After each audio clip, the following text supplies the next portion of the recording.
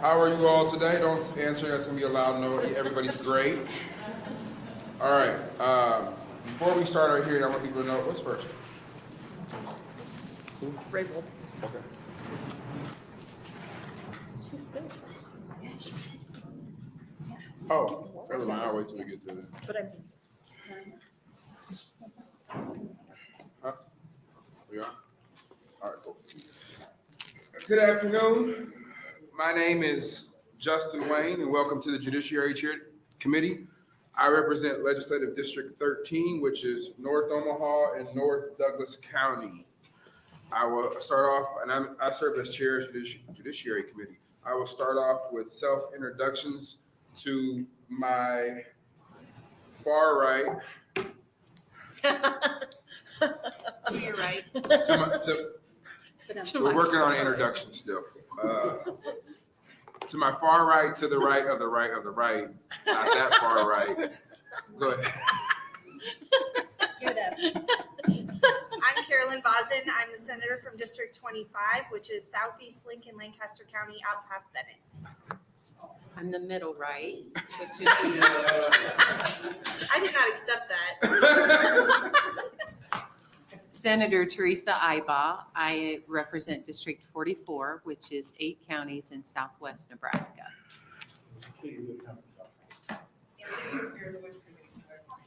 Hi, everyone. Good afternoon. My name is Wendy DeBoer. I represent District 10, which is in northwest Omaha.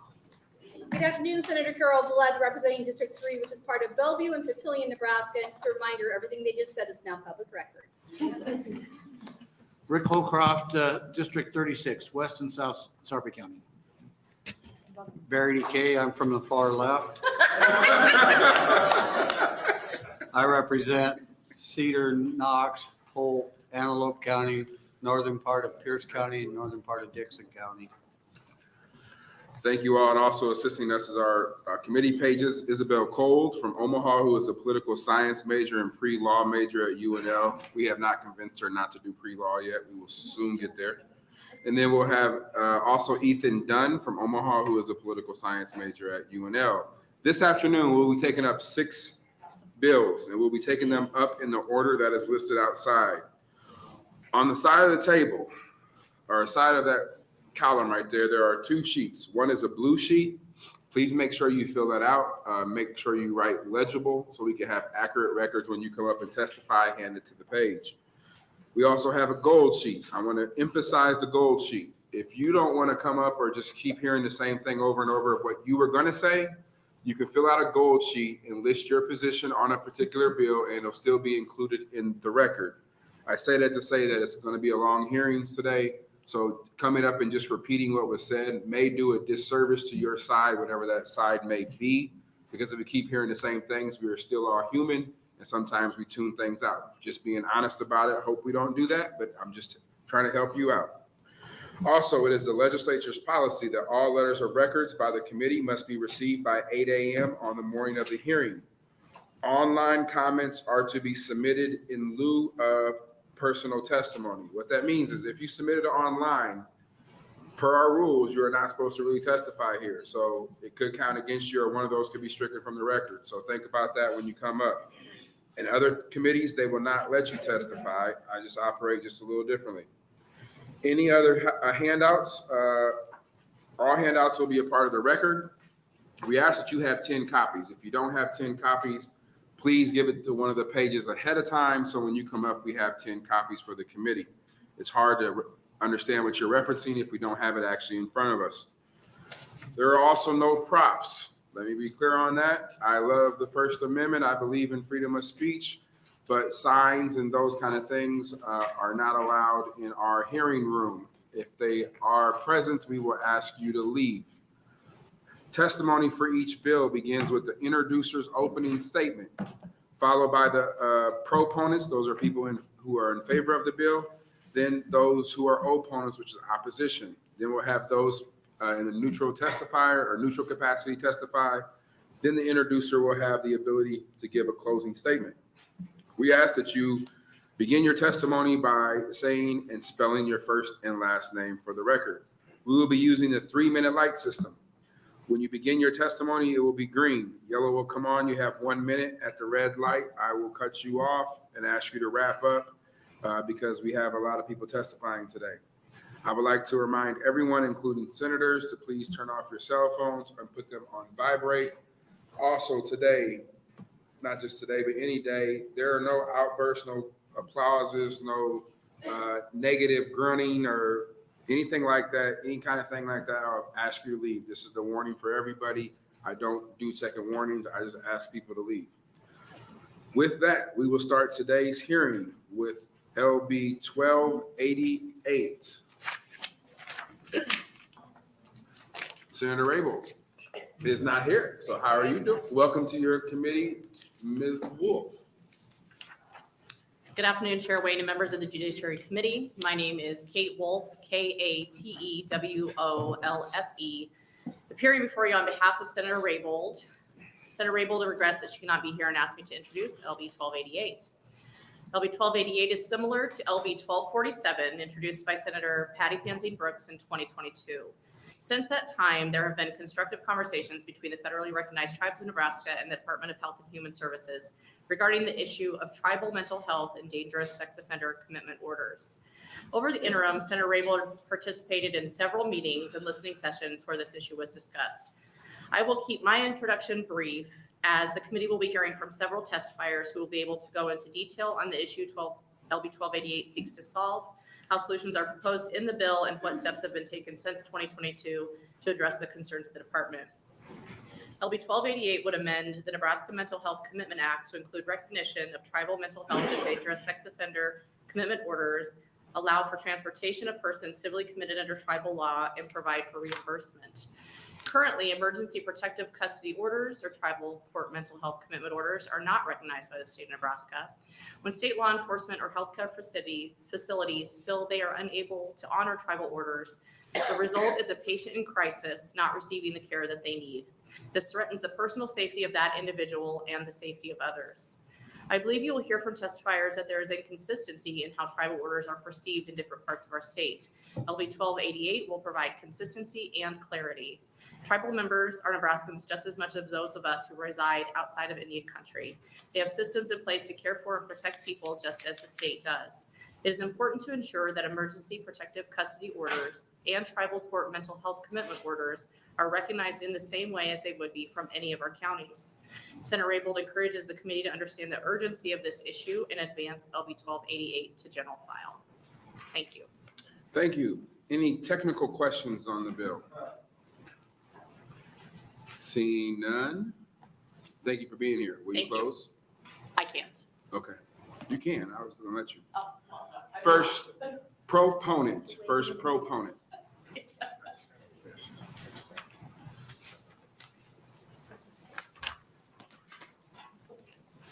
Good afternoon, Chairman Wayne and members of the Judiciary Committee. My name is Victoria Kitcheyan, Victoria Kitcheyan. Thank you for holding this hearing on LB 1288. Thank you to Senator Raybould for introducing this bill on behalf of the tribes. Ma'am, the hearing here, especially with the air, is absolutely terrible. So you have to speak up really loud. Sorry. The mic, yeah, sorry. Do you want me to start over? No, you're fine. Just speak up for me. As a tribal leader, I'm committed to elevating health issues and working towards better solutions. This work includes partnering with our federal and state partners. We're thankful for the work that the unicameral has done for the tribes. There's a mental health crisis across the country in Nebraska and in Indian country. In Winnebago, we face this burden and having not the necessary life-saving pathways.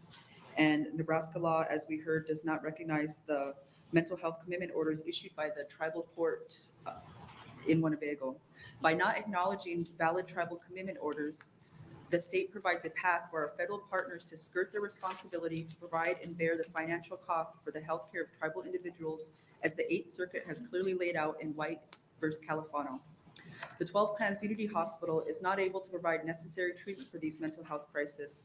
Therefore, like many other rural hospitals and emergency rooms, we're seeking care elsewhere.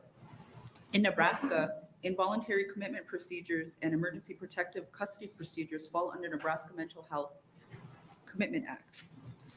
These procedures fall under tribal law in Winnebago through our tribal court. Both jurisdictions have laws covering the same type of proceedings, but Nebraska does not allow for recognition of the same tribal court order. Nebraska does not have jurisdiction to initiate and carry out involuntary commitment procedures, including emergency protective custody for enrolled tribal citizens on the reservation.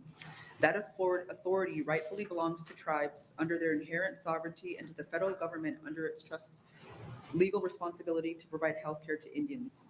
LB 1288 does not, and is made clear by the 8th Circuit, cannot grant the authority to the state. It is under tribal law that the tribal members in crisis are protected through the federal trust responsibility that tribal health care is funded. To get the patients in crisis, the care is needed is of essence. Because the state does not recognize tribal law, we are losing time in seeking treatment. LB 1288 provides for recognition under state law of tribal hold orders, commitment orders, and EPC to the same extent as those initiated by any county in the state of Nebraska. LB 1288 also opens access to transportation for individuals subject to these tribal orders, allowing for reimbursement. These individuals, this will facilitate critical timely evaluation, eliminate inefficient judicial bottlenecks, and provide for cooperation between tribal and non-tribal medical facilities and law enforcement agencies. I ask you to support LB 1288. Thank you. Thank you. Any questions from the committee? Senator Bosn. Thank you. Thank you for being here. I have a follow-up question for you. Is 12 Clans Unity Hospital on tribal land? Yes, that's on the Winnebago Indian Reservation. Okay, so if I'm understanding it, the issue is that those facilities do not have the services that Yes. some of the patients may need. is what Yes, you're saying. 12 Clans Hospital as well as on the reservation, we do not have psychiatric care. Thank you. Any other questions from the committee? Seeing none, thank you for being here. Next proponent.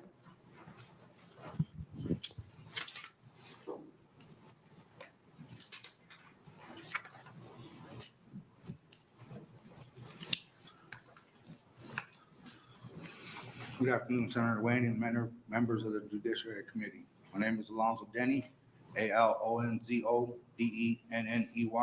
I'm the chairman of the Santee Sioux Nation and also a volunteer fire department firefighter. I come here today in support of LB 1288. As the suicide epidemic rises in Indian country, we are facing a flawed system. Where I come from, in the community I come from, we take our relatives an hour and a half to get to the local emergency rooms. As we get there, a member of the mental health profession shows up.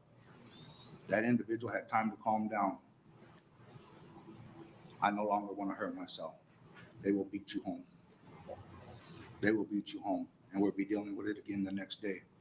And 1288, in the language of 1288, it gives our officers, all tribal officers, the ability to write the narrative and the commitment order to commit our relatives and get them the proper care they need. I come here today to ask each and every one of you to support this bill, push this bill forward, and help Indian country help us, help our relatives. I'm not going to continue to use all 3 minutes of your time. I just wanted to come, give you that information, and thank you for hearing us today. Thank you. Any questions from the committee? Seeing none, thank you for being here. Next proponent.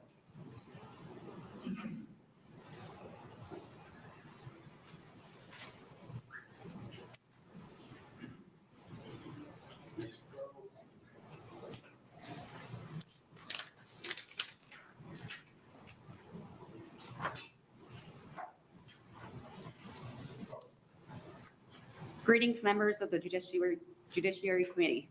My name is Gwen Vargas Porter, GWEN VARGAS PORTER.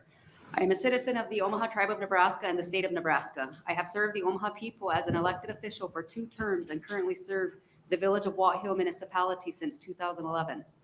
With the support from the Omaha Tribal Governing Body, Omaha Tribe Administration, and Tribal Behavioral Health Department, I am providing testimony on LB 1288. On February 18, 2020, the Omaha Tribe passed Resolution 20-27 declaring a state of emergency on suicide, addressing the influx of the suicide cluster epidemic. Between the Omaha tribe and the Winnebago tribe, our relatives continue to suffer from the epidemic. Relatives from both reservations were significantly impacted by the other, which means we are in this together. Mental illness does not differentiate by race, class, economy, or community. Although having limited resources in Indian country, specifically the Omaha Indian Reservation, gives the feeling of isolation that we are alone. We have a long-standing relationship with the state of Nebraska, DHHS in different capacities that can always be improved to better serve all citizens of the state. Our relationship is constrained when it comes to individuals needing an EPC to protect them from themselves or protecting others. And we understand that the state law requires an official warrant by state court. We have made multiple attempts to utilize this process, but have been unsuccessful. We have reached out to our local county attorney office to assist us in protecting our citizens. Omaha tribal court orders are not being recognized by state-operated facilities. A mental health and voluntary commitment or emergency protective custody is referred to as being a civil matter. This civil matter goes untouched, for it is the tribe to manage an issue, and I want to make note, there are no restrictions when it comes to collecting debt for a debt collector. By issuing a court order, also known as a civil matter, and this is a life that we are talking about. Suicide is a gift that keeps on giving. Communities and families of grief-stricken, depression, anxiety, traumas, and a long list of other disparities. My personal experiences with mental health and suicide. For this hearing, I will focus on death by suicide. In 2019, I lost a nephew by suicide who was severely depressed, whom overdosed on his psychiatric medications, receiving no emergency psychiatric treatment. My second nephew died by hanging. This nephew left 6 children behind, ages 2 years old to 14 years old. Multiple brothers, sisters, aunts, uncles, nephews, and nieces. Only in the past 4 years have we had 11 community members, tribal members, Nebraska citizens die by suicide in the age range of 16 to 57 years old. The Omaha Tribe of Nebraska strongly supports LB 1288 proposal. The Mental Health Commitment Act closes the gap for Nebraska Native Americans needing mental health treatment. This revised statute will save a life of a person residing in Indian country needing a mental health and voluntary commitment or emergency protective custody. The amendments would help the Nebraska Native American citizens receive the much needed health care. As Nebraskans, we are stronger together and healthier together. Thank you. Questions from the committee? Seeing none, thank you for being here. Next. Proponent.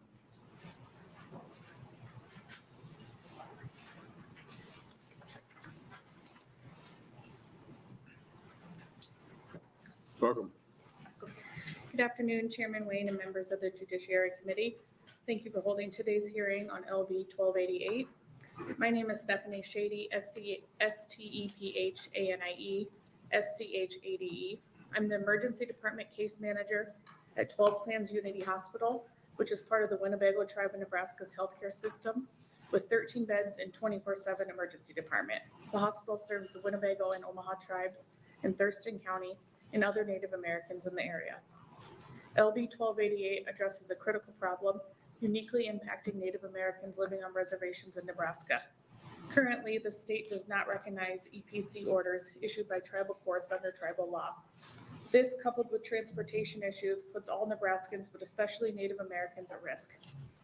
In 2023, 15% of all emergency department visits were for mental health conditions. We have limited resources, and it's crucial to quickly find facilities to accept patients in crisis. Last year, 72 tribal citizens came through our emergency department with suicidal ideation.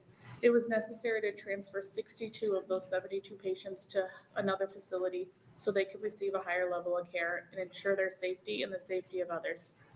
For each one who did not voluntarily submit to treatment, a tribal emergency protective custody order was required. Because the state does not recognize EPC orders under tribal law, our hospital staff must expend valuable time finding a facility that will.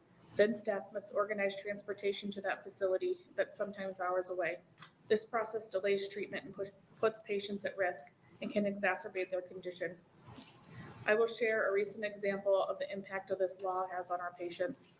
A patient was brought to the emergency department after ingesting an unknown amount of analgesic drug at home. This patient had a history of depression, suicidal thoughts, and suicide attempts. The patient was placed in emergency protective custody under tribal authority evaluated, and then determined to be in need for inpatient treatment. Hospital staff called several facilities, but state law did not recognize tribal EPC orders, so none would accept the patient. Staff then scrambled to create a plan which called for the patient to be evaluated a second time for admission to a mental health unit at another facility.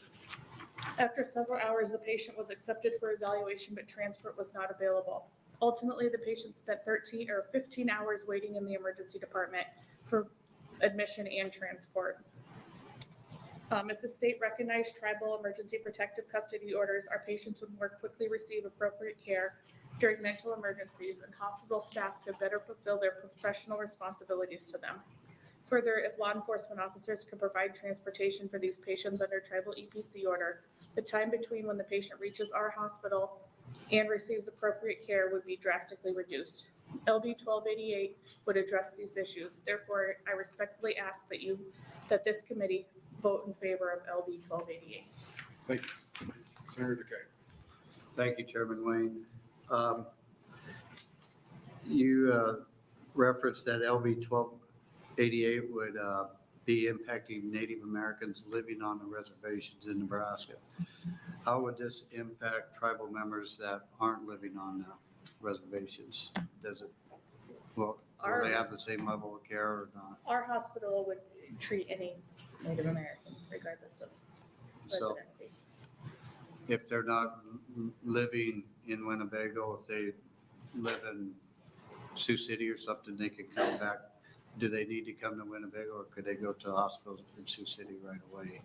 They would typically go to Winnebago. Thank you. Any other questions? Seeing none, thank you. Next proponent.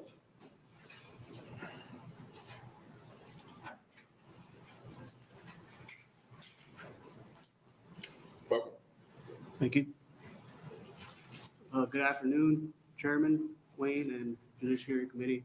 I am Ramsey Griffin with the Omaha Nation Law Enforcement as the Chief of Police. First name Ramsey, R-A-M-S-E-Y. Last name Griffin, G-R-I-F-F-I-N.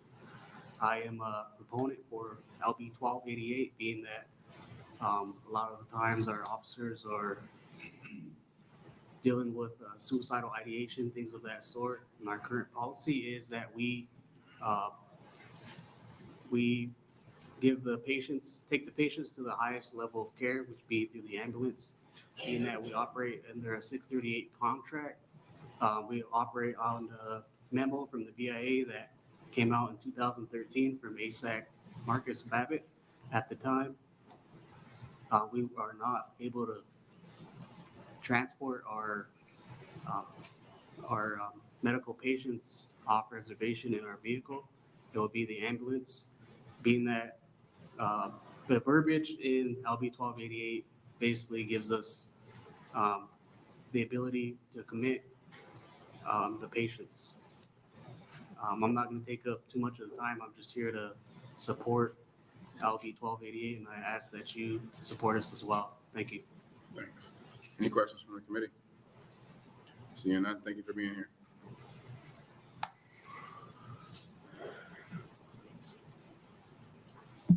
Next proponent, anybody but Mr. Roger.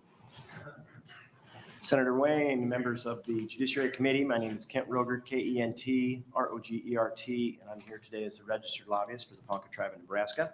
Unfortunately, our chairwoman could not be here today. She's traveling, but we want to let you know that the Ponca Tribe does not have a reservation, so this doesn't necessarily apply to us on a regular basis, but we want to stand with our other tribes in support of this efforts.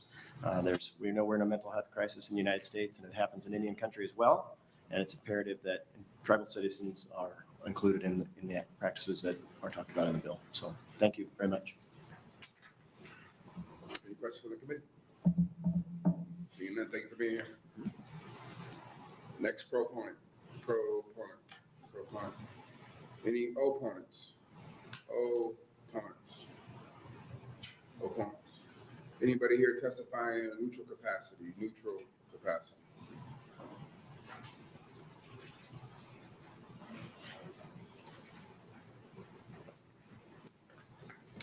Welcome. Good morning, Chairperson Wayne and members of the Judiciary Committee. My name is Tony Green, Tonygreen, and I'm the Interim Director for the Division of Behavioral Health at the Department of Health and Human Services. I'm here to testify in a neutral capacity. I'll spare you reading the testimony and give you the very high-level summary of our neutral testimony. We absolutely, as you heard, have been committed to engagement on this issue for the last couple of years and are pleased we're at the place we are today. Just want the committee to understand the complexities behind this, that this is a very complex issue legally, and I believe we are well on our way to making this become a reality.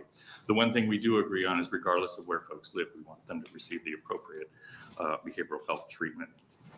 A few of the complexities, just so you understand, is as the tribes indicate, the bill does allow the cost to be paid by the tribe. However, the mechanisms is really where the devil is in the details, if you will, that we've got to then engage local jurisdictions to do those arrangements through contracts, that just having the ability allows the contracts to happen. Now we have the work to get the local jurisdictions to actually follow through with the transportation and the cost of services. Another nuance that, again, I think we can work out is there's discharges from the hospitals. In statute, the bill reads that the facilities may discharge with the consent of the tribe. We'll need to work through that as clinical treatment providers generally in all of the hospitals or the regional centers drive discharge dates, and so we will continue to work on that. Most of our behavioral health providers across the state do an ability to pay assessment that's outlined in statute.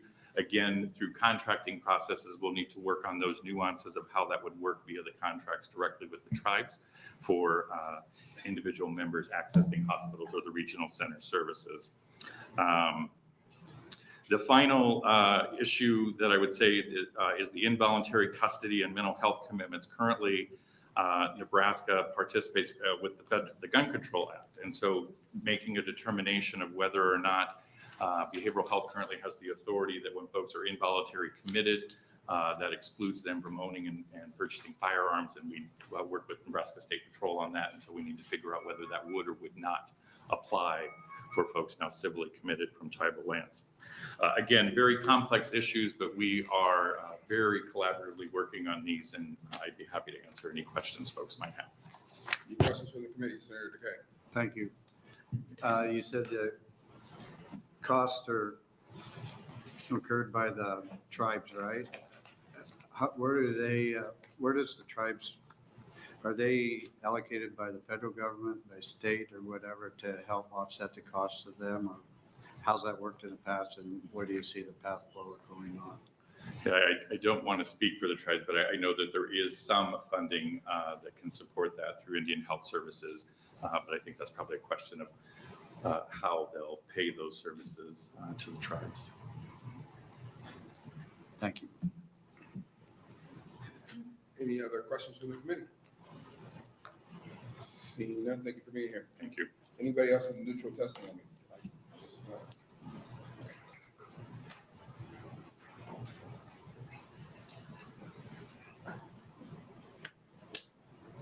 Welcome.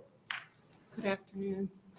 Chairman Wayne and members of Judiciary, my name is Judy Gosh-Kabash. That is JUDIGAIASHKIBOS. I am the Executive Director of the Nebraska Commission on Indian Affairs, and I'm a member of the Ponca Tribe of Nebraska, and I'm also Santee Sioux. I am here to testify, I guess, in a neutral capacity, similar to what the last Mr. Green from DHHS did. I wasn't going to testify today because leadership is speaking for leadership, and they did a great job. But 2 years ago, when we brought this to Judiciary, we had challenges working with DHHS. And so I'm hesitant to leave it that in good faith that we're going to work this out. As I know, a lot of bills are simple and the devils are in the details. So I want to make sure that you all have a firm commitment to working with our tribal nations. And our people, I am a dual citizen. I am living in the city of Lincoln. I'm a member of the Ponca tribe. I would, if I needed services, I would most likely go to the Lincoln Regional Center if I was committed. But I could go to the Winnebago Hospital or to the Ponca Tribe's health clinics. So I just want everybody to recognize that our courts our tribal courts are credible. We have legal counsel, we have qualified people, and it seems in the past that those courts haven't been recognized. And I know Governor Pillen is a very strong proponent of honoring 7 generations into the future. And so this is a way that you can do that by moving this bill to the floor for working out the details, as I know you're doing on a lot of other big bills, Senator Wayne. It's very complex, but complex doesn't mean it can't happen for Native people. It is time for our people to have proper care and attention, and our courts recognize to save lives of dual citizens. So I'm counting on you to do the right thing for Nebraska's First Peoples.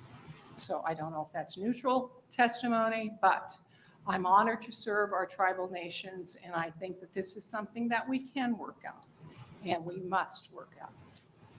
Thank you. Hope. Thank you for being here. Any questions? Seeing none, thank you for being here. Anybody else in a neutral capacity? Neutral capacity. Seeing none. We had 2 letters, one in support and one in opposition. And that'll close the hearing on LV 288. 1288. Now we'll open the hearing on LV 972, Senator Lippincott. Welcome to your judiciary. Actually, let's take a 30-second break while they clear out the room.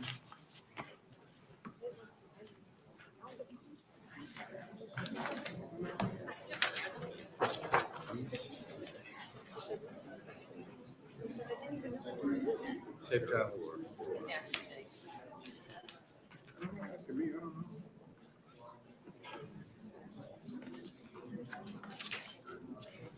Questions? I don't know about. No. How are you? Good.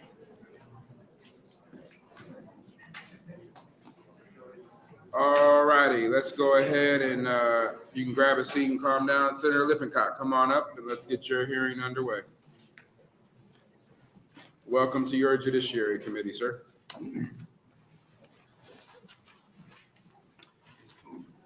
Hello, Chairman Wayne and Judiciary Committee. My name is Lauren Lippincott, Loren, Lippincott, and I'm here representing District 34.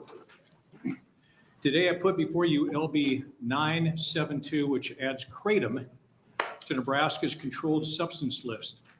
Currently, there's no regulation or prohibition of kratom in Nebraska. Kratom is completely legal. However, it's been made illegal in 6 states.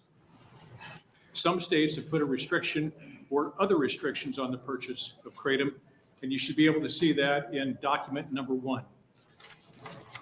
Kratom is an herbal product that's mostly obtained as a powder and consumed as a beverage.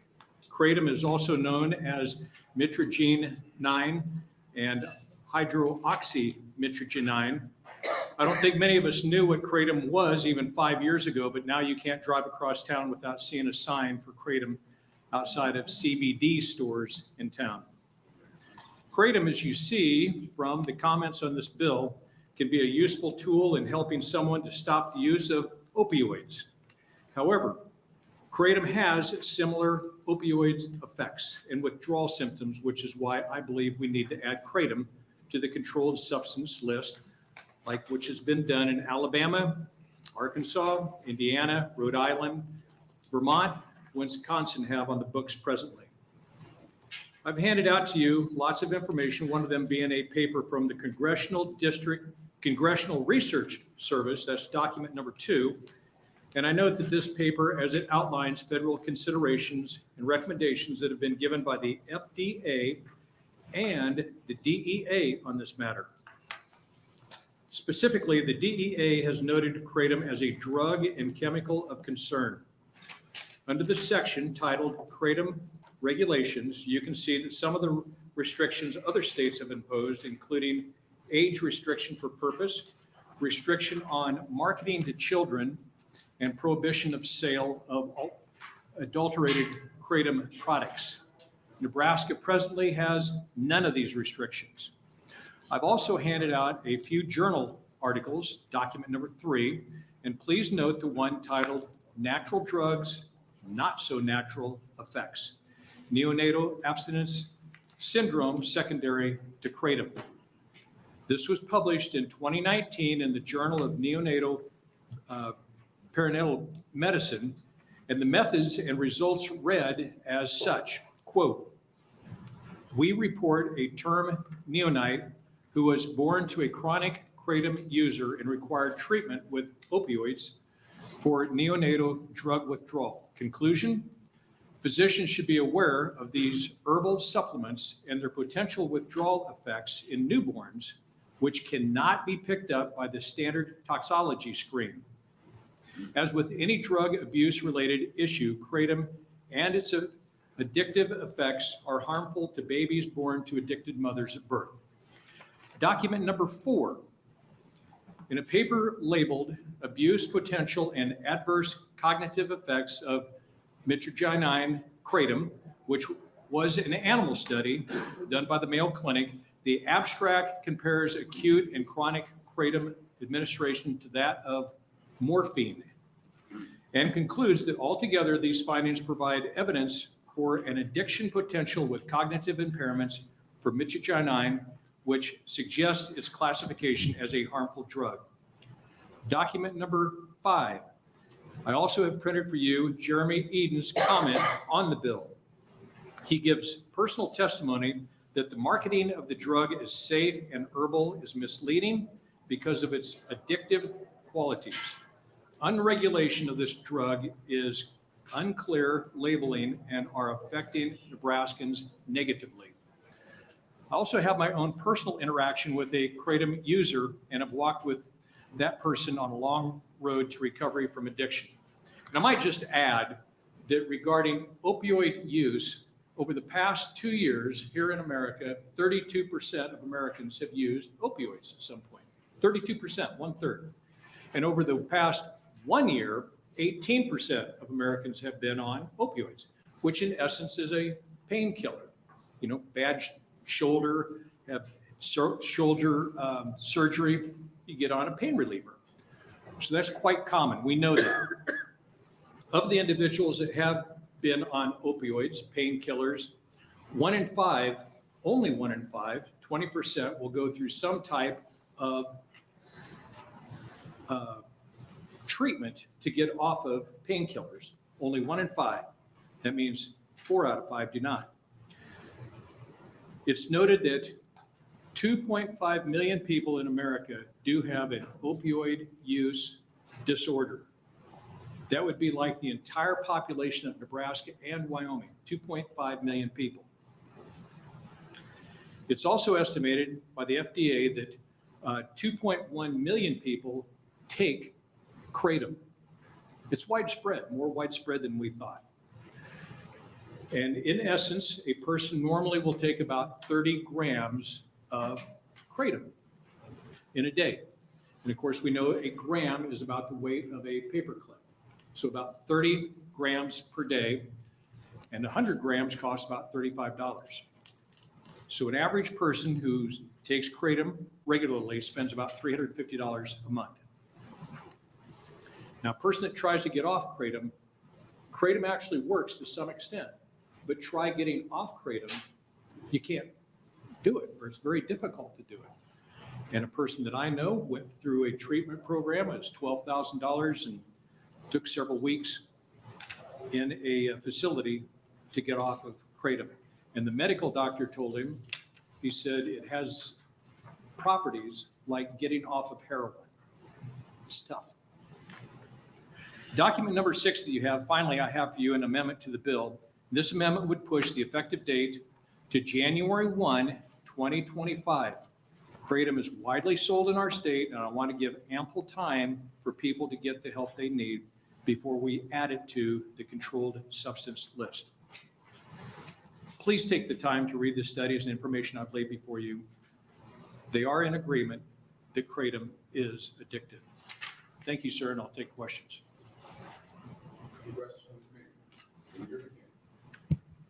Thank you, Chair Wayne. Thank you, Senator Lippincott. Anytime there's a bill to try to ban a substance, one thing that always pops in my head is if we're gonna ban substances, then why don't we ban alcohol? Because alcohol is addictive, it's harmful, people deal with many traumas and issues behind it.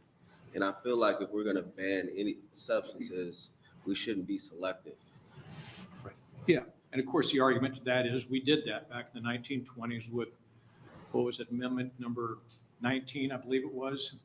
And that didn't work too well. Made the Kennedy family rich, but it didn't work very well. And we abolished that amendment with, I think this 21st Amendment. So that's the problem. No, I was just saying that that's something to think about, because I think we talk about kratom or marijuana or CBD, Delta 8, all these things, but we never had the conversation about alcohol. Right. Which is just as harmful or maybe more harmful than some of these substances. But thank you. True. Thank you, Senator Wayne. Senator Lippincott, thank you for bringing this bill and coming and testifying. Is there going to be someone behind you that will be able to speak to a little more of the sort of science of all of this? Because I have a question for you, because it seemed like what you're saying is it needs to be illegal because it's addictive, but you know, sugar's addictive, caffeine's addictive, cigarettes are addictive. We've got a lot of addictive things. So I'm assuming that there's more to it than just addictive. So is there someone who's going to be able to answer those questions for us? That's why we gave you a ton of handouts that do have some scientific studies to it. We know that opioids are derived from poppies, right? And that's grown naturally. And these are tea leaves from the Thailand, Southeast Asia area. And it's just, it has some properties that are very similar to opioids. So to answer your question, I don't have anybody lined up behind me. Okay. All right. Well, thank you. I'll look at your.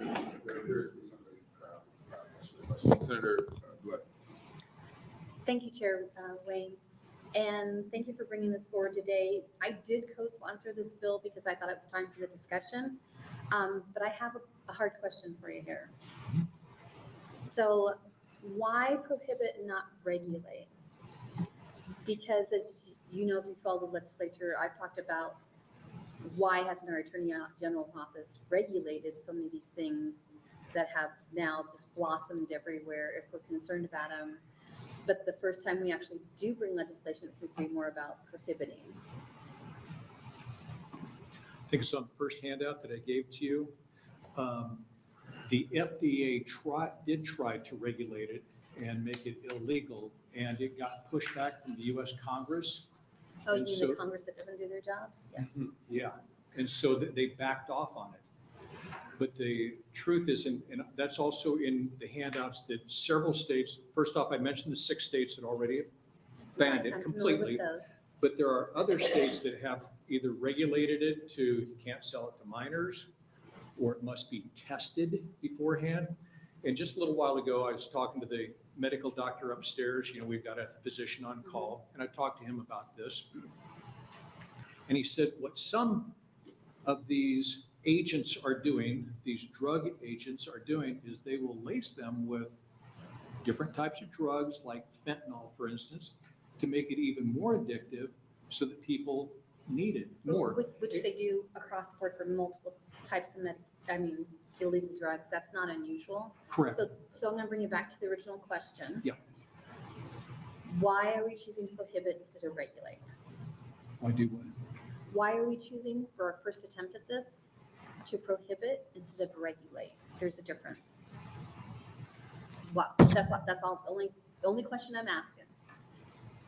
What is your opinion on that? Because we've had many opportunities. Why through are the we not years. regulating it instead of eliminating it? Is that your Right. question? Why are we not choosing in our legislation to regulate it instead of eliminate? Well, some states are doing that. Yes, Some sir. state- I yeah. understand that, but why are we? Well, because there's other medication that is currently regulated that also help instead of being on an opioid. Methadone, I believe, is one. You know, and I don't want to give medical advice here, obviously, but there is other medicine that is given to a person in need from a medical doctor that prescribes it so it can be measured and not abused. This right now, there's no regulations. And so people just take more and more of it.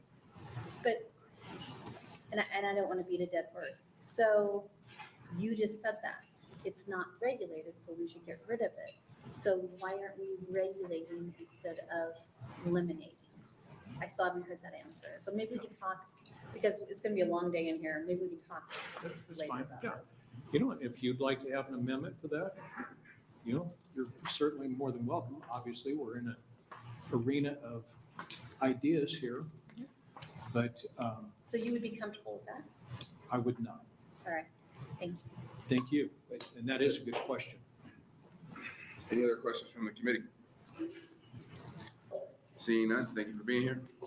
First, proponent. I'm going to waive my closing to go back to my. Okay. Is that okay? Yeah, that's fine. Thank you, sir. No problem, thank you.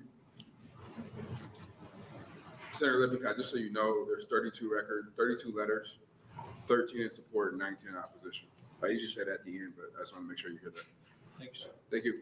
First proponent.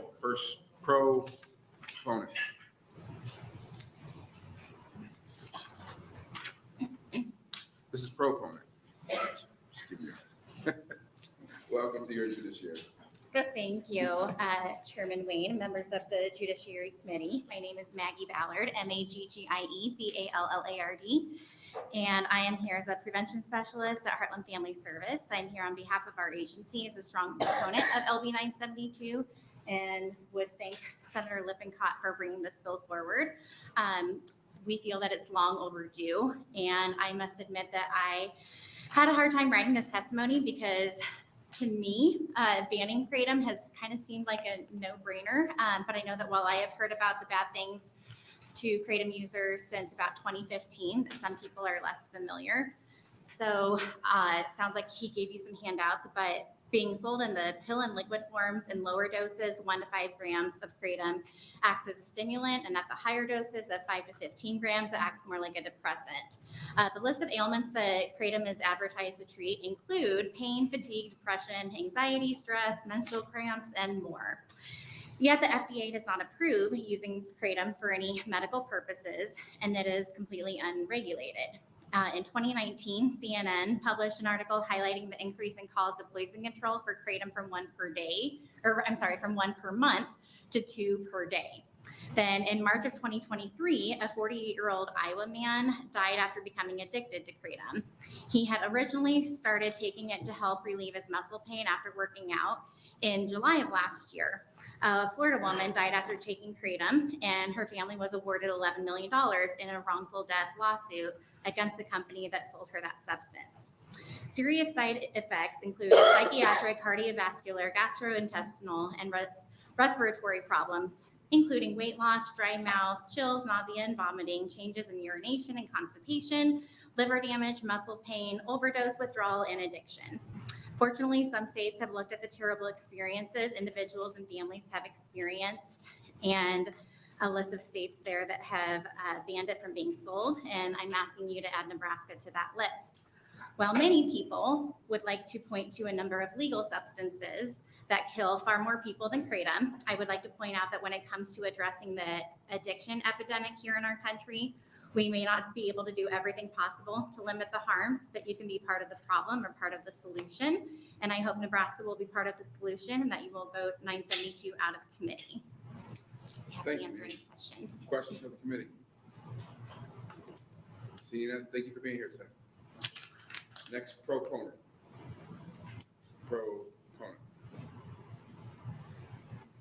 Moving to opponents. First, opponent.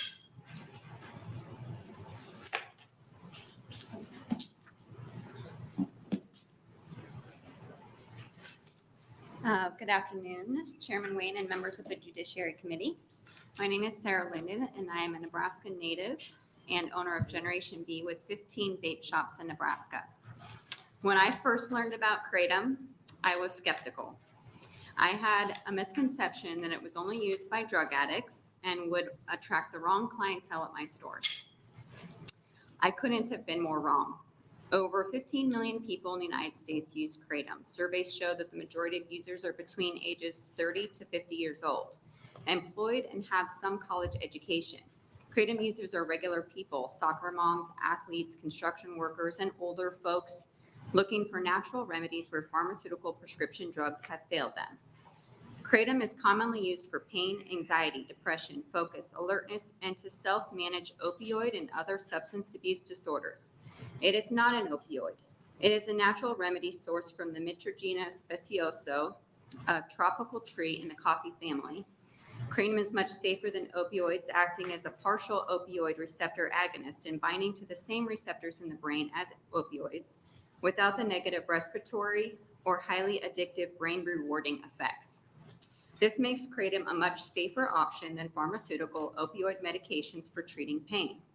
And because kratom acts on the same receptors, but its maximal effects reach a ceiling beyond which higher doses produce little additional effect, it has a relatively low potential to produce physical dependence and withdrawal. This makes kratom extremely effective in helping users escape the vicious cycle of opioid addiction. The National Institute on Drug Abuse has conducted 2 specific studies on animals showing that kratom does not have abuse potential and should be explored more for its development in the treatment of opioid abuse. Having a long-standing bias against dietary supplements and herbal remedies, the FDA has made 3 attempts to move kratom to a Schedule I substance. Based on current science, leading public health officials have reviewed the evidence and vigorously disagree with the FDA's assessment of kratom's addiction and safety profile. All 3 of FDA's recommendations for scheduling have been rejected by the DEA, the U.S. Department of Health and Human Services, and the World Health Organization. As of today, 11 states have enacted the Kratom Consumer Protection Act, seeking to restrict the FDA and other government agencies from regulating kratom as a drug, new dietary ingredient, or as adulterated dietary supplement. 6 states have banned, 2 have overturned and redacted and removed kratom from the Controlled Substances Act, Vermont and Wisconsin mentioned earlier. Additionally, Indiana has passed legislation through the House to remove kratom ban and instead enact the Kratom Consumer Protection Act. This legislative bill is now making its way through the Senate in Indiana. In conclusion, I ask the committee to not make the same mistake I did in leaning into the stereotype. Please take time to understand and research these products so you can make an informed decision. I'm confident in so doing you will vote no on LB 972. Thank you for your time. Senator Blood. Thanks for coming forward. Just a quick question. So if I hear you correctly, you would be okay with regulation as opposed to elimination? 100%. All right. Thank I you. believe that all of these products should be regulated to make sure that they're safe for consumers, but available for people who choose to use them. Thank you. Any questions? Senator Ibach, followed by Senator Bosn. Thank you, Chair Wayne. So if the FDA doesn't approve these, and we trust the FDA to do the right thing, Food and I'm so Drugs, sorry. It's on vibrate. why should we, as a state, go beyond what the FDA recommends? Could I turn that and ask a question? No. Okay. In my statement, I said that the FDA kind of has it out for dietary supplements. And I believe that we should be following the DEA, which is the Drug Enforcement Agency's recommendation, versus the FDA's in regards to kratom. And the DEA does not believe that it's a Schedule I drug or any kind of drug at all. It's a dietary supplement. Can I ask one follow-up question? Mhm. How is this product marketed, or to who or how? Because when you list the effects of it, it sounds like one of those horrible commercials where they say side effects include, and I think, why would I ever even entertain a drug like that? So what's the marketing process for this product? To be honest, I barely sell this product at my stores. It's a very, very, very small percentage of my business. And so I'm not extremely well versed on it. I did a lot of research to determine whether or not I should carry it and offer it, because I wanted to make sure that it was safe before I sold it at my stores. But we don't market it as like, it's going to do this. We don't promise it's going to do anything. People come to us because they already know about it and know that it's helped friends and family members and other people, and they come for it. But we're not allowed to say it's going to cure anything, do anything. I also think like this is a product that is really not used by youth and marketed to youth in any way, shape, or form. It's really marketed to adults. It's not really even marketed. People just know about it, and they know that it's effective. Do you ever have anybody ask you about side effects? No, I've never had anyone ask me about the side effects, nor have I ever heard of anyone getting sick from it. Okay, thank you. Thank you, Chairman. Senator Bosn. Thank you. Ms. Linden, can you tell me what your educational background is? Personally, I have an MBA from New York University Stern School of Business. Okay, so nothing as it relates to science or the.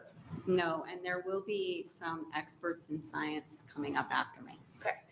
So you said this isn't marketed to youth. Does that mean that you require an age limit before you'll sell it to any youth?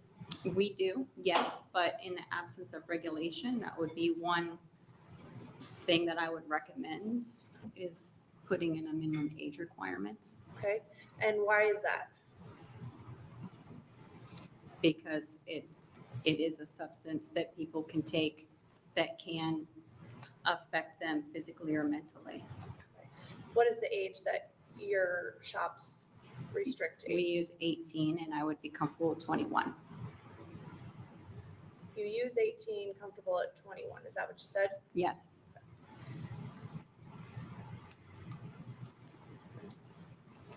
Does your, are you aware of any other shops that sell to under 18? I'm not. Okay. Do you reside in Nebraska? You said Yes. you're from Nebraska. So, Yes, okay. I'm in your district. Okay, perfect. Okay, so this isn't marketed to youth, and to the best of your knowledge, it's not consumed by youth. To my knowledge, it is not, and studies show that it's actually ages primarily 30 to 50 years old that use these products. Okay. And you would agree that some of those negative side effects, you were here for Senator Lippincott's testimony, right? You have to say yes on the record. Yes. Okay. So when Senator Lippincott testified and he was speaking to the concerns that he had and the contacts that had reached out to him with those negative experiences, we'll just call them, you have not been made aware of any of those. I have not had anyone come to me or any customers at my stores mention that they've had any side effects, but I think that you should, I'd like to refer that question to someone who has more experience on that. Okay, that's it. Thank you. Thank you. Any other questions? Yes, no. Next opponent.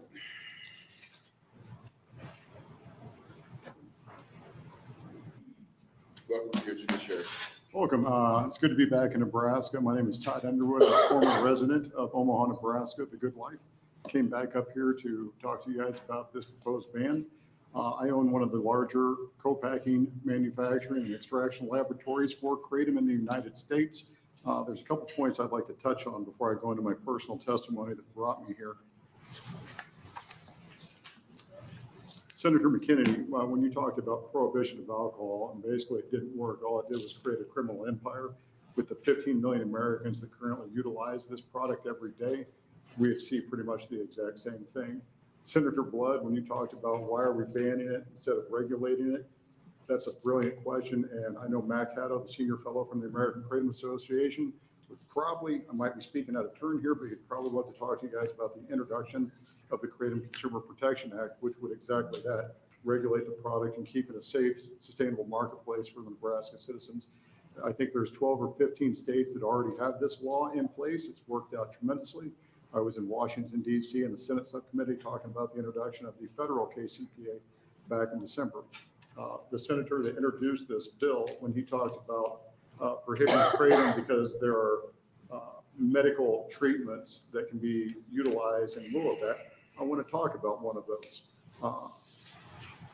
I have muscular dystrophy. That's why I walk funny. I've had 3 heart attacks, quadruple bypass, and I have 1 functioning lung. February 17th of 2020, during that day, I was taking up to 90 milligrams of Oxycontin every day and up to 15 to 18 Percocets every day. I went to bed that night. The next day, I woke up at 4 o'clock in the morning, grabbed a couple grams of kratom to try it for the first time, shook it in some water, which is basically crushed up leaves at this point, and drank it. And it sounds exactly like it tastes exactly what it sounds. But that was the last day I ever used any pharmaceutical opioids. Moving forward, I was able to easily titrate off of kratom, and now I live naturally, pain-free. Senator Bosn, is that how you pronounce it? Let me pull up my notes again. You were talking about, I think, the FDA and why don't they approve it? Or, I'm sorry, maybe that's Ibach. You were talking about since the FDA doesn't approve it and we can trust the FDA. Keep in mind, the FDA endorsed, supported, and approved Oxycontin as the first non-addictive narcotic on the market. And look how tremendous that worked out for everybody. So I also have the manufacturing facility in Kansas City, about 3 hours from here. I would like to invite any of you down to see how the product is made, distributed, marketed, and to have a more in-depth conversation with any of you. If any of you would like my contact information, I'd be more than happy to provide it prior to leaving. I thank you for your time. Any questions? Can you spell your name for the record? TODDUNDERWOOD. Thank you. Any questions? Senator, go ahead. Thank you, Chair Wayne. Just a couple of quick questions. First of all, I should let you know that I actually get your organization's newsletter. Okay. So I kind of knew what to expect when you guys were going to come to the desk today. Okay. Just to be fully transparent. Uh-huh. But I don't get it because I'm necessarily a supporter. I get it because I like to see all sides of every topic, and it makes me a better senator. But here's the issue and the trouble that I'm having, and I'm hoping that whoever comes after you, and there's a question that I'm leading to, is that, first of all, I want to make sure that whatever we do is something that law enforcement can get behind, because that's important, especially in my community. We're right off at Air Force Base, and we have a lot of people that come from other states and have different values, and I want to make sure it's safe in our community. And when I get my medical information, I go places like the Mayo Clinic, who I believe puts out truthful, effective information, and it tells me that there is documentation on things like brain, and I know there are for many other medications, but there are things like brain lesions that have happened and other types of not good effects, but we know that it happens with alcohol, we know that it happens with nicotine, so we have to be careful also when we say things like that. But the question that I have, based on your newsletter, is that would you guys really be okay if we regulated it? And would you help us make sure that it was only sold to adults? And that there's some system in place to put out appropriate information? Because the marketing information, because you have a product to sell, is always going to be positive. And I think we need to find that middle ground and be a little bit, I think, more truthful about, just like we on alcohol and cigarettes, there's a warning on the side. Would you be open to that? To answer your question, Matt Caddo is the senior fellow from the American Kratom Association. I represent my own individual company. Okay. We also have a professor from Johns Hopkins University that will testify more on the pharmacokinetics and the other things that you're speaking of. But you all work together when it comes to stuff like this? Yes. Yeah? Now, would I be open to regulation? I would encourage it. I would encourage common sense, safe regulations that everybody can get behind. So we not only protect the consumer, we protect the industry, and protect the people that actually need the product. So yes, we'd love to explore regulation. And sorry for the long questions. You're Sometimes I fine. have to put it all out there on the table. So Hey, that's why we're here. thank you. Any other questions from the committee? Senator DeKay. Thank you, Chairman Wayne. In your place of business, you process it, package it, and it's ready to go to the distributor. Correct. Are those in pre-sealed packages so that they're not opened and something else mixed with them, ready to go at the counter of the next business? Absolutely. We are what's called in the industry certified GMP, a good manufacturing process that follows 111 and 117 of the FDA. It basically holds us accountable to make sure we have a safe, sustainable product fit for human consumption. There's vigorous lab testing. We have 2 full-time chemists, a doctor that supervises our formulation. We actually bring in the raw plant material, we extract it and refine it. We get rid of anything that could possibly adversely affect you. It's made with a high degree of precision. Everything is safety sealed. Appropriate labelings and guidelines and disclosures are associated with all of our packaging. We are one of what you call a good actor in the community, trying to do things with truth and transparency and with integrity. And those are the values that we hold ourselves accountable to. You might be the wrong person to ask this, but is there a street product that could have the properties that could be mixed with, say, fentanyl or some other drug like that?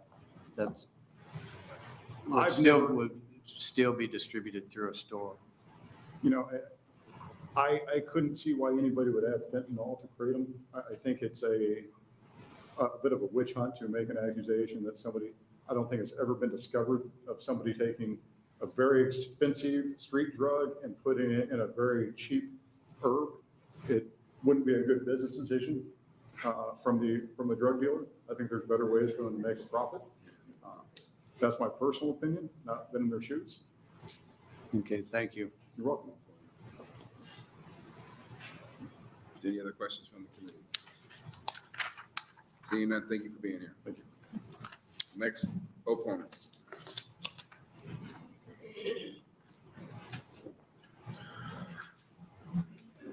Welcome to your judiciary.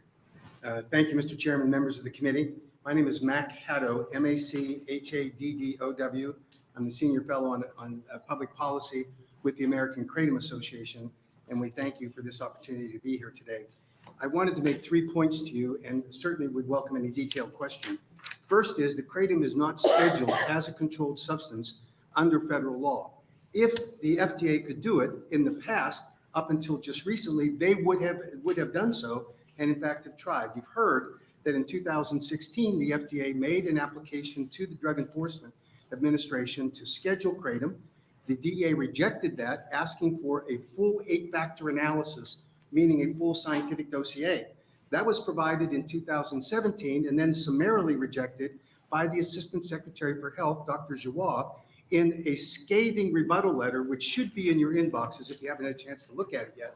But Dr. Joie made some very important points. First, he said that the dossier of scientific evidence provided by the FDA was embarrassingly poor evidence and data and not fitting for this kind of application. And then he pointed out very importantly that if a ban were enacted, it would have an impact on millions of Americans who are currently using kratom to force them to other medications that have far more dangerous side effects than kratom does. And his argument was, you should not do that given the crisis that we're in. And we all know last year, over 107,000 overdose deaths from drugs in the United States today. It is a public health crisis. And then in December of 2023, December 2021, the Expert Committee on Drug Dependence, where the FDA then went and tried to get kratom scheduled internationally at a lower standard, determined that it was not sufficient evidence and did not meet even their lower standard. The Nebraska standard is this a hazardous substance? And I can tell you the science doesn't document that. You have in the handout that I just gave you a recent document in a federal court case in California on an import alert on kratom, where the FDA was called by the judge to testify about their view on the danger of kratom. And the stunning admission by the FDA was they have not yet come to that determination that kratom is dangerous. And that's true. There's a dose finding study they just completed with humans determining you can safely dose them, and they're going to proceed with what's known as a human abuse potential study. The second point I would make, that kratom is not dangerously addictive. The science proves that. You have a scientific update in your inboxes that you should read. Most people use it as been described for health beneficial purposes. And we'd ask you to look at that science update. The third is there is a better option for Nebraska and to protect the citizens of Nebraska than a ban, and that is the Kratom Consumer Protection Act.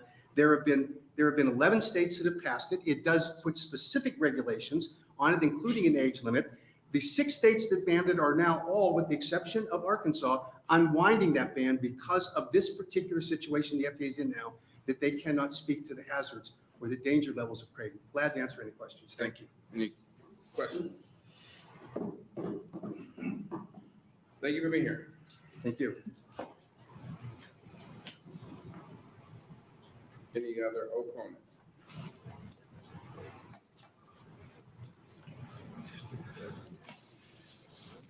Good afternoon, Chair Wayne and members of the committee. My name is Spike Eichholt, S-P-I-K-E. Last name is spelled E-I-C-K-H-O-L-T. I'm appearing on behalf of the Nebraska Criminal Defense Attorneys Association as their registered lobbyist.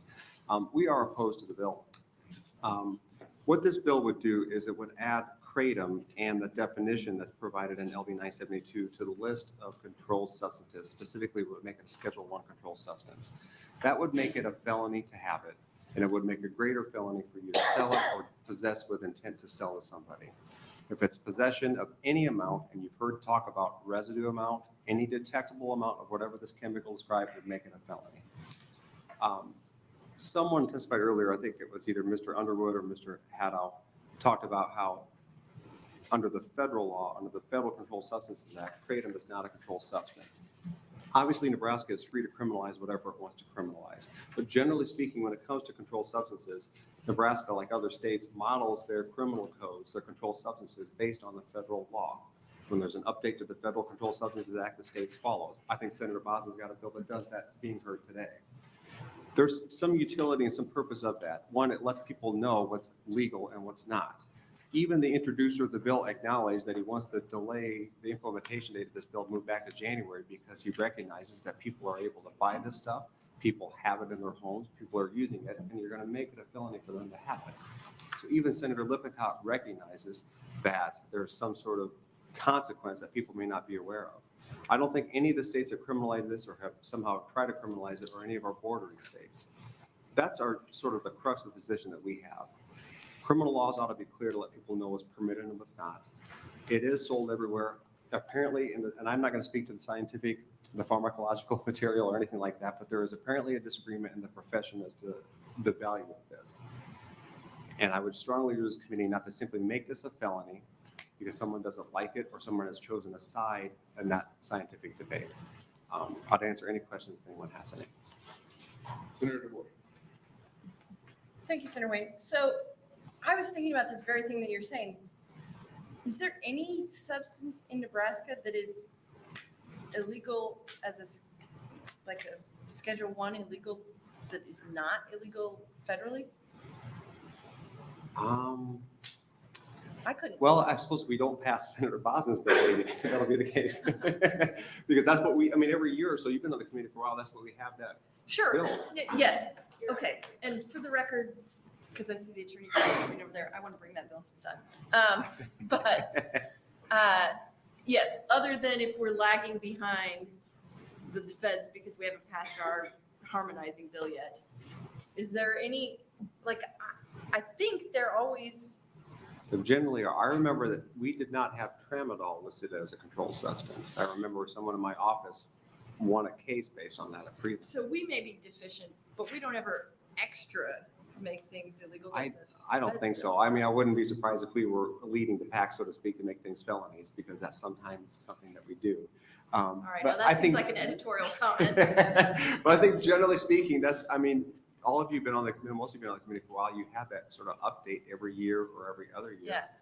That is sort of presented to somebody on the committee to introduce, and that's generally the process that we do. And admittedly, the defense bar doesn't necessarily like it, but we recognize other states have made this a crime. The federal law makes it a crime.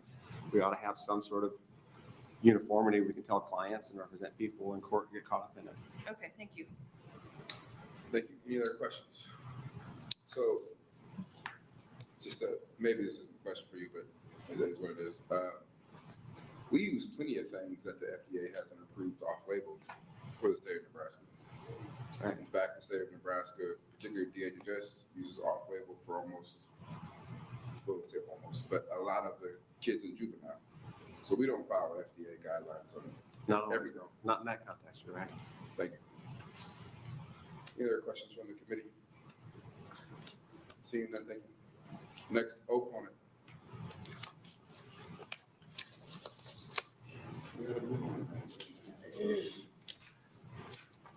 I guess I'm kind of the science guy. I'm Jack Henningfield. I've been doing research in this area for half a century, and I feel a little upstage. Like in December, I was giving a briefing before Congress with the director of the National Institute on Drug Abuse, Nora Balko. She was first, I was second. After she finished, I said, well, she basically gave all the science I was going to do. So I'll tell you some of my studies. So the young lady that started out today, she's covered the science really nicely, and she said it better than I could. Everything she said about brain receptors, reward, et cetera, is spot on.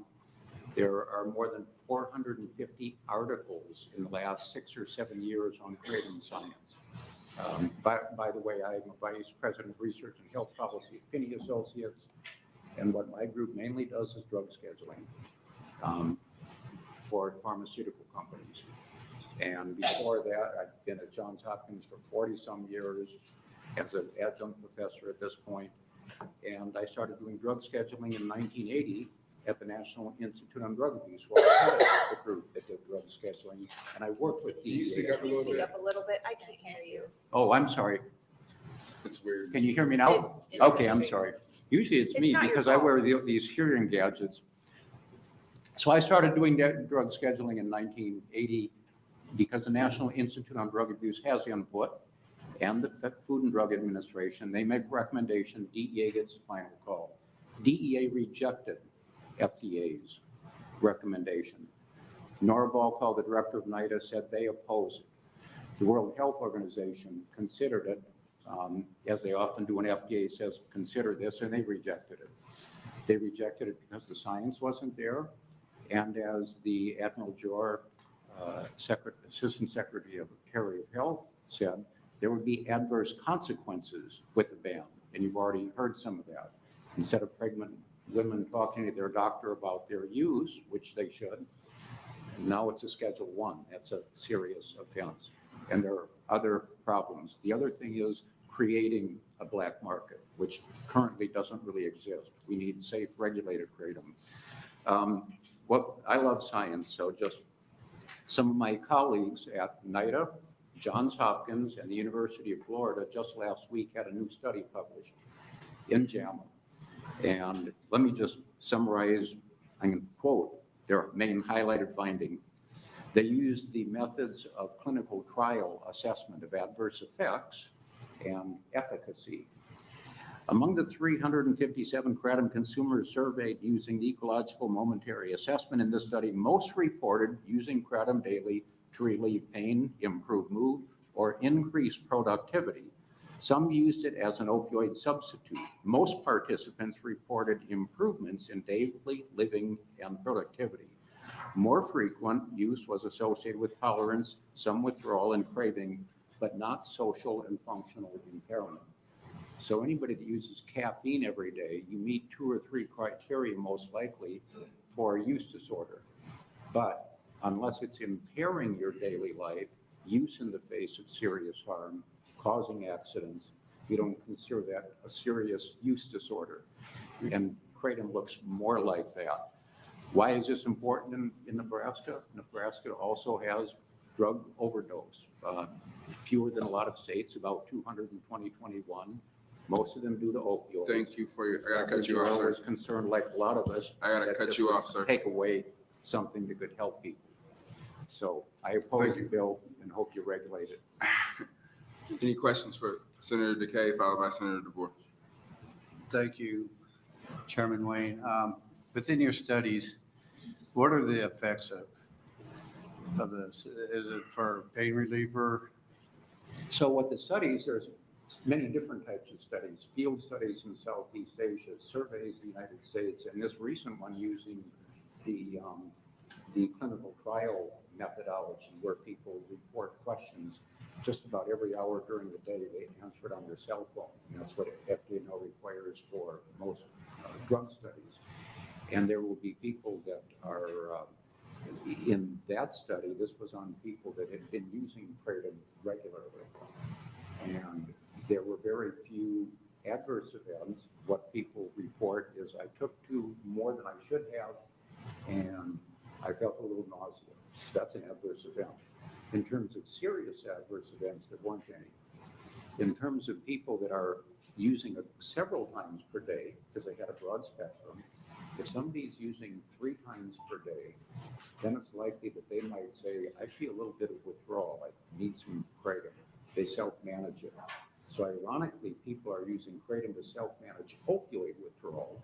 It helps them get off opioids. And if you want the science, go to NIDA's website. That's my old institute. And they don't take the FDA position. They just say it's not FDA approved. However, people use it to manage opioid withdrawal. So the withdrawal is more, I hate using caffeine as an example, because then people say, well, you're just saying it's the same as caffeine. It's not. But guess what? The tree is in the caffeine family, in the coffee family. And unlike opioids, people use it to enhance their productivity and social and get their job done and get their family activities and responsibilities done. But like with caffeine, there can be some withdrawal. There are some people that meet criteria for what we would consider a kratom problem, where they're reporting that. They should get help, just like people that have serious problems with caffeine or anything. Thank you. The NIDA director said that's relatively rare. Senator DeBoer. Thank you. Thank you for your testimony. Let me see if I can put a very fine point on it.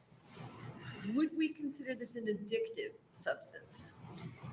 You know, for addictive substances, it's rarely all or nothing. So in the filing I just did for FDA for a new drug earlier this week, we said the abuse-related effects are not meaningful. Okay. What does that mean? And that's FDA language for the fact that, well, caffeine produces a lot of addictive effects. A lot of cough medicines, antihistamines, nicotine gum that are over the counter produce addicting effects, and there's warning. So the simple answer is yes, there are some, and I'll go with the NIDA director.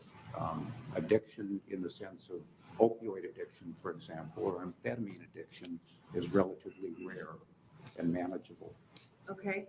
And then is there any effect when operating heavy machinery or when driving or anything like that for kratom use? I'm glad you asked. This is fun. It's one of the most recent NIDA studies in conjunction with Johns Hopkins is using the highly sophisticated driving simulators. And some of those data were presented by the NIDA investigator at the briefing in Congress. So I'll give the same disclosure. She said the results are preliminary. However, they gave a wide range of kratom doses, and they did not see disruption in performance as you would expect with alcohol or even cannabis, which is a little tougher. So can you at a very high dose? At a very high dose, you can get groggy at extremely high doses. It doesn't last long, but that's not how people use it. The same way if you smoke 3 cigarettes before you drive, you might throw up and have an accident. Okay. I've done most of those studies, by the way. I've done, I guess, published around 500 studies on just about every drug you can think of and don't want to think of. Okay, thank you. Can you spell your name for the record? Can you spell your name for the record? Spell your name. Spell it. Spell your name. Oh, I'm sorry. HENNINGFIELD. Senator Ibach. Thank you, Mr. Chair. How long has kratom been studied or researched or? Wow. The earlier research began really in the beginning of the 20th century. Can you speak up just a little bit? Can you speak up just a little bit? Earlier research began early in the 20th century, Southeast Asia and Japan, and FDA pretty much ignored that in their initial assessment. And it was studied by pharmaceutical companies as potential new pain medicine. Ironically, one of them said, well, it seems to work for pain. It doesn't have respiratory depression like opioids. It's a lot safer, but we're going to go for a novel opioid. and I won't mention the name of the company or the product, but it was a product that does cause problems. I wish they would have stuck with kratom. And anyway, in this country, it's been studied increasingly over the last 20 years. At this point, NIDA is pouring, 20, 30, 40 million into it. And the pipeline it's hard to keep up with the research. More than 450 studies. And I think you received a kratom science update. That was by me and 3 other leading kratom researchers in the world. And we did it as something for policymakers. That cites probably 30 studies that I considered to be sentinel top-line studies. This study that just came out was in JAMA, which is a big-time review process. My most recent study, this will be blunt, we tried to kill rats with it using the FDA model, comparing it to oxycodone. We followed FDA's study to the letter, and we presented it to FDA and NIDA before we shared it publicly with anyone. Oxycodone produced the Death Valley respiratory depressant effects on animals, the rats, and killed some of them at higher doses. With kratom, we went to the highest dose we could pump into the animals. The respiratory effects were flat as a pancake. There were no life-threatening effects. We failed, and that's not the first study. There's been more than 10 studies in 5 species of animals. It's not an opioid in terms of respiratory depression or addiction potential. And it's not an opioid by nature, chemistry, botany, or law, or we wouldn't be here. Okay, thank you. Senator Bosn. Thank you. Dr. Hemingfield, thank you for being here. You probably didn't receive a copy of it, but we got a letter earlier from the first testifier, Ms. Ballard. And one of the stats in her letter says, in 2019, CNN published an article highlighting the increase in calls to poison control for kratom, from 1 per month to 2 per day. Okay, so what you're telling me though is that's not true. Well, no, there has been increasing calls to poison control. Most of those are what we call reports. My kid ate this, what do I do? So most of them weren't actual adverse event. Some of them were adverse event calls. Again, somebody's saying, my kid ate my bag of kratom and is throwing up, what do I do? And what I monitor is CDC poison control in all of the surveys. And what we're not seeing is serious adverse events that are life-threatening. And I'll take the NIDA position because I've looked at all of the data with all of the associated kratom deaths. Virtually all involve other substances. And it's really hard to disentangle. Also, a lot of the cases where people say I'm addicted to kratom, in the majority, they were already addicted to opioids. And it's a little like saying, well, I'm addicted to buprenorphine or methadone. By the way, I helped develop buprenorphine. I'm proud of it, but it doesn't reach everybody. And a lot of people on buprenorphine aren't as functional as they would like to be, and they switch to kratom.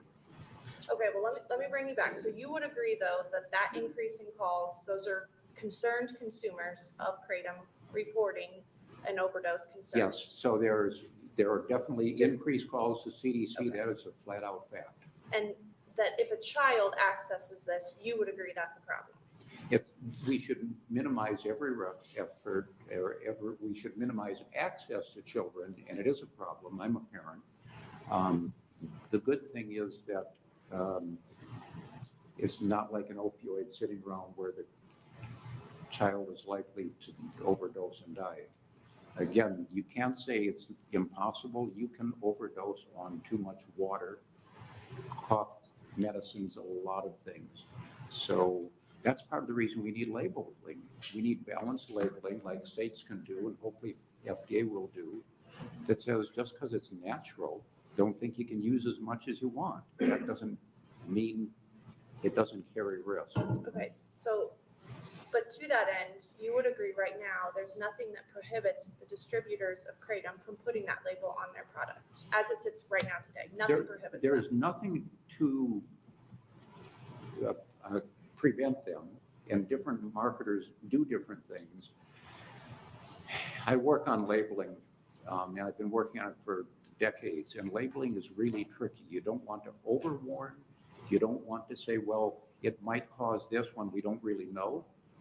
And at this point, we don't even know what the mechanism of lethality might be, if there is a mechanism. And for some substances like caffeine, THC for that matter, it's very difficult to figure that out because it's so rare. So what most companies do, not just in this category, is they wait for FDA, because FDA is really good at that when they decide they're going to do it. They look at the evidence, they get consumer input, they get science input, they get public health input. When we got nicotine gum approved, and I was involved in that too, it was an X warning for pregnant women. So pregnant women would get off of cigarettes, women would get off cigarettes, get pregnant, and their doctor would take them off the nicotine gum. That was crazy. So what does the new warning say on nicotine gum? If you're pregnant or have heart disease, or if you're under 18, talk to a health professional. Why? Dr. Hammerling, so my question is directly related to labeling. Right now, they could label this and say, this is not good for children. Children should not consume kratom. It has adverse effects. That's the kind of labeling that the state could do on any legally mandated, on any legal product, and I think it would be great. Okay. Aside from the state, an individual business could do that, right? And they're not doing it. You would agree with that? Well, I haven't followed what all the companies are doing. I know that some companies do have warnings, but I can understand why companies are waiting for the federal government to get it right and make sure it's level playing field. Because otherwise people say, don't use that product. It says it's bad for your kids. I'm going to use this product that doesn't have any labeling. That seems crazy, but that's the real world. That's why in the state, at least, you can make sure that any consumer in Nebraska will get all of the products that are legal. They'll have the labeling that you think is reasonable. Thank you. I don't have any other questions. You can't do that if it's banned. Any other questions? Senator Blood. Thank you, Chair Wayne. Just a quick question. So one thing that I learned a long time ago is that when I watch morning television and they'll have a new study that says milk will make you live 10 years longer than if you don't drink milk. And my first question I've always been taught is, who paid for that study? Was it the American Milk Association, or was it the Med Center, we'll say? In science, and so the question that yeah. I have for you, since you talked about these studies, is who paid for these studies? Sure, the vast majority of the research is the National Institute on Drug Abuse in this country. The respiratory study that I did, I went to the American Kratom Association and I said, I want to do a study using the FDA model. And I don't want to wait for a grant from NIDA. I said, if you can raise the funds, we will do the study 100% independent. We will have it done. You will not see the results. You will have zero input, and you will not see the results until we present it to FDA and NIDA. And that's what we did. So, But they were the ones that paid for that study. So they paid for it, and you can ask Mr. Haddow here, because he was the one that said, that's fine with us. And he did not see the slides. He did not see the results until the FDA saw it in a webinar. And the FDA then wanted to have a second one because we used their model. We were the first ones to use their model. And the NIDA director personally attended our briefing. So answer is yes, but when I do a study that's funded by a company or whatever, it's got to be under those kind of conditions. I am not questioning your skills or. No, but it's a legitimate It's a- question. Right, I always like to know because to The me it strength makes a of the difference. science is on the convergence of science from many sources and many laboratories. And in this area, we've got a puzzle that's come together with lots of pieces. And that's why NIDA, I think, is willing to take a pretty strong stand. FDA will get there. I don't want to beat up on FDA. They're good on most things. Thank you. Any other questions from the committee? Seeing none, thank you for being here. Thank you. Next, opponent. Opponent.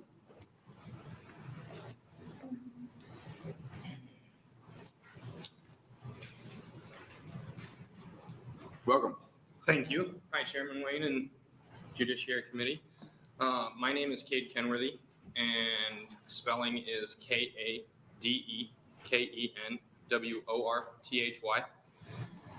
I'm here on behalf of myself and the shop that I own in Omaha, Nebraska, and we also sell this substance. I'm not going to repeat anything you guys have already heard because I don't think that's necessary, and they did a great job explaining to you guys about what it is. But what I will say is there's been a lot of questions about regulations. We regulate ourselves. So before we bring a kratom product into our store, we make sure that it's either AKA certified or we make sure that it's lab tested for foreign materials, heavy metals, and pesticides. As far as age goes, we would welcome regulations on age. Right now, we do the same thing as Generation V. We have 18, but we make sure it's an adult product, right? There are kratom products out there that do directly advertise to children. We do not carry those in our store because that's not our target market. When I first heard about this, I thought it would be wonderful if I could have video representation of all the customers that have came into my store and given their personal testimonies of how much kratom has helped them get off of heroin, get off of opioids, get off of hard drugs, and now they're taking kratom and they can function with their families. They have a productive job. They are productive members of society, and they are no longer using those substances. I would welcome any one of you guys and gals to come to my store and sit for a few hours and meet some of these people whose lives will be directly affected by this decision to ban kratom. Thank you for your time. Thank you. Any questions from the committee? Senator Ibach. Thank you, Mr. Chair. I've not been into one of your shops. Sure. Or similar shop. Tell me about the packaging on. Okay, so our packaging on the product, we don't manufacture products, but we do carry pre-manufactured products. And the packaging is usually either containers that are sealed or Mylar bags that have to be ripped open, similar to the best way that I can describe it without using an industry term is like a beef jerky package, where it's sealed with a Ziploc, and then you have to rip open a seal to actually open the final package. So that there would be no way of me tampering with it or my employees tampering with it. Okay, let me be a little bit more clear. Sure. So on the front of the package, does it say kratom? Some of them do, yeah. The majority of them do say kratom. Some of them just use it by its species name, Mitragina speciosa. Or some of them have other names like Gold Shot or their brand name and then what it is. And so typically when you buy things at the supermarket, they have a packaging label on the back. Sure. What do these come with a label on the back? They do not that have says a label what's on the in it? Or Some of them do. Some of them will say Mitragina speciosa, and then they will have like Mitrogen 9 or 70H Mitrogen 9. They will have labeling such as that and tells you what contents it is and the milligram level of the contents that's inside of the package. And in your estimation, how many processing locations are there in the United States? Like processing location, yeah. like actual manufacturers of the product. Mhm. Currently, I couldn't give you an accurate number. I know a lot of people do white labeling manufacture. Yeah, he would be better at answering that question than I would be. I'd love to address several positions. Sorry, we can't have other people answering questions, just one right now. Sure. Okay, thank you. You've cleared that up for me because I'm not familiar with it. So thank you. Thank you, Senator Thank Ibach. Are there other questions from the committee? I just have one for you, sir. Yes. What did you say? I missed it. I was writing something down. What did you say was the name of your company? Remedies in Omaha, Remedies. Nebraska. Okay, thank you. You're welcome. Any other questions? Okay. Thank you you. very much. Let's have our next opponent. Sorry, we just can't have more than one person. No, I understand. So she gave me a nod. I nodded back. Welcome. Thank you. Thank you for having me here. Since- To be honest with you. Can you lean real close to that microphone? Thank you very much. Absolutely. Thank you. Chairman Wayne and members of the Judiciary Committee. My name is Corey Barnes. It's Cory, B as in Bravo, Arnes. I'm an opponent of LB 972. I thought it was important for me to come before you today, as my expectation has kind of been expressed with many subject matter experts. I would call them business owners, but I'm an actual kratom user. And I thought it was important that you actually heard from a kratom user. I have, which is it's embarrassing for me to talk about, but I have a diagnosis of bipolar disorder. I take approximately 6 different types of pharmaceutical medication that has been prescribed to me. Approximately 5 years ago, I had severe inability to control my racing thoughts. So I started doing holistic due diligence to see if I could find something that could potentially help with what was happening.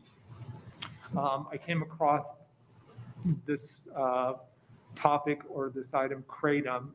I've read the various research, the stories, the pros and the cons. I made a conscious decision to actually take it. I take approximately 4 teaspoons of kratom a day. What that is essentially has done is decrease my racing thoughts by about 70%. It's changed my life. I do not use drugs. I do not drink alcohol. I do not use marijuana. I'm a functioning member. I'm a homeowner. I pay my taxes. And I'm able to hold a full-time job.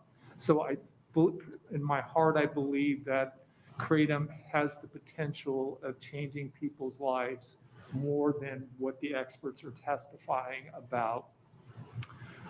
With that said, I just want to say thank you for allowing me the opportunity to speak before you. Thank you for being here. Are there questions from the committee? I don't see any. Thank you so Okay, much. thank you guys. Let's have our next opponent.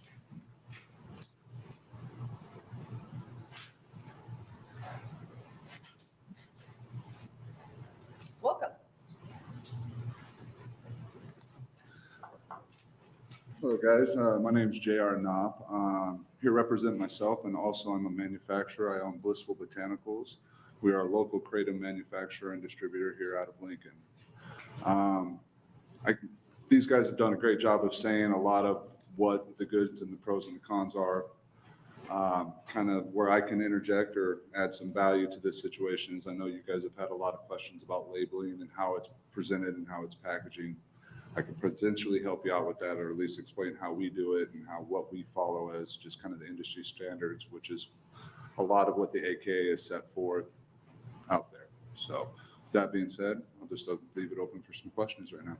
All right, thank you. Are there questions from the committee? Senator Holcroft. I don't know if you spelled your name. Oh, JRKNOPP. Thank you, Senator Holcroft. Senator Ibach, followed by Senator Bosn. Thank you, Vice Chair DeBoer. So just to follow up with the marketing or the labeling, can you give us a better idea of how it's labeled and if there are any warnings, if there are any dosages? How would we know? Sure. The way I package all of our kratom, it's our basic logo up front, and then we use the Metrogenous speciosus on the bottom. Now on the back of ours, we have a supplemental facts label. We have a dosing of about 1 to 2 grams is a nice little starting point, but we also have a warning on the back of there to say you need to talk to your physician. And then there's also an age warning restriction on there in the states that is 18 or 21 and above. But we do put that it is not FDA approved and that it need to follow what your physician's saying before taking it. So if you put on there, see your physician, no physician has ever prescribed kratom as a remedy. It's not classified as Because that. it's not FDA approved. Okay, thank you. Thank you, Senator Ibach. Senator Bosn. Thank you. You were present for some of the earlier testifiers, is that fair to say? One of the questions that Senator Blood has kind of gone back to is the issue of regulation, and certainly my questions are going to relate to regulating it as it relates to minors. Mhm.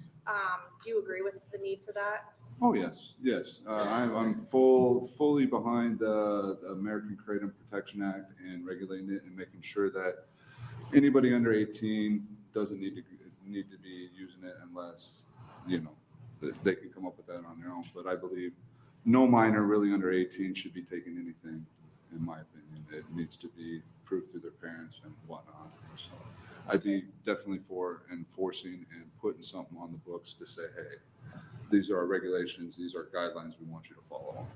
Thank you.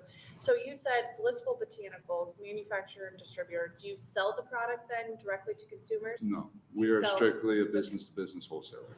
Okay. So you wouldn't be in the market of making a decision as to whether or not if they're in Nebraska, sell to someone under 18? Sure. Like I said, we put that warning label on the back of all of our products, and it comes labeled that way, and it's all sealed and packaged that way. Most of the literature that we do put out, we don't really say that we don't advertise to minors. And we make sure our packaging definitely doesn't appeal to minors as well. It's more of like what they've said before, it's our target market group is somewhere between 30 and 50-year-old, mostly professionals, young adults, not so much. Thank you. Thank you, Senator Bosn. Any other questions from the committee? If you don't see any, thank you so much for being here. Thank you. Anyone else who would like to speak in opposition to this bill?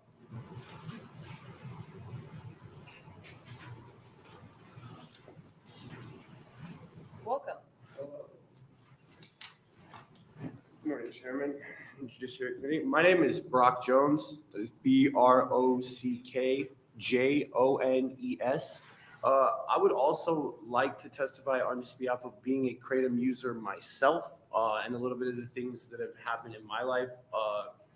I have been a long-time opioid addict myself for many years. And about 6 years ago is when I discovered a little bit more of the holistic nature behind some of these products.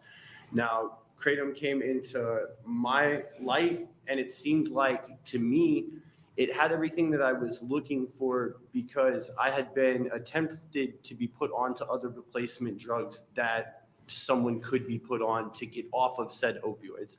I've been through many rehab stints myself. Thankfully, I haven't had to go back to any of these things, but something that I want to make sure that is known is, at least in my community, I come from Madison County, right? So out there, you have a lot of blue collar workers, a lot of factory workers, same thing that I did before as well. Now, I go through tons of different body aches, body pains. I understand everybody does. But something that I think that gets lost in the fold is that this gets looked at as this existential drug that it really shouldn't be classified as. I think that this is more so damaging to a lot of the people. Much has been said before, like I don't want to beat a dead horse, but a lot of the people that I personally know are in that 30 to 50 age range, people who are actively working these 12-hour shifts, 15-hour shifts. And I think that it's a lot harder for a lot of these people to go to a doctor to be able to try to get on one of these replacement medications because they've seen the damaging evidence that's happened to all of the things before and after effects. So honestly, in my eyes, I do believe that, much like everybody else said, I think that a regulation would be fantastic as a user myself. Now, a complete ban, I believe, would fall by the wayside because it's much like was stated before. I mean, we have alcohol, we have other things like that I think are also eternally damning. But just as it goes for myself and many of the other people that I'm around and people that I came to speak on behalf of, I do strongly oppose this, but I do think that regulations are a strong necessity, and that if it could be put into place, I think that it makes much more logical sense than a full-blown banning. That's all I have. Thank you. Are there questions from the committee? I don't see any. Thank you for being here. Thank you, my friends. Next, opponent testifier. Is there anyone else who would like to testify in opposition to this bill? All right. neutral testimony we will now take. Anyone testifying in the neutral position? I don't see any. I will announce for the record that there are 32 letters, 13 in support, 19 in opposition. That will end our hearing on LB 972 since Senator Lippincott waived his closing. And that will move us to LB 892 with our own Senator Bosn.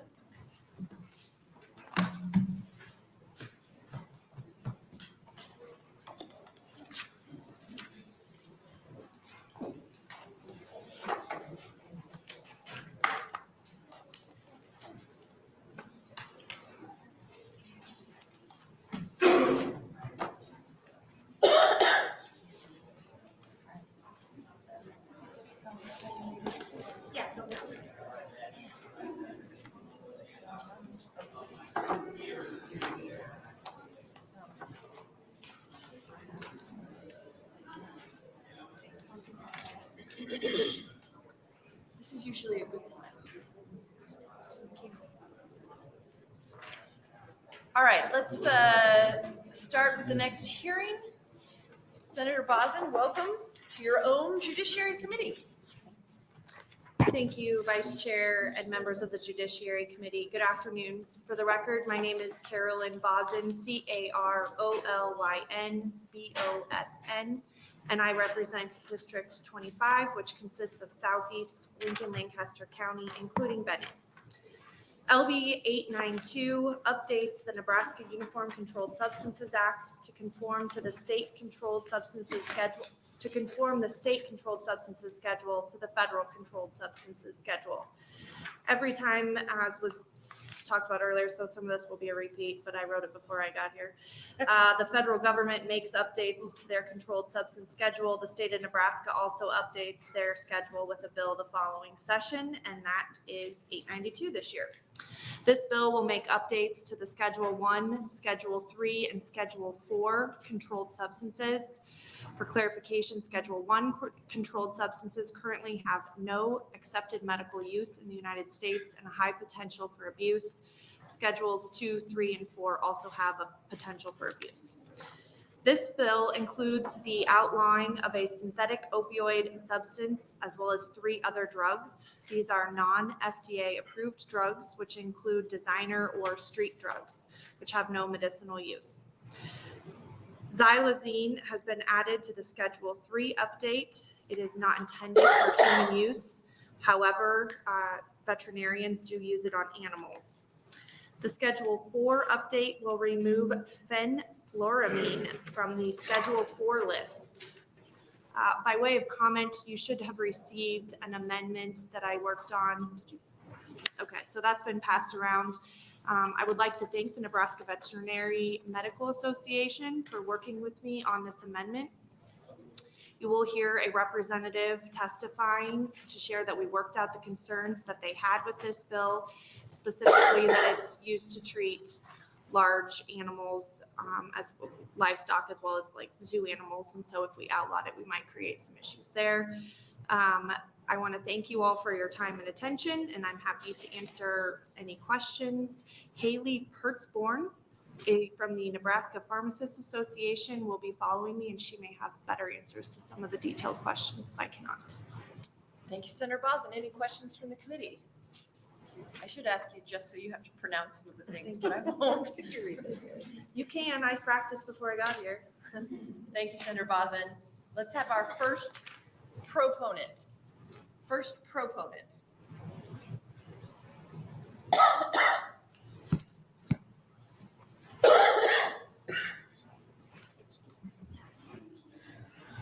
Members of the Judiciary Committee, my name is Haley Pertzborn, HaleyPertzborn. I'm a licensed pharmacist and the Executive Fellow of the Nebraska Pharmacists Association. I won't mention, we already know what this bill does, so I won't go over that. I'll start with Schedule 1, page 6, line 22 or 24, adds metanidazine, which is a street drug that is opioid-like. Page 10, line 10 is a street drug similar to MDMA. It is also known as psychoactive bath salts. Page 20, line 16 adds mesocarb, which is a street drug and a central nervous system stimulant. Page 20, line 18 adds a street drug structurally similar to methamphetamine and amphetamine.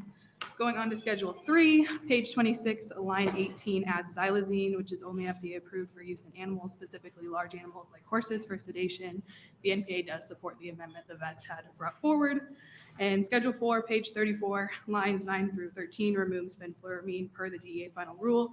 This drug is used for rare seizures. The Nebraska Pharmacists Association would respectfully request that the committee advance LB 892 for consideration by the full legislature. Thank you for your time, and I would be happy to answer any questions you may have. Thank you so much. Are there any questions from the committee? I don't see any. Thank you so much. Easy enough. Thanks, guys. We'll take our next proponent testifier, next person in favor of this bill. Seeing none, we'll switch to opponents. Is there anyone in opposition to this bill? I don't see anyone in neutral capacity.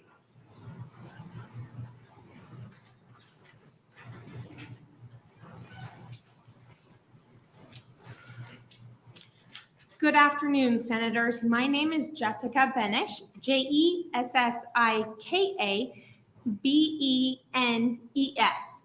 I am a doctor of veterinary medicine, and I own a mixed animal practice in Juniata. I'm here today on behalf of the Nebraska Veterinary Medical Association. We are providing neutral testimony today because NVMA opposed LB 892 as introduced because of the restrictions that it placed on xylazine. But the amendment removes our opposition and provides for access to xylazine for legitimate veterinary uses. Our association would like to thank Senator Bosn, her staff, and the proponents of the bill for working with us on an amendment that addresses our concerns. Xylazine is an important prescription animal sedative used to facilitate safe medical evaluation, treatment, and surgical care of many species and is critical when working with livestock, zoo, laboratory, and wildlife species. In cattle, xylazine is the only safe and effective sedative drug. Xylazine can be reversed in veterinary patients, which prevents secondary injuries and allows the animals to quickly and safely re-enter the herd or the wild. Xylazine is an FDA-approved prescription animal drug that is restricted to use under the professional supervision of a licensed veterinarian and can only be dispensed by or on the lawful order of a licensed veterinarian in the course of a veterinarian's professional practice. This amendment strikes right balance of protecting communities from illicit xylazine while maintaining crucial veterinary access. Thank you. Thank you. Are there any questions from the committee? Senator Blood. Thanks for coming forward. I just got a quick question for you. I grew up in that area. Where's your clinic located in Juniata? So I actually have an ambulatory practice. So I go to people's homes and farms and see their animals at their location. Okay, which is much needed in that area. All right, thanks. Thanks, Senator Blood. Other questions from the committee? Senator DeKay. Thank you, Senator DeBoer. The drug, and I'm not going to try to pronounce it, is that can only be distributed by a licensed veterinarian, or can you prescribe it and give it to an owner of livestock to use that on their farm or ranch themselves? So it's under the control of the veterinarian. And so because of its sedative nature, we would not just dispense a bottle for you to use on your farm or ranch. Certainly, if there's an animal condition, we would likely be there to administer it. Because also we want the reversal there. So if they become too sedate or there are health concerns, then we can do that reversal so that the animal will recover from sedation quicker. Thank you. Thank you, Senator DeKay. Any other questions? I don't see any. We'll take our next neutral testifier. Anyone else in the neutral capacity? Welcome. Thank you. Yeah, I actually wanted to testify in opposition, but I guess I missed my window, so, but I'll explain. BAN, B-E-N-B-U-R-A-S. Last year, jurors in Florida So basically, John Hopkins University awarded $220 million, was found to be, a jury awarded $220 million to a 17-year-old plaintiff. This was featured in the Netflix documentary, Take Care of Maya. So the plaintiff was 10 and suffered from a chronic pain condition when her mother brought her into the hospital and told doctors she needed ketamine treatments, which are considered risky, especially for children. The girl had reportedly been given such treatments initially in Mexico, and the mother said it significantly improved her condition. John Hopkins hospital staff considered her to have Munchausen by proxy syndrome. Basically, she was, John Hopkins was convicted of false imprisonment because she was separated from her mother, who ended up committing suicide. And so I don't know. I don't understand why certain things are considered controlled substances. I know I was diagnosed with panic disorder in 2004, and Ativan is a controlled substance, which has been useful to me in helping with panic attacks. So, I mean, if John Hopkins, a renowned university, lost a court case where the mother committed suicide and they were found guilty of false imprisonment because she was denied ketamine and was accused of having Munchausen by proxy. So, yeah, I guess I'm opposed to drug classifications in general. I mean, everybody's biology is different, so I don't see why, one medication can affect somebody differently. And a lot of these are based on clinical trials, which can affect people differently. So that's why I'm actually opposed, but I guess I'm just the opposition. Thank you. Do you want me to put you down as opposition or do you want to stay neutral? Opposition. Okay, Thank you. No problem. Thank you. Any questions? Seeing none, thank you for being here. Thank you. Any other neutral testifiers?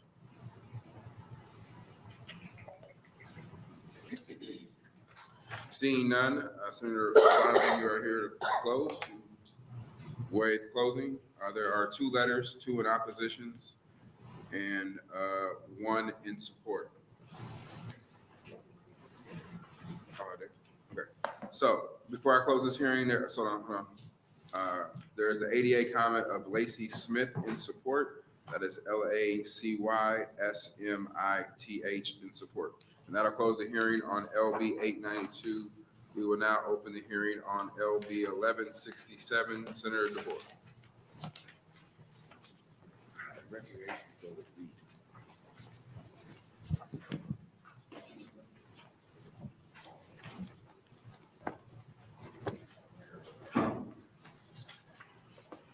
Thank you, Senator Wayne, members of the Judiciary Committee. My name is Wendy DeBoer, WENDY-DEBOER. I'm here to bring before you LB 1167. I have a very lovely introduction written, but I'm not going to read it because this is a matter that is really near and dear to me now. Apparently, in all the years that I've been sitting in this Judiciary Committee and people have been saying something was going on in Nebraska, I heard that it was not, and I believed that. But recently, I discovered that it was. Here in Nebraska, we have people who are sitting in jail, who were picked up on a warrantless arrest, who are sitting in jail, not charged, for 6 weeks. I thought that was insane. When it happened to a friend of mine, I assumed that within 48 hours, they would be arraigned. When I couldn't figure out what their arraignment was going to be, we called around and we eventually found out that their first appearance in court was set for 6 weeks later. And not only that, but that was routinely happening in that county. As I've talked to others about this, I know many of you who I talked to were just as shocked as I was. This doesn't seem like the kind of thing that should be happening in Nebraska, for that matter in America. That someone is sitting in jail, doesn't know what they're charged with, and they're sitting in jail losing their job, their kids, their house, whatever, without even being charged. So,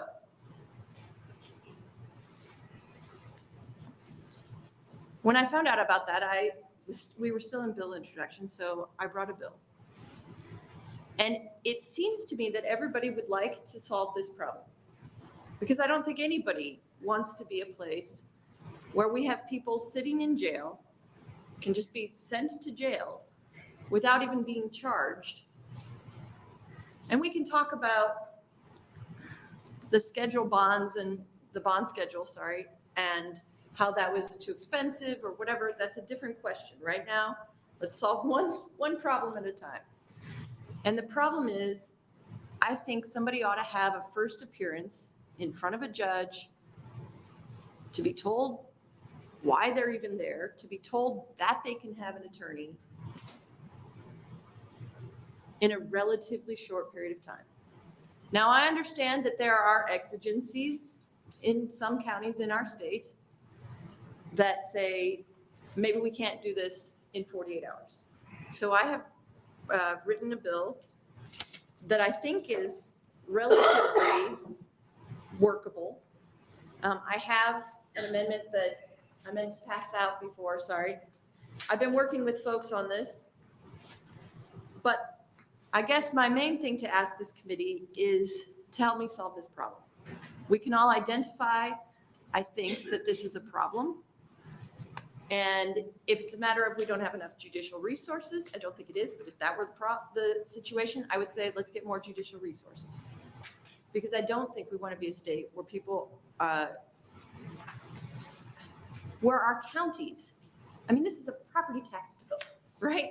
Like, people who are sitting in jail are sitting in jail on the taxpayer's dime.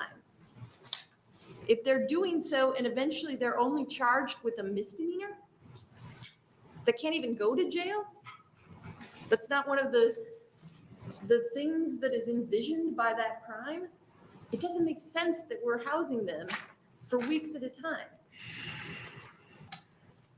So, probably should have read my introduction, I get that, but I'm very passionate about this. So what I have here is an amendment that says, if you are put in jail because of a warrantless arrest, not because there's a crime, they look for you, they find you, but a warrantless arrest. This typically would be something like a traffic stop, where you're stopped for swerving in the lane or something like that, and they discover you have some other thing going on. And you're still in custody. So this is not somebody who bonds out after, a few hours, they're out of custody. This is somebody who's sitting in custody. And then folks said, okay, what about, can the first appearance, which originally was an arraignment bill that says first appearance, because that understands that there are problems with binding over between district and county court, fine. It says that the first appearance has to happen, I have now, within 10 days, because it can happen via video conference. So if you want to do video conference court, this amendment in front of you envisions that that's a possibility. That will help with some of those small districts in the state. So if what I have here is not the answer, if there is something that needs to happen to solve this problem that is not what I have envisioned here, I would ask for you all to help me find the answer. And I am really appreciative of everyone who's going to testify in this hearing, both for and against this bill, or in neutral capacity, or whatever capacity they come, because all I care about is finding a solution to this problem. So I'm happy to answer any questions you might have. I almost called on you. Out of all the introductions I've heard you say, that was probably one of your best ones, actually, because it came from you and from the heart. So I appreciate that. Any questions? Senator McKinney. Thank you, Chairman Wayne. Thank you, Senator DeBoer. I don't know. I'm just sitting here. How did you get the 10? And I ask this because if somebody gets arrested on a warrant and they sit for 10 days and not charged or going to court, there could be a loss of job, loss of home, a loss of a lot of things. How did you get the 10 days? 100% honestly, I had 14 in the green copy because I thought, well, if you only do court every other week in some counties, maybe that needs to be the case. Once we added in the video conferencing piece, I thought it should be shorter than that. I'm hearing that there are places that do them once a week. And so I want to give them 3 extra days. But you're right, it probably should be shorter. Frankly, I think it should be much shorter, but I said 10 days to just try and, I guess I was compromising with myself. Okay. But you're probably right. It should be shorter. I would hope that everyone in this state would want it to be shorter, because certainly we know in this committee that in 10 days, you're going to lose your job. You might lose your housing. You're going to lose your ability to pay for things. The number of problems that this will escalate in someone's life, maybe for the first time they've had any interaction with the judicial system, like my friend. Yeah. All right. Thank you. So I don't like the word arrested. I would like to use the word detained. I'm just giving you some, you said if you help with the solution, throw it out there. And I think 72 hours from detainment. We do that right now with juveniles across the state. And if we can do it for a juvenile, we can do it for somebody who has a job, who could lose their job. And so the county attorneys and others would have to explain to me why 72 hours doesn't work. Because if it was somebody under 18, they would have to, if they detain them within 72 hours, have a court appearance. The other issue that would resolve, and I can talk to you off the record, but just in case I forget, this is the reason why I'm saying it. The other thing that would resolve regarding detainment is it's unclear when an individual is arrested in the first appearance, if charges have been filed. So that's why if they're detained for 72 hours, within 72 hours, they have to make their first court appearance. Because that would force the county attorneys to charge, because we're going for a judge. That would be my only 2 suggestions, and that's all I got off of the top of my head and listening to you talk. It just made me think about county attorneys, and within juvenile, they have to do 72 hours, so it isn't a foreign item to them in all these counties, because across the state. I don't know. Well, that wasn't a question, but I'm going to answer anyway. Go ahead. I'm open to figuring out how we do this. If we have to use language about charging, I'm open to that. And I hope that everyone who comes to talk could speak to that issue, speak to every issue about how we would do this, because again, this is not something that should be happening in America, much less Nebraska. Thank you. Any other questions, comments, feedback? Seeing none, thank you. We'll start with proponents, except for Spike.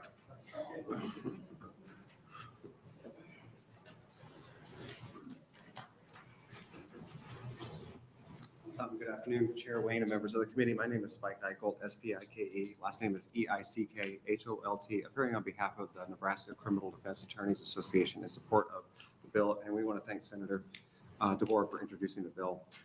This issue has been before the committee, even for some of the relatively newer members, in a variety of different forms. I think that our association has supported bills looking at bond reform. We supported bills trying to do away with the bond schedule that exists. But what Senator DeBoer has is sort of elevated or isolated or illustrated is a problem that happens really in some parts of our state. And embarrassingly so, when Senator Moore mentioned this to me, I just sort of said, yeah, that happens. I just sort of agreed to it. I'm not going to dispute it. So at some point, you sort of realize this is how things are. I sent an email out early this morning to my members. We have about 350 members, asking them if they had any examples of this. And I've got a whole series of people emailing me back with case numbers and dates and so on. But what was really helpful was that actually in Sarpy County, for whatever reason, my members there sort of tracking this information. And that's what you've got here as an illustration. So this does happen not just in like Dodge County, which I think is perhaps a county that a lot of members contact me about. There's one from Cherry County, one from Saline County, but actually one of our larger county, Sarpy County. And if you look at this one page breakdown, it has the case name, case number, the date that the person was incarcerated, which means the date that they were arrested, the date that the case was filed, which means when the charges were filed, and then it's got the date where they first appear in court. Now, the U.S. Constitution, the U.S. Supreme Court essentially requires the state to, if someone's arrested on a warrantless arrest, that person is entitled to have a bond set or a court to at least review the probable cause of that arrest. There's a case from 1991, County of Riverside versus McLaughlin, where the court essentially said that 48 hours is a fair standard. That does not necessarily mean you're going to be in front of the judge. That just means when an officer pulls you over for a traffic stop, sees a crack pipe or a meth pipe in the car, does that field test, he's got a felony probable cause, they can arrest you and take you to the jail. At some point, the judge has to sort of sign off on that factual narrative, but that's not the same as you being in front of the judge. That's not the same as you being formally charged. So I think what Senator DeBoer is isolated here and illustrated is really a problem in the state, and I encourage the community to look at some form. I think what she's got is just a real reasonable process, in, not only in the original bill, but also in the amendment. And I'll answer any questions if anyone has any. Any questions from the committee? I have some questions. Yes, Senator Bosn. Thank you. I had not seen this. So for those who probably aren't as familiar with these as some of us, date incarcerated means the date they were arrested, Right. booked in. Case was filed, doesn't really have any impact on their incarceration date. And date of first court appearance doesn't really have any impact on their first court date. It's whether they bonded or not. That's correct. And so does this include individuals who may be bonded, starting with the first case, 614 or 66? You don't know the answer to that. I do, because if you look at, I can say the name, State versus Weaver and the State versus Jackson, both of those defendants did bond during this time period. All others are either were in Sarpy County Jail or still are. Through this whole time? Through this whole time period. Okay, so that's what my question was. Okay.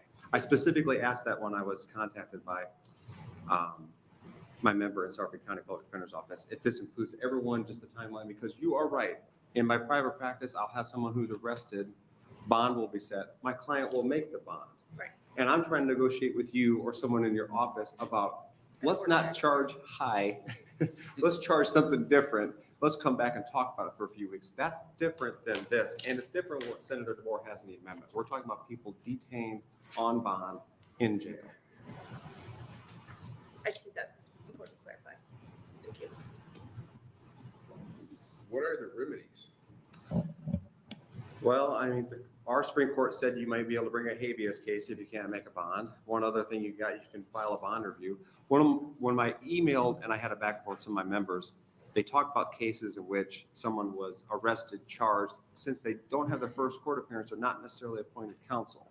The judge determines probable cause, and they set a bond, right? But if you don't know how to file your own pro se request for a bond review and contact wherever you need to contact, if you're held in Saunders County Jail to be in Dodge County Court to get that Zoom set up, you're just going to sit there until your next court date. Now, some of my members said, well, I had a guy that his family finally got some money together and hired me, and he'd been in the jail for 12 days. He'd been in the jail for 3 weeks. I had a couple of those scenarios. So the remedy is you sit there. So explain that for those who are not in the legal world and who might be reading this transcript.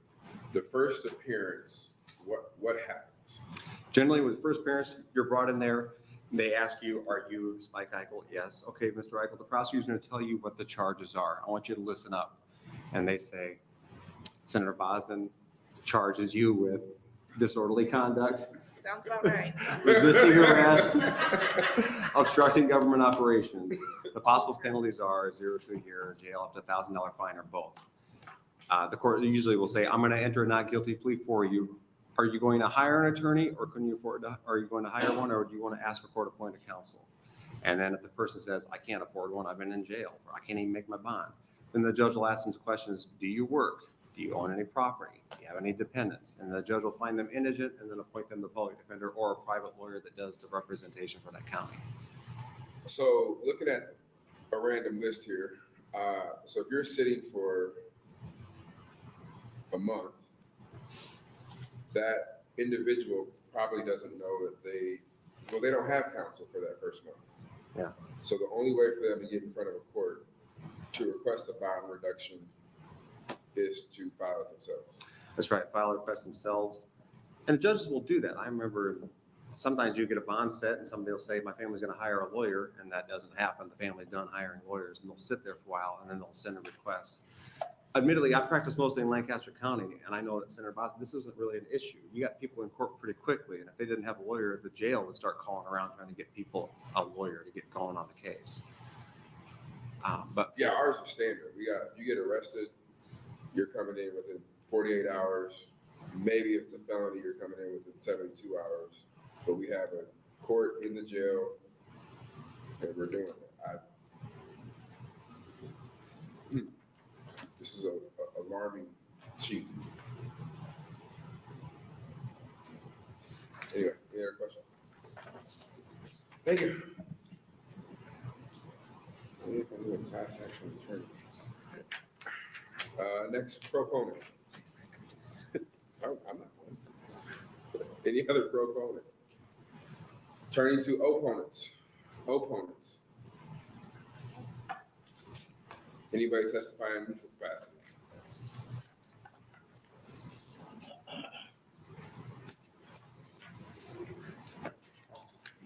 Ben, BenBuras. Yeah, I don't know the specifics of this bill. I didn't have a chance to read it. But I think the Nebraska Supreme Court has ruled that if you're arrested, you are seized. So that means a peace officer has to have a warrant or probable cause to handcuff you. And I was told that you can perform a citizen's arrest on somebody if they're violating the law, but you can't handcuff them. You can call 911 and you can hold them down, but you can't handcuff them. I've been incarcerated both in Douglas and Lancaster County. I was incarcerated for about 6 months in 2019 in Douglas County on a trespassing charge where the bond was set at $100,000. So you're required to pay 10% to bond out, which would have been $10,000. My vehicle was towed from a parking lot after I was arrested, and my dog was taken to the Humane Society, where they sent me a letter in the mail saying I had 7 days to pick him up or find somebody to pick him up. So that didn't work. I know that's when the flooding was really bad, and they're putting 3 guys in 2-man cells. So that's, if it's bean day, that's just extra farts that you have to smell. And for 6 months, occasionally I had to fight for my life. I was punched in the face. I know in Lancaster, the booking area, the cells are really small. So some of them, the air doesn't circulate correctly. So some of them are too hot, so they're not actually removing heat. It's just circulating hot air. And then some other ones, they'll put you in there with 3 other guys in a tiny little cell where somebody's sleeping on the toilet paper. So you don't even have soap or toilet paper if you need to go number 2. And then they're using these icy solutions where you have to say United States of America 3 times the same way just to verify your voice so that you can make a call. And you don't even get a free phone call anymore. So I think we need to look at IC solutions. And if it's a 3-day weekend, you're not going to see a judge until Tuesday. So there are a lot of problems. That's why I'm testifying in the neutral. Thank you. Any questions? Seeing none, as always, thank you for being here. Thank you. Next neutral testifier.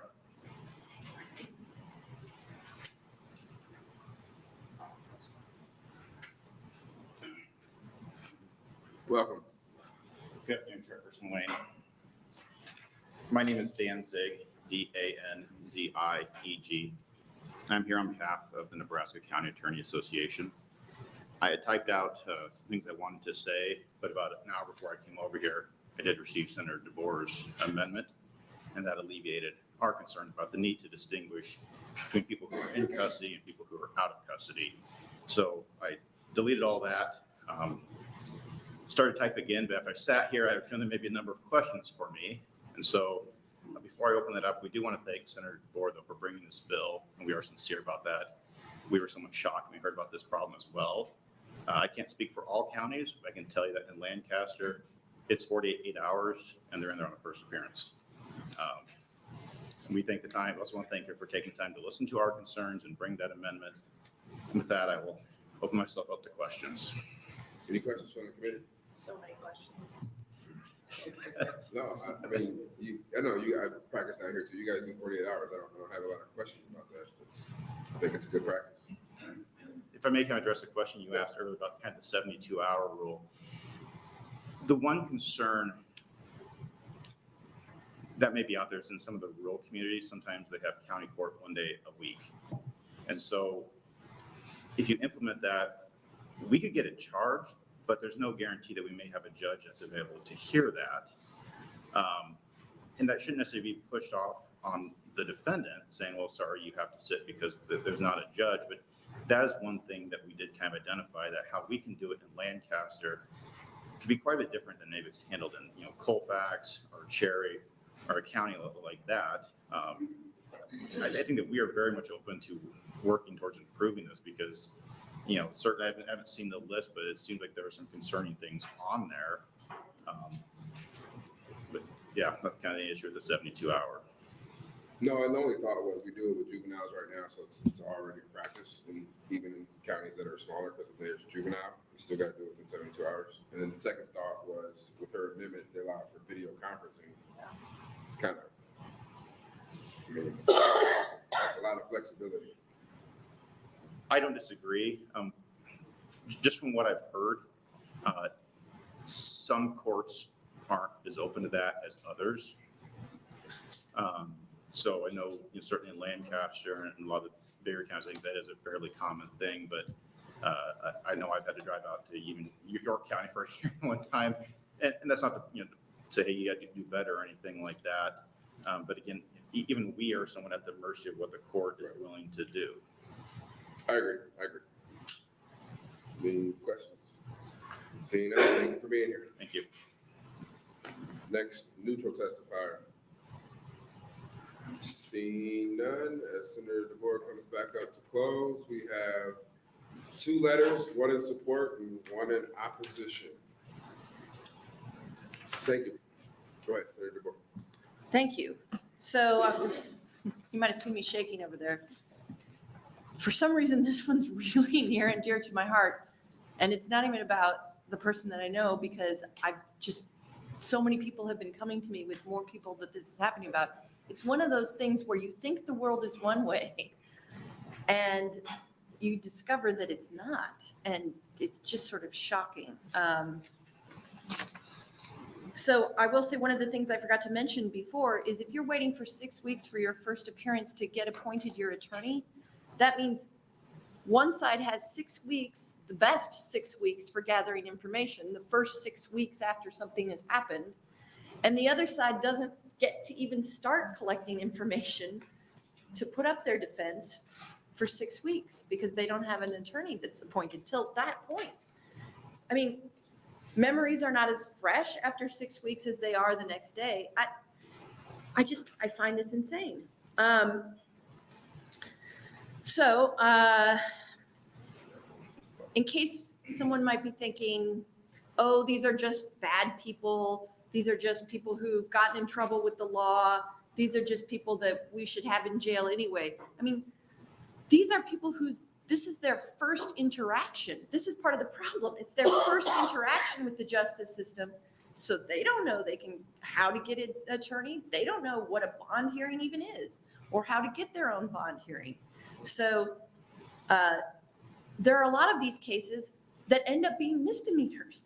So you got someone in there who's in a jail who did something that even if you can prove they did it, they wouldn't go to jail for. So that's the reason why I think this is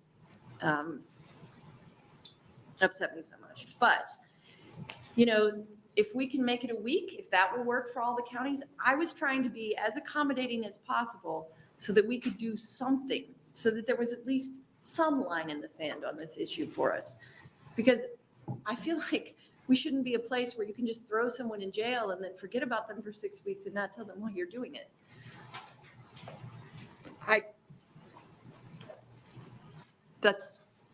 I'm sorry I'm not more eloquent about this. I'm sorry I'm shaking. I'm just upset. Understood. Any questions from the committee? Seeing none. Thank you for being here. That'll close the hearing on LB 1167. And next we'll open the hearing on LB 1044. Senator McKinney, welcome to your judiciary hearing.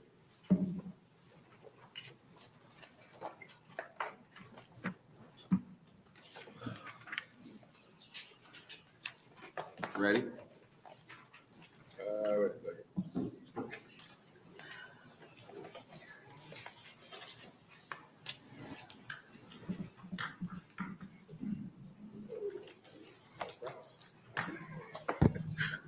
You can start now. Go ahead, Senator McKinney. All right. Good afternoon, Chairman Wayne and members of the Judiciary Committee. My name is Terrell McKinney, Terrell McKinney. I represent District 11, which is in North Omaha.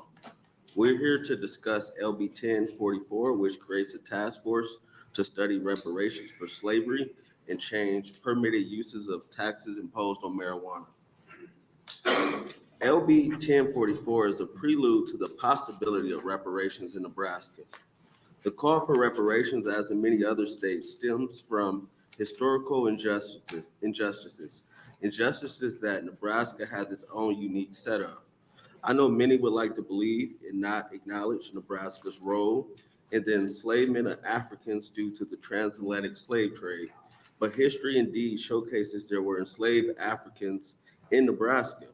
Nebraska also benefited from being a member of the United States of America, which was built on the backs of enslaved Africans.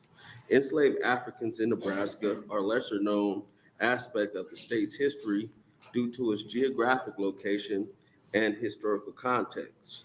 Nebraska's role in the institution of slavery primarily revolved around its status as a free territory and later as a state after the passage of the Kansas-Nebraska Act in 1854, which allowed for popular sovereignty regarding the issue of slavery.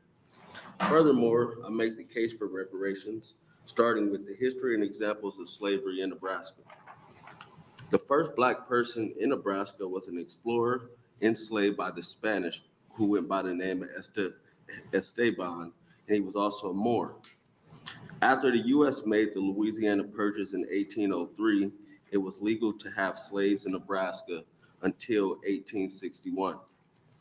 Another enslaved African, York, who came to Nebraska with the Lewis and Clark expedition in 1804. After that, there were enslaved people at Fort Lisa near present-day North Omaha during its existence from 1812 to 1820. Some antebellum Army officers in the Nebraska Territory were enslavers.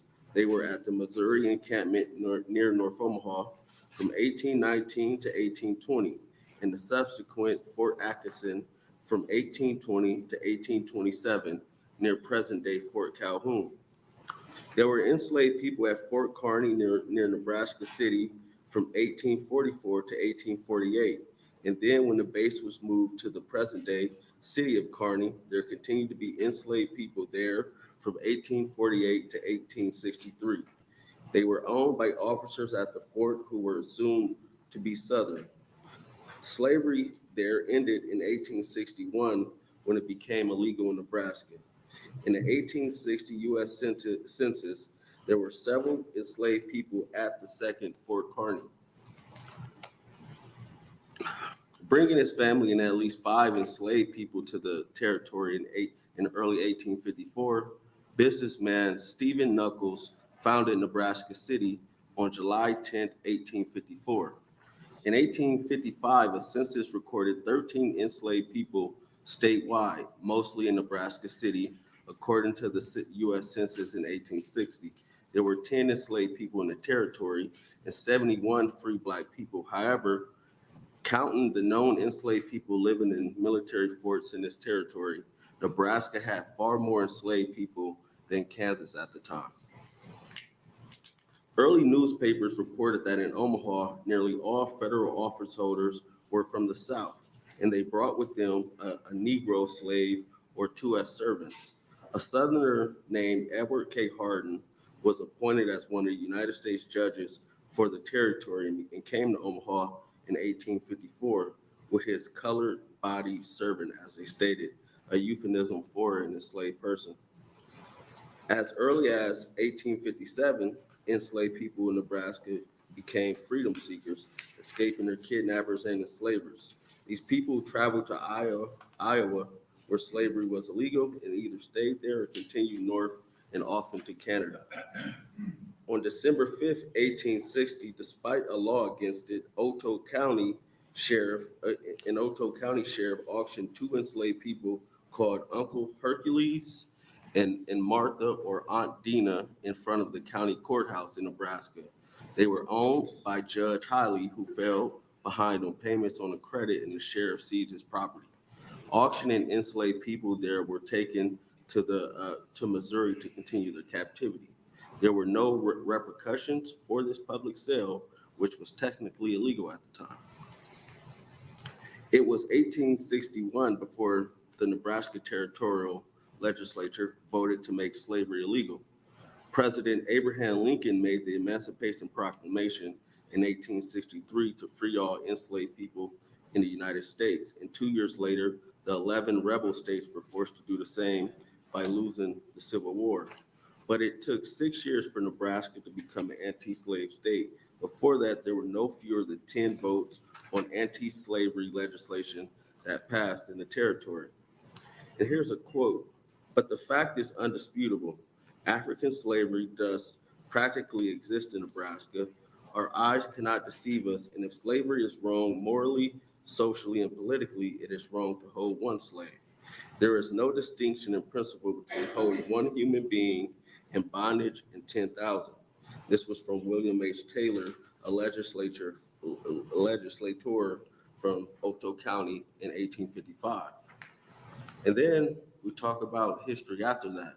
We have the Omaha race riot in 1919 that erupted due to Will Brown being falsely accused of assaulting a white woman. He was killed by the mob in front of the courthouse and burned alive. The effects of this mental trauma for Black residents still affects the community today. And just recently, there was a marker put up outside the courthouse.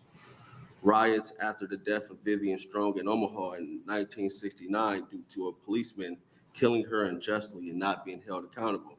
The result was a lot of damage, and North Omaha has yet to recover. And until recently, the legislature stepped up to help with economic recovery in North Omaha. Still, that investment went to nonprofit development, contrary to the vision and intent of the legislation. So it's still not helping the people who are righting the wrongs. Then we think about redlining and segregation. Like many other American cities, Omaha experienced redlining and racial segregation in housing, education, and employment opportunities throughout the 20th century. For example, the interstate highway ran through North Omaha and destroyed the community. And as a result, it divided the community and lowered home ownership, depleting the overall wealth of the community. Then we have discriminatory practices and systematic racism in education, including unequal access to quality education and segregated schools for African American and even Native American children in the state. To date, if you reside in North Omaha, it's a good chance that the educational outcomes for your children would be the worst in the state. And it's been that way for over 3 decades. And then we have mass incarceration. Black Nebraskans are disproportionately represented in the adult and juvenile criminal justice systems in Nebraska, resulting in 2 jails, one that was recently built for juveniles in downtown Omaha that will house a majority of Black kids, and one for adults that is set to be constructed that will house a majority of a disproportionate amount of Black individuals.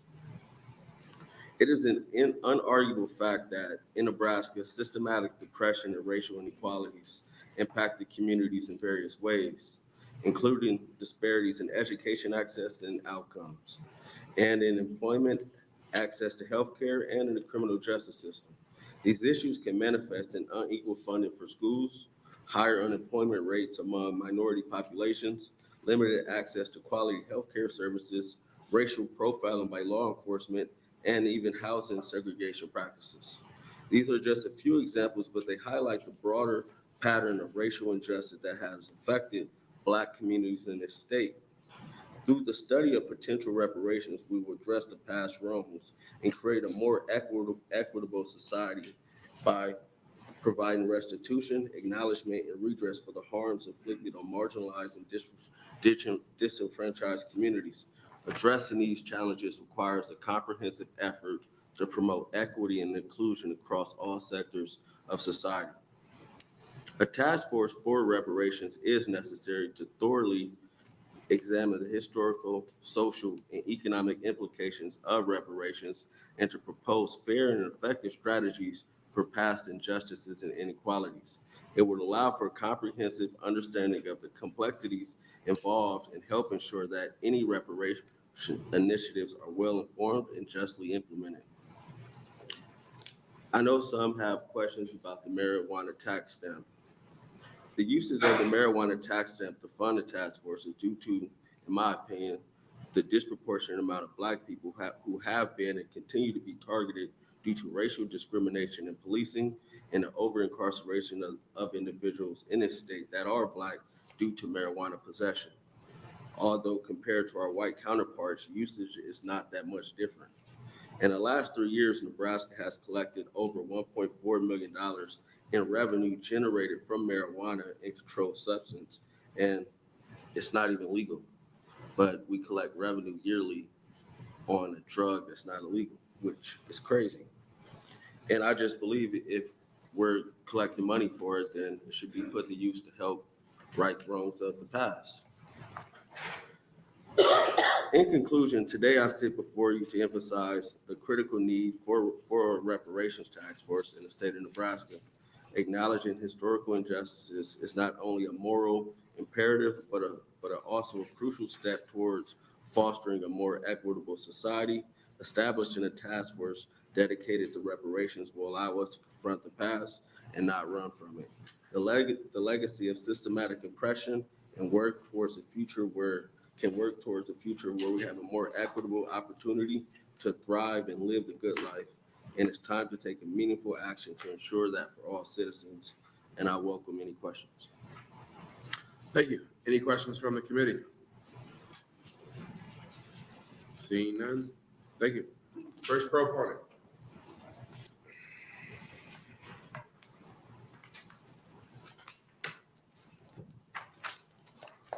Welcome.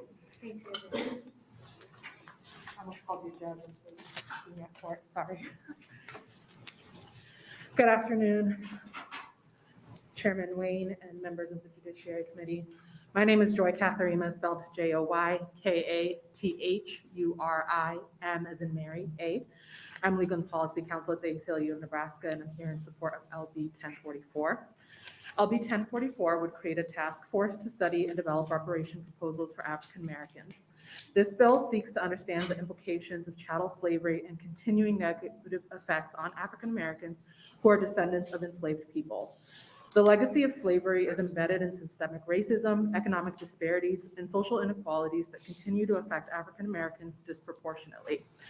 LB 1044 will help ensure that a targeted and comprehensive reparations program is created that would provide much needed resources to empower African American communities, foster economic stability and generational progress, and address a grave historical injustice. We thank Senator McKinney for introducing LB 1044 and urge the committee to advance LB 1044 to general file. Thank you, and I'm happy to answer any questions. Any questions from the committee? Seeing none, thank you. Next proponent. Next proponent. First opponent. First opponent. Anybody testifying in the neutral capacity?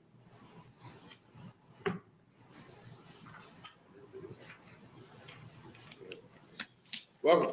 Chairman Wayne, members of the Judiciary Committee, my name is Bill Hawkins, BILLHAWKINS. I'm coming and testifying with the Nebraska Hemp Company, which is a nonprofit that's been working here in the Capitol to educate people on reforming unjust cannabis laws. So I fully support and thank Senator McKinney and his staff for the historic representation of what I would say the nation and the United States, the world, and Nebraska should be addressing is years and years of oppression with this minority group.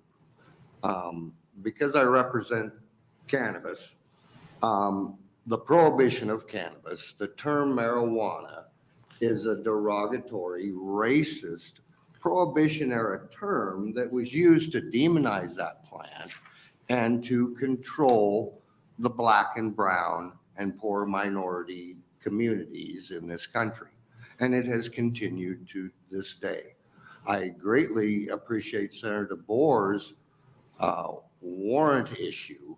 It is a real issue in here. We need to build a new county sheriff's jail. We need to build a new prison. We keep putting people in prison instead of treating the issue. They're not criminals.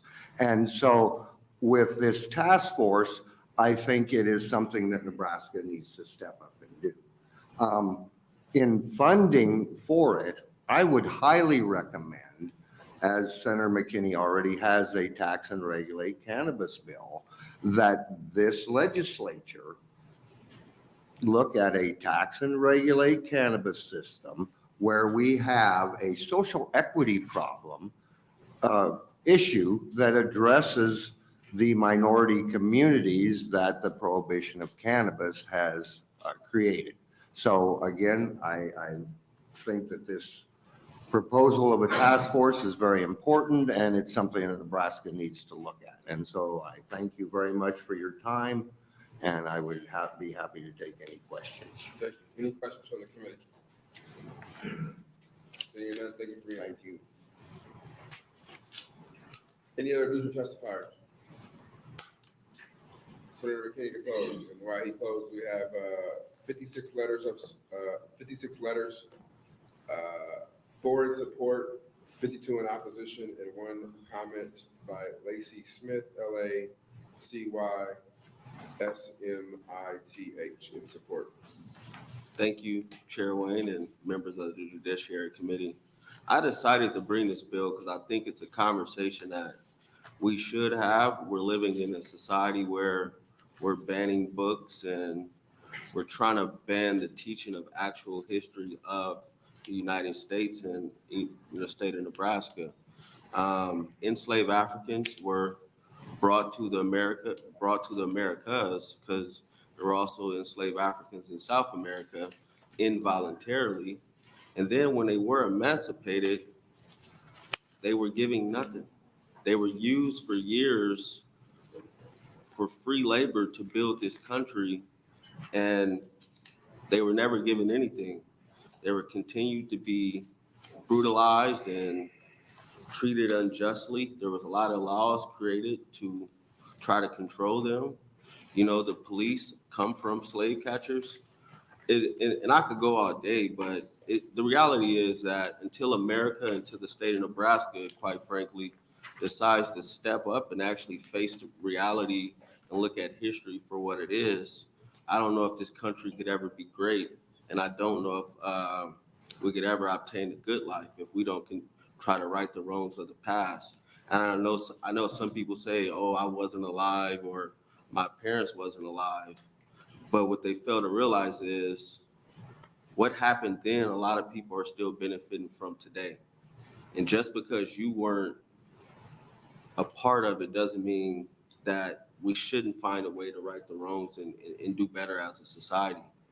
You know, there's people that's riding in cars with people today, not, you know, having a gun on them and being charged with crimes. And it's just, and I read the comments online. Honestly, I wish those people showed up and not hide behind the keyboards and actually come in front of the public and say how they feel. If you feel that way, why are you hiding? You know, and that's just it. And I know we shouldn't have props, but I wanted to suggest, you know, the 1619 project for those who think I'm lying and I'm crazy and I'm an extremist and we should forget the past and ignore it. It's kind of like those who on those comments that said, oh, I think slavery was bad, but we shouldn't figure out a way to get some reconciliation from it. It's the same people that say I'm not racist, but I got a black family member. To me, that's the same person. So I thank the committee for the time. I wish the opposition showed up, and I wish more people showed up to support as well, but I'll leave it there. Thank you. Thank you. Any questions from the committee? I'll talk to you offline about it. Thank you. And that will close the hearing on LB 1044. And we will, what's next? We'll take a 45-minute break now.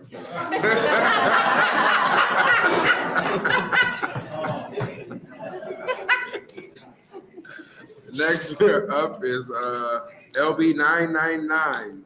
Senator Ibach, but we'll let people clear out a little bit or move around. Maybe not. I'd like to become.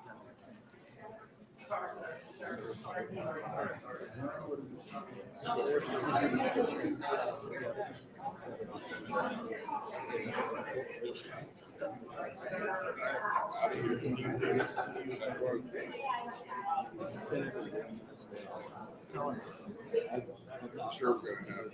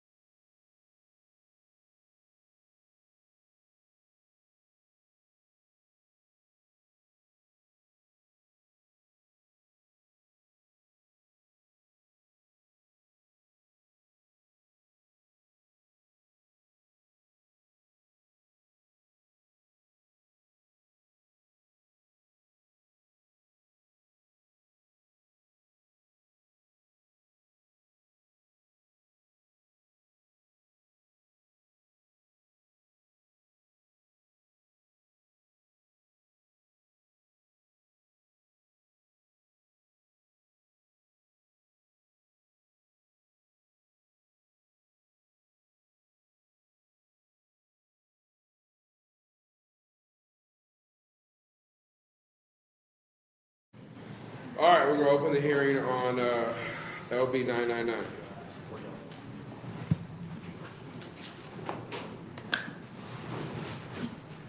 Go ahead. Ready? Thank you, Chairman Wayne.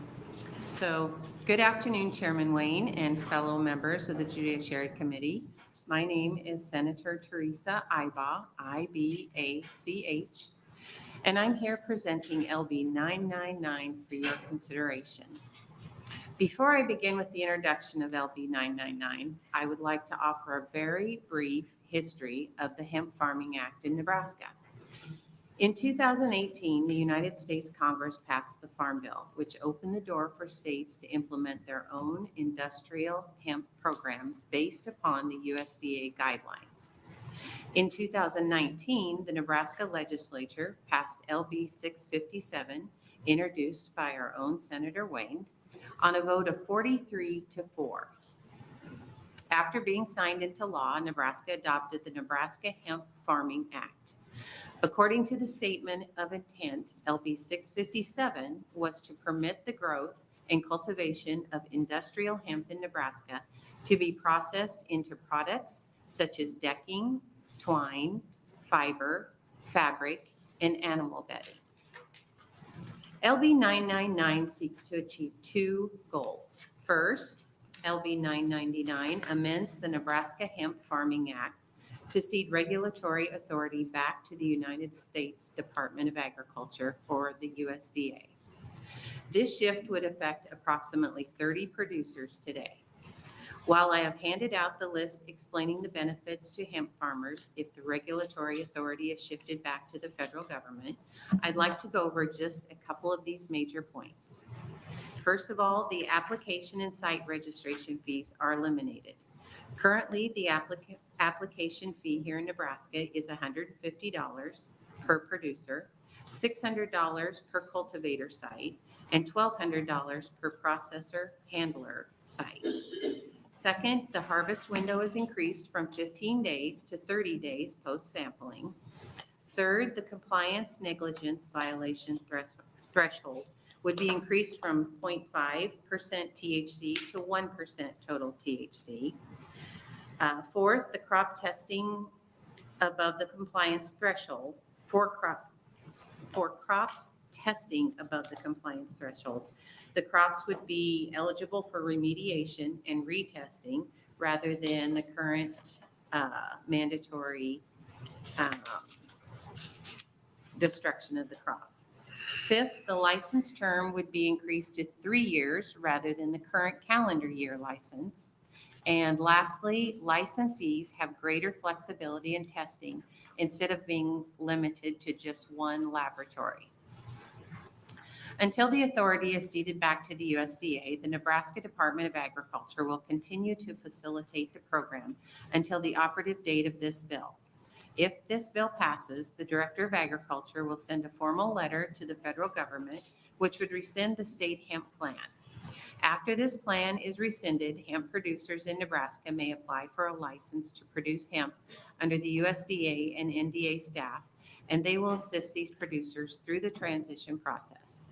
To me, moving regulatory authority from the Nebraska Department of Agriculture to the USDA makes perfect sense. In this case, federal regulations are actually less burdensome than state regulations, and the ceding of this regulatory authority will actually benefit the industry. I have distributed a letter from Director of Agriculture Sherry Benton, further explaining the benefits of USDA's oversight and the department's support of this move. Secondly, as drafted, LB 999 would clarify that CBD and other products which contain any amount or concentration of THC or any isomers, acids, salts, and salts of isomers of THC would be prohibited. The intent of this was to make it clear that products which contain Delta-8 and similar derivatives from hemp are illegal. After bill introduction, it was determined that this language was too restrictive, as some true hemp products, which could contain a very small trace of THC, would be illegal. I have drafted and presented for your consideration AM 2198. I fully expect additional changes may be needed, but AM 2198 is based upon feedback that I received in my office regarding this. AM 2198 is based upon a New York State of Cannabis Management regulations adopted last November, prohibiting the sale of products we are seeking to eliminate. If adopted, AM 2198 would allow the sale of CBD products which do not contain synthetic cannabinoids. As defined, a synthetic cannabinoid means any synthetic cannabinoid, an artificially derived cannabinoid, delta-8 THC, or delta-10 THC, created through isomerization. Okay, here's the chemist in me, not in me.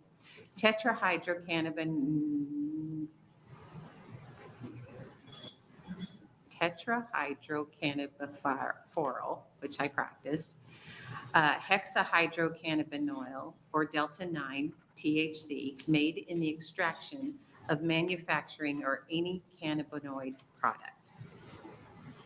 While delta-8 and delta-10 THC does naturally occur in hemp products, the amount in the plant is such a minuscule amount, an isomerization process is needed to artificially transform other molecules into the delta-8 or delta-10 molecule.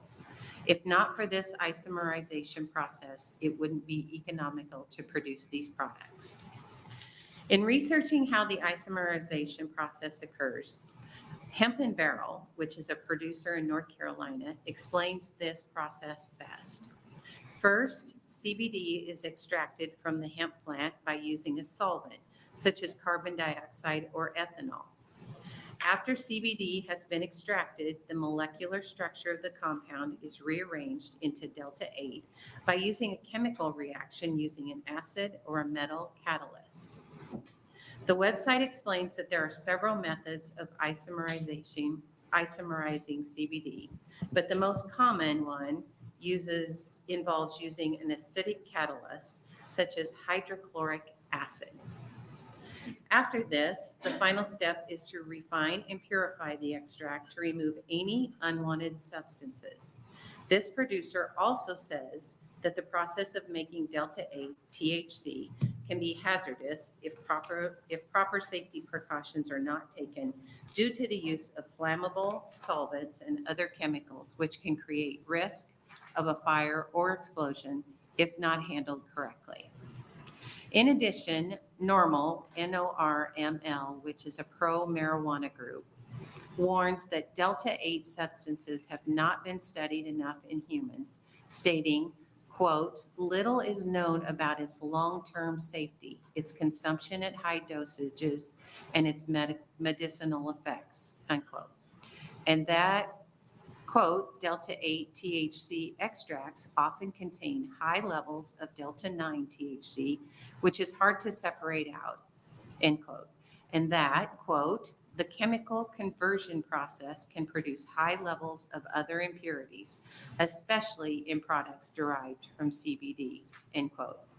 They also warn that most delta-8 THC products are manufactured from hemp-derived CBD and sold through unregulated gray market sources like convenience stores, smoke shops, and gas stations. These products are not reliably tested and have been found to contain many impurities. And in bold on this NORML website, it says, NORML therefore strongly advises consumers to obtain delta-8 THC products only from state-regulated cannabis manufactured, not from unregulated hemp market. While Nebraska regulates hemp production, we do not have a regulated hemp market. Nebraska does not have state-regulated cannabis dispensaries, and these products being sold to people of all ages are not subject to state-regulated testing and purity requirements.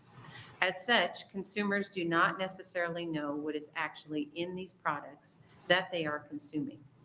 While a product could be advertised as delta-8 or delta-10, these products could, and most likely do, contain chemicals, compounds, and other impurities that are not listed on the label. I have also provided you printouts of these websites for your review. Prohibitions on these derivatives are not new.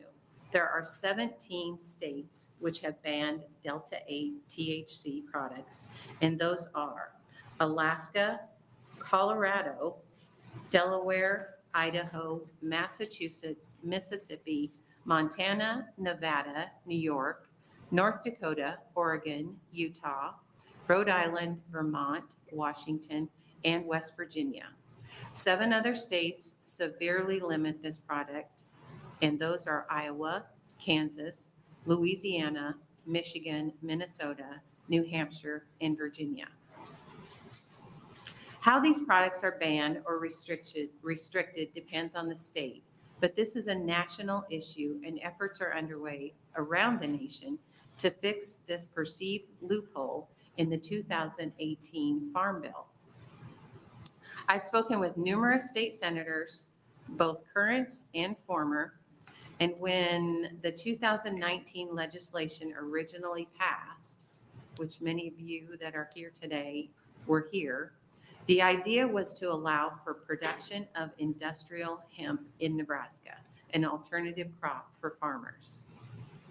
None of those who I spoke to had the faintest idea that a result of this legislation would result in the proliferation of products such as the ones I've mentioned. As I indicated earlier, a vast LB 999 will give the legislature the ability to rectify this loophole, which few, if any, saw coming. Testifiers following me will be able to further explain the need for LB 999. Since I do not have a chemistry background and I do not have a legal background, I hope you will reserve your scientific questions, should you have any, to those who follow me. Otherwise, I want to thank you for your time, and I truly appreciate your consideration of LB 999. Thank you. Any questions from the committee? Senator DeBoer. Thank you. So I also, chemistry was not it was actually my least good class, maybe in all of my years of classes. So you said a lot of words that had multi-syllable chemistry things, and my brain kind of. What are you trying to get done here? Do you want CBD cream that my mom uses on her knee to be gone? My mom uses it too, and when I told her that I was bringing this bill, she said, please don't get rid of CBD lotion. And so that is not the intent. Anything that is legal under the law, I do not want to compromise. I think our intention is to take any illegal products that are processed using chemical or using chemical processes to not be allowed on the market. But if that's somewhat confusing to me, because if it's illegal, why do we need a law to make it illegal? Well, I think by giving the hemp program, first of all, the first goal, which I outlined, was to give the hemp program back to USDA. Okay. Fewer restrictions, and that accomplishes the goal. Currently, the Department of Ag doesn't even make enough money off of the fees to cover a full-time person to monitor it. So in their mind and in my mind, it makes perfect sense for USDA to regulate the program, which they do across the United States. The second part of it is hemp is being processed into products that are harmful by using harmful chemicals and harmful production practices.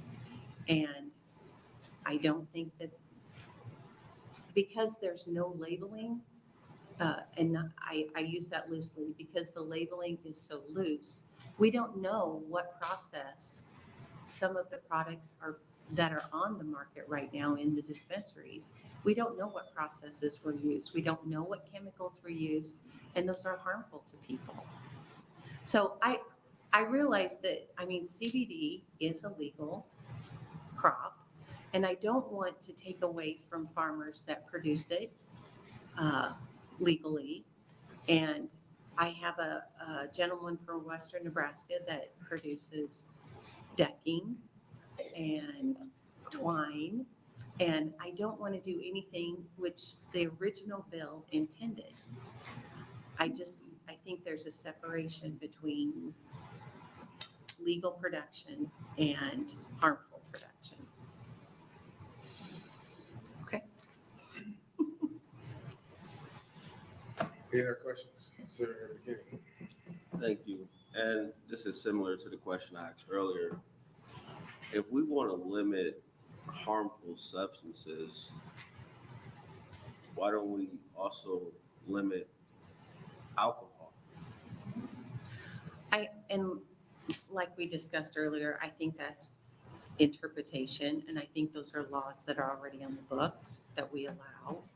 And so I completely understand your question, and I understand that perspective, because in many instances, alcohol is addictive, or there are addictive devices out there.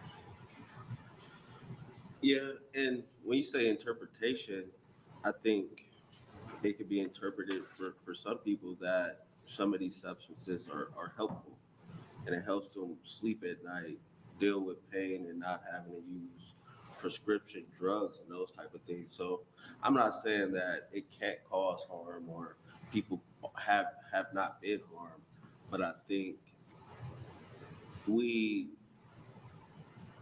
this is not you, but I think what always kind of like racked my brain in this place is that I feel like there's like a selection process of what harmful things should we allow and what harmful things we shouldn't.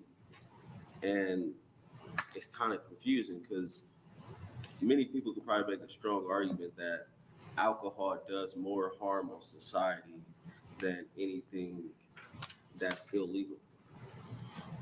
But we don't prohibit it because it was prohibited, it created a black market and all these other things, and because of that, it's now legal. But there's things that have black markets that are illegal still that we refuse to legalize.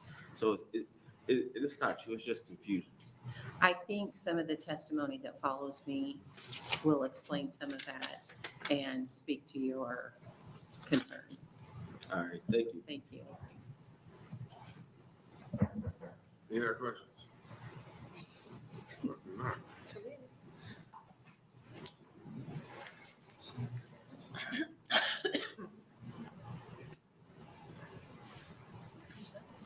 I don't know, wait, knock. I'm stopping to see what's going on.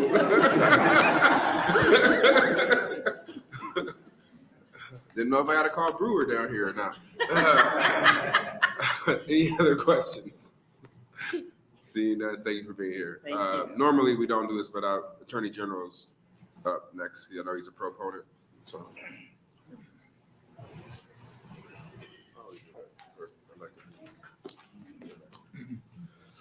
Welcome to your judiciary. I've been waiting for this cross-examination for 2 years. Thank you. Chairman Wayne, members of the Judiciary Committee, my name is Mike Hilgers, MIKEHILGERS. Currently serves as Nebraska's Attorney General. I'm here in support of LB 999. I want to thank Senator Ibach for bringing the bill. Look forward to hopefully a robust conversation today. I think I only have 3 minutes. Is that right, Chairman Wayne? Yes, 2:10. 2:10 now. All right. So let me sort of take big picture. There's probably 3 aspects of this bill. The first aspect of this bill is what Senator Ibach described, taking the regulatory structure from the state to the federal government.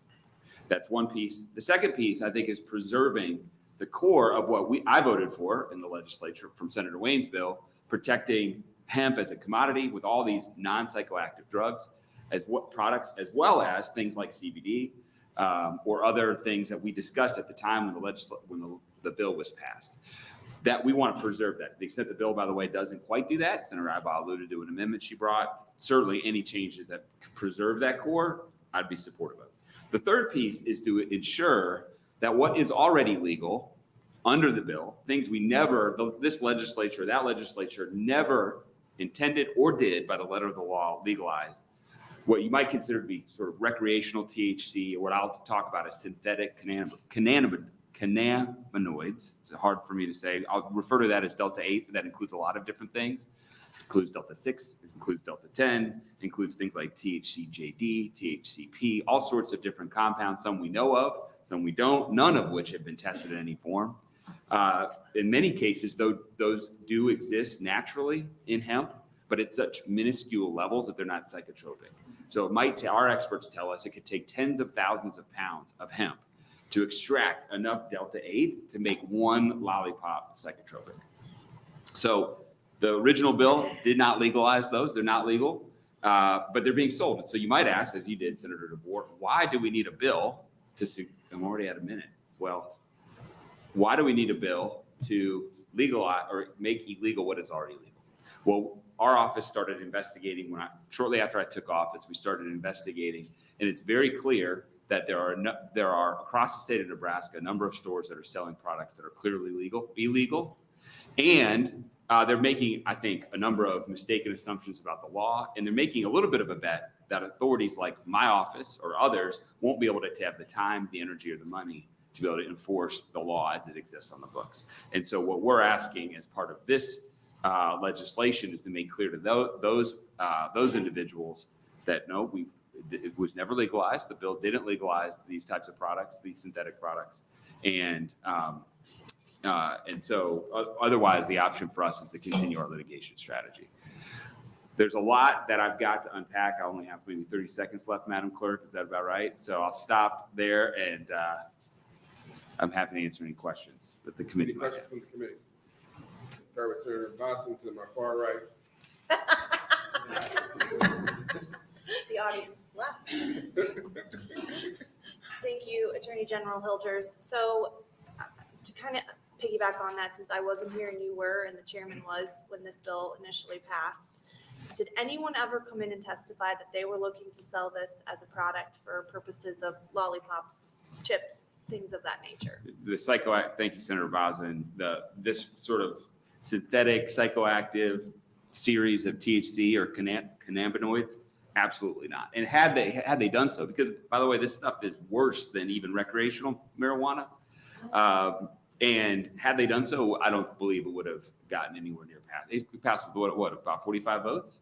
No, that never came up. It didn't come up on the floor. The purpose of the bill and the language, most importantly, the language, but then also the testimony, also the argument on the floor, was all about creating a commodity, a market for hemp as a commodity, which I support and still do. And so my second question is, one of the things you talked about was Delta 8. I think you said Delta 6. Is there a reason we're doing it this way instead of just regulating or making illegal Delta 8 or Delta 6? Well, it's a good question. Thank you, Senator Bosn. So these are currently illegal. There's so many different, the way we're doing it in the bill is to ensure that all of these that it's clear to those who would sell it, that all of these synthetic THC-based products are illegal. Because that, unfortunately, what we're seeing is that's not the case. We investigated and we purchased and test about 150 different products over about a 4-month period, which ultimately led to 10 different lawsuits being filed across the state of Nebraska.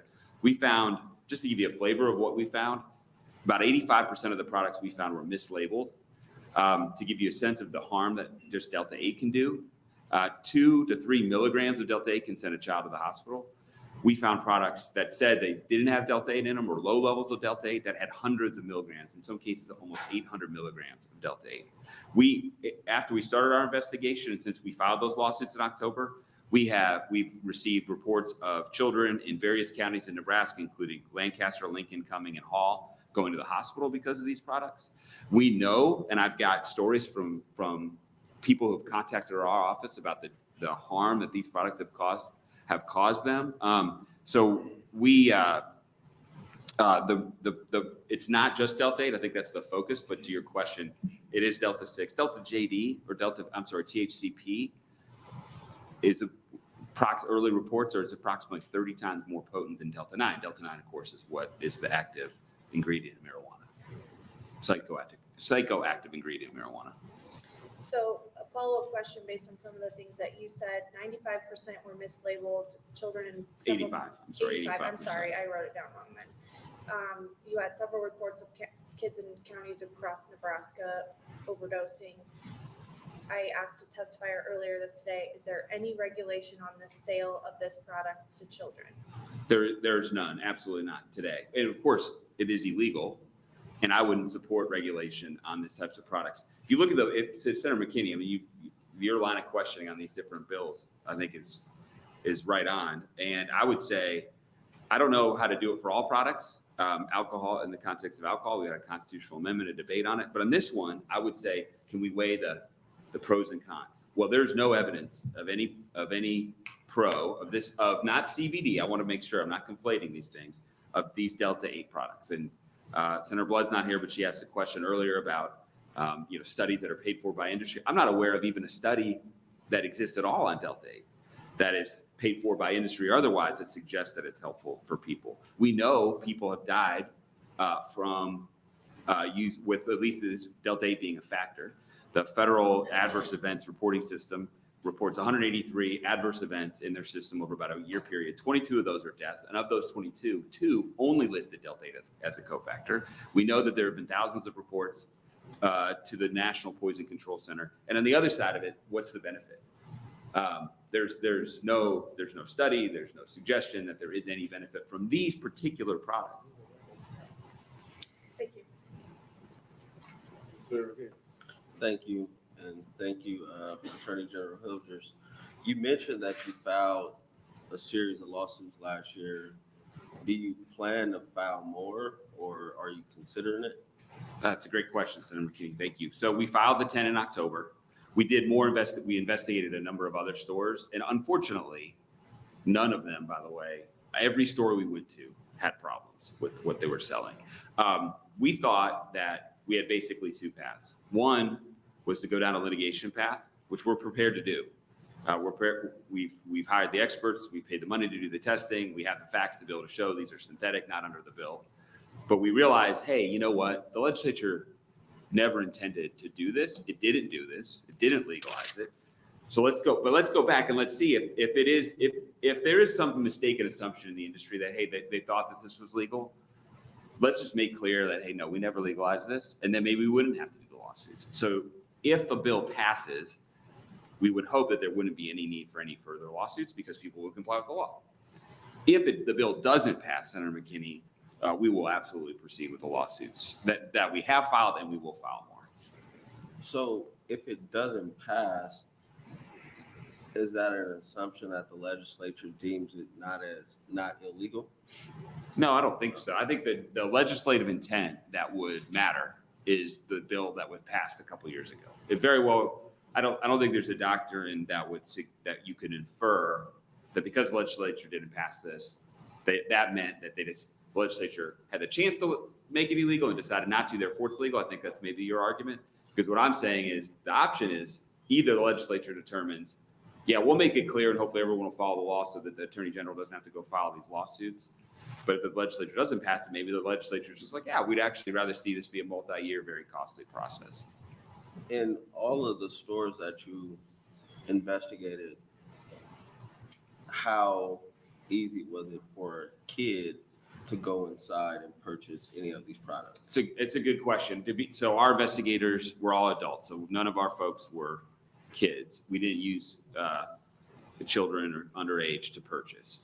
So I don't have direct evidence of a child or underage from our investigation purchasing. But to answer your question, here's what I do know. I do know that none of the stores we had any age verification, any ID checks of any kind. I do know, as I mentioned to Senator Bosn, that there are a number of young children that have taken this, gone to the hospital. I also know, again, anecdotal, I don't know of any store that does ID checks on this. I haven't checked them all, so maybe they do. But I also know, as of just a couple days ago, we received yet another report of an underage individual, and I want to be protective of their privacy, who had a psychotic break after taking this material underage, had a punch card to a particular shop where it was very clear they were like a frequent customer, and was in the hospital for several days, and they think the kid is in a pretty bad way. How many reports a year do you get about negative or adverse effects from the consumption of alcohol? Oh, adults and kids. Tens of that. I mean, how many deaths are there for DWIs? How many domestic violence cases are there? A lot, more than Delta 8, certainly. So what's the benefit of keeping alcohol legalized? Well, I'd say 2 things, Senator McKinney. One, I think in some ways alcohol, because they put it in the Constitution, prohibit it, and then that they realized that didn't work and repealed the prohibition. I think in some ways alcohol does sit on its own. But at the same time, that's a question I struggle with. And I might flip the question and say, if we see drugs like this causing so much harm, and by the way, we also know that we see cases of people taking Delta 8 and having psychotic breaks. I mean, I've got evidence here in front of me on that. Would we not then maybe be more careful to open up the Pandora's box on these other drugs? I mean, look at Oregon. Oregon actually did win all the way. They have passed a bill to legalize all sorts of drugs. I think LSD, maybe heroin, and they're looking to repeal it. So I think alcohol is a great piece of this conversation, but I'd take a different inference from that, from the fact that alcohol is legal, and say maybe we ought to be more careful about these. All right, thank you. Senator DeBoer. Thank you. Attorney General Wilders, I think that's the first time I've officially addressed you as such. I'm still wondering if it's already illegal, why we're doing something to make it illegal. So that's the premise. Mm-hmm. Why would you not just do some sort of elaborate,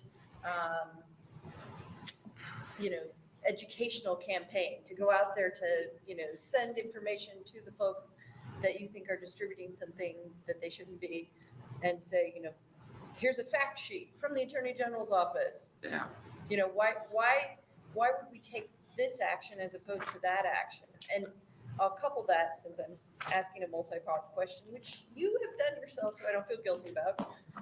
Write it down here. And then the other part is, I know you were in a probes asking for money for litigation for consumer protection. Would that be part of this? Are you filing these cases under a kind of a consumer protection boat of, I don't know what the word is, under that category? And so are we doing both? It's a great question. Serious. It's a great set of questions. Thank you. I knew you would think so. Senator DeBoer.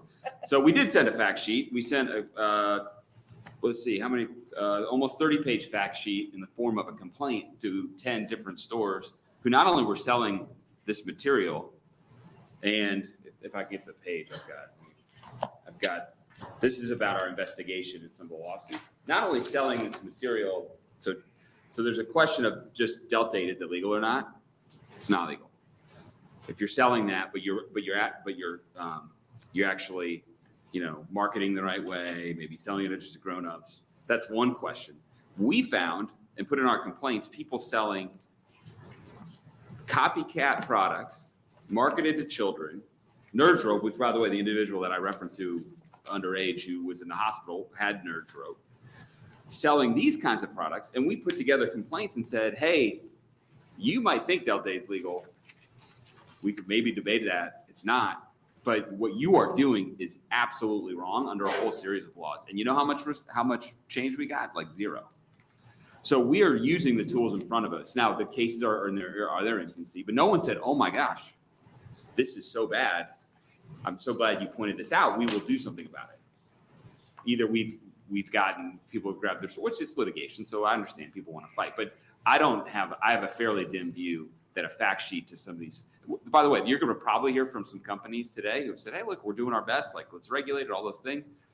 The vast majority of people who are operating in this space, given our investigation, are not the good actors. They're not here. So the idea of sending them fact sheets or something like that, I don't want to minimize the suggestion. I don't have a lot of hope because our lawsuits have so far. Now, we're going to have to litigate them, and we will litigate them. The other question, these do cost money. For the most part, our requests and appropriations went to some other cases in the consumer field, not here.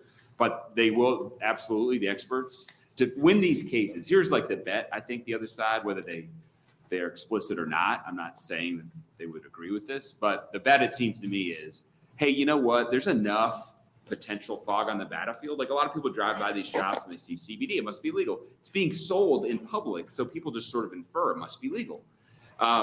We'll do that. Plus, in order to really win these cases, you got to go get the experts, you got the consultants, you got to do the scientific testing, do all the things. There's kind of an inherent bet of yeah, what are the odds you're going to do all of that and you're going to do all of that for me? That's kind of the bet that seems to be out there in the marketplace. And we're not bluffing. We're going to bring these cases. We have spent the money on the tests, and we'll have to continue to spend money. And if that's the legislature's ultimately the legislature determines that it is better to enforce the current law by filing these suits and paying money for the experts and doing all the consultants and filing those might be a 4 or 5 year process versus this approach. I mean, we'll go down that road.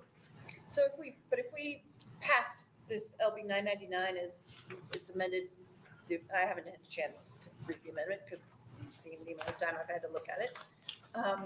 But if we passed this bill, would we still have to try and do enforcement on it? Yes, Wouldn't it but still cost money? I think if the bill passes, it'll be clear to like that the emperor will have no clothes. I mean, I think right now people, again, they're sort of out there. There's like some smoke on the battlefield nationally. There's a couple of cases you could point to, which by the way have nothing to do with Nebraska, nothing to do with our law, nothing to do with the facts, are not on point. Then they'd be like, oh, well, maybe, you know. But if this passes, it just be very clear that that's not the case. So would there still be some bad act? I mean, then if this passes and people are still selling it, then they actually put themselves a little bit more directly in the realm of criminal liability. Which is not the direction we're trying to go down. We just want people to stop selling this stuff to people it's hurting them. Senator DeKay. Thank you, Chairman Wayne. On the investigation of the stores that you saw problems, were they statewide or were they localized, or where did those? Statewide, Senator Cable. And our lawsuits are all the way, I think in Dawes County is our furthest west, and we've got some in Madison County, we've got some up and down I-80. And with the handout that you had, these are all copycats that aren't safe and are illegal? The examples in there, yeah. And when we did the press conference on that, we had grown-ups who can read the press. So they were there, and they could not choose which one was the legal, which one was the medicated. I use that in air quotes, let the record reflect, or those that were regular. And so if you take like a 4-year-old or 5-year-old who has maybe can't read, it doesn't offer a lot of protection. But yeah, anything with Delta 8, synthetically produced Delta 8 is illegal. Okay. This is just a comment. I find it kind of interesting that on the map where everything's in dark red or red is along the I-80 and I-29 corridor. I don't know if there's any correlation there or not with these products. Yeah, I would say, so when I went and visited communities around this, which is really where this came from, I started going up to northeast Nebraska, and I just said, hey, what are the big issues? And I was aware of these kinds of shops that existed, but they would say, this is the number one issue. We got kids taking this stuff. We got kids getting sick. We have a child going to the hospital. In most communities, not everyone, but most communities in Nebraska have been touched by these products one way or the other, either through a retail store or someone using the product. Thank you. Senator McKinney, followed by Senator DeBoer. Thank you. One other question. I know you mentioned how the packaging is marketed or whatever. What if there was a regulation just to require them to do as like the cigarette industry to market to adults and change their packaging? I appreciate the question, Senator McKinney. Part of the reason I didn't hand out that packet initially is because I don't want to make this bill about the packaging, because the packaging does suggest, well, if you just do an ID and you do, you make sure it's not directed towards children and those types of things. I don't want to imply that that's okay. I've wanted to pass that around because of just the bad actors that are out there. But let me give you a couple examples of people who have called our office just in the last 2 months who are not getting enticed by packaging. So we had someone who was in their mid-20s, went to, again, I'm trying to protect their privacy, so I'm not naming names or locations, went to one of these stores for knee pain. They had knee pain. So this is not someone who's getting enticed by nerds. Asked the store clerk what to have. They got them some Delta 8 gummies. Within an hour, they were dizzy, in and out of consciousness, unable to walk. Their wife had to call an ambulance because they were losing consciousness. They were vomiting, nausea, all sorts of, some people that were reported to have had hallucinations, paralysis, delusional, threatened violence. We had another person, middle-aged, went in for back pain. Again, not nerds, not the packaging, not someone, if you had an ID that you'd be concerned about. They had intense and horrifying, these are their words, psychological reaction. They were unable to speak or move. They thought they were dying. They thought the nurses were trying to kill this person. So they try to attack the nurses in the hospital. We have a number of other people in their 20s and 30s who, again, would be above, aren't being enticed by the package. I just wanted to point that out because it's prevalent all around the state. And the people who are doing this in general don't have Nebraskans' best interests in mind. I mean, if you're selling Nerds Rope with mislabeled Delta 8 quantities, like that's not being a good citizen in our community, in my opinion. So 2 things. If this passes and this is banned, do you foresee an increase in individuals ending up getting charged and tried in court because of this? And also, what are we gonna do when everybody around us legalizes marijuana or all these products and we're just sitting in the middle, not even trying to regulate it? So the first question, Senator McKinney, no, I don't, this isn't about additional criminalization or trying to go and arrest a bunch of people. Now, if you have a retail store that this passes and they're flaunting the law, that's a little bit different. But this is not about going out and getting people for marijuana and putting them in jail. So from a criminal perspective, and in fact, we have generally this session as the LB 50 committee and the task force try to work through, we try to stay away from any bills that would help increase penalties. So that's the first question. The answer to your second question is, I think Nebraska, I think the tide is starting to turn slightly on marijuana and these issues, because as more data comes out about the bad experiences in a lot of these states, the mental health, we hear mental health all the time. We hear it everywhere around the state, lack of mental health resources. And I think our society is going to have a reckoning on mental health, on things that are causing mental health. It's not all marijuana related. I don't mean to suggest that. There's social media, there's all sorts of things that are causing it. But the increased tie that you're seeing from use of marijuana or THC, these Delta 8 products, to mental health, psychotic breaks and things like that, I think Nebraska, if we are the last state, good, because I think we'll be an oasis for people who want to get away from some of the negative impacts that a lot of these states who have been well-meaning have actually not experienced. I'll give you 2 examples. California, in California, they legalized marijuana, regulation, everything else. In Oklahoma, same thing. And in both cases, the cartels have come in, violence has come in. The mom and pop and the stores that are selling marijuana have been undercut and taken offline. So I hope we remain, we prohibit those drugs, and I think it'll make us more of a beacon for people who want to get away from the damage that it's caused in other places. But isn't the issue in California more based in not just the cartels, but it's overtaxed, and those dispensaries or hosts or distributors can't really put their money in a bank, so it's just leaving them out on the island, which is an issue. And also, aren't the feds considering rescheduling marijuana anyway? Yes, Senator McKinney. I think you're right in California. Certainly, the taxes are high there. But I think when you're talking about black market that don't pay any taxes, they'll always be undercut any taxing regime. So I do think that's probably true, but I don't think it would matter even in Nebraska if you had any taxes or regulations, because the cartels could always undercut. The second thing on the banking, you're right, absolutely. That's a big part of it also. I would say the federal government, if there's anyone to blame here, it's the federal government. Like, if this is a Schedule I drug, if you think it's not a Schedule I drug, you think there's medicinal purposes, do what we do with everything else. Go test it, go get studies, allow for research to be done, and allow for prescriptions where you know the dosage, you know how it can impact people. They haven't done that, and I think it's a total dereliction of duty. So to the extent that your question implied that, I totally agree. And then, yes, there is at least, I think the FDA, I think it was the FDA, it might have been the DEA, I'm getting them backwards, has at least issued some suggestion that they think it could be a Schedule III drug. If you look at the data and the methodology for why they're doing that, they usually have a 5-factor test for how they look at Schedule I versus Schedule III, and I can get you that test for you.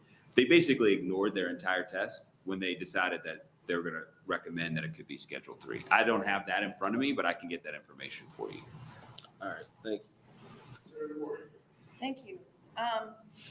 Sorry, I thought of a couple of other things when you were talking to someone else. I saw that there's an E clause on this. Mhm. So what happens if we pass if there's an E clause? People have Delta 8 in their house. Are they felons now? How are they gonna be affected by the E clause of this? How are we going to let people know all of the kinds of things we worry about with E clauses on any kind of criminal activity? No, it's a very fair question. It's something I've thought about coming into this hearing. Where I am, if you look for areas, zones of compromise or where we could work, I wouldn't necessarily, Senator McKinney has asked about, what about regulating it? Could you do that? That is, I'm fairly binary on this. I think it's illegal. It should stay illegal. I'm not in support of regulation. But I certainly do understand, even though part of me says, hey, look, if you went into this world, there's nothing explicit saying that you can sell Delta 8, synthetic Delta 8 to anybody, and you're out there, you assume the risk. So on the one hand, E-clause or not, it's illegal today, so you shouldn't be doing it. On the other hand, I certainly understand that giving some off-ramp to this would make some sense. Now the question is, what does that off-ramp look like? Timing, what do you do? I'm open to discussion and thought on that. But I am not wedded to the E-clause. I think there could be other ways to accommodate your concern. And that would also include the consumers, right? Because the consumers have less information, I think you would even say. And so if I'm a consumer, I go in, I buy some Delta 8, I have it in my house. Now I'm in possession of a controlled substance. All of a sudden, if this passes with the E-clause, what happens to me then? So that's a big concern, and I think it would be something that we would have to address. Yeah, I would say, Senator DeBoer, the consumers are victims here. I mean, the quotes I have from one person, it ruined my life. Another person, this, and I'll had a stronger word. This ruined my life, and it's made me fully understand why Nebraska stood up to everyone else and kept itself a safe state away from the THC legalization. Changed my brain. I feel dumber. All these people are victims.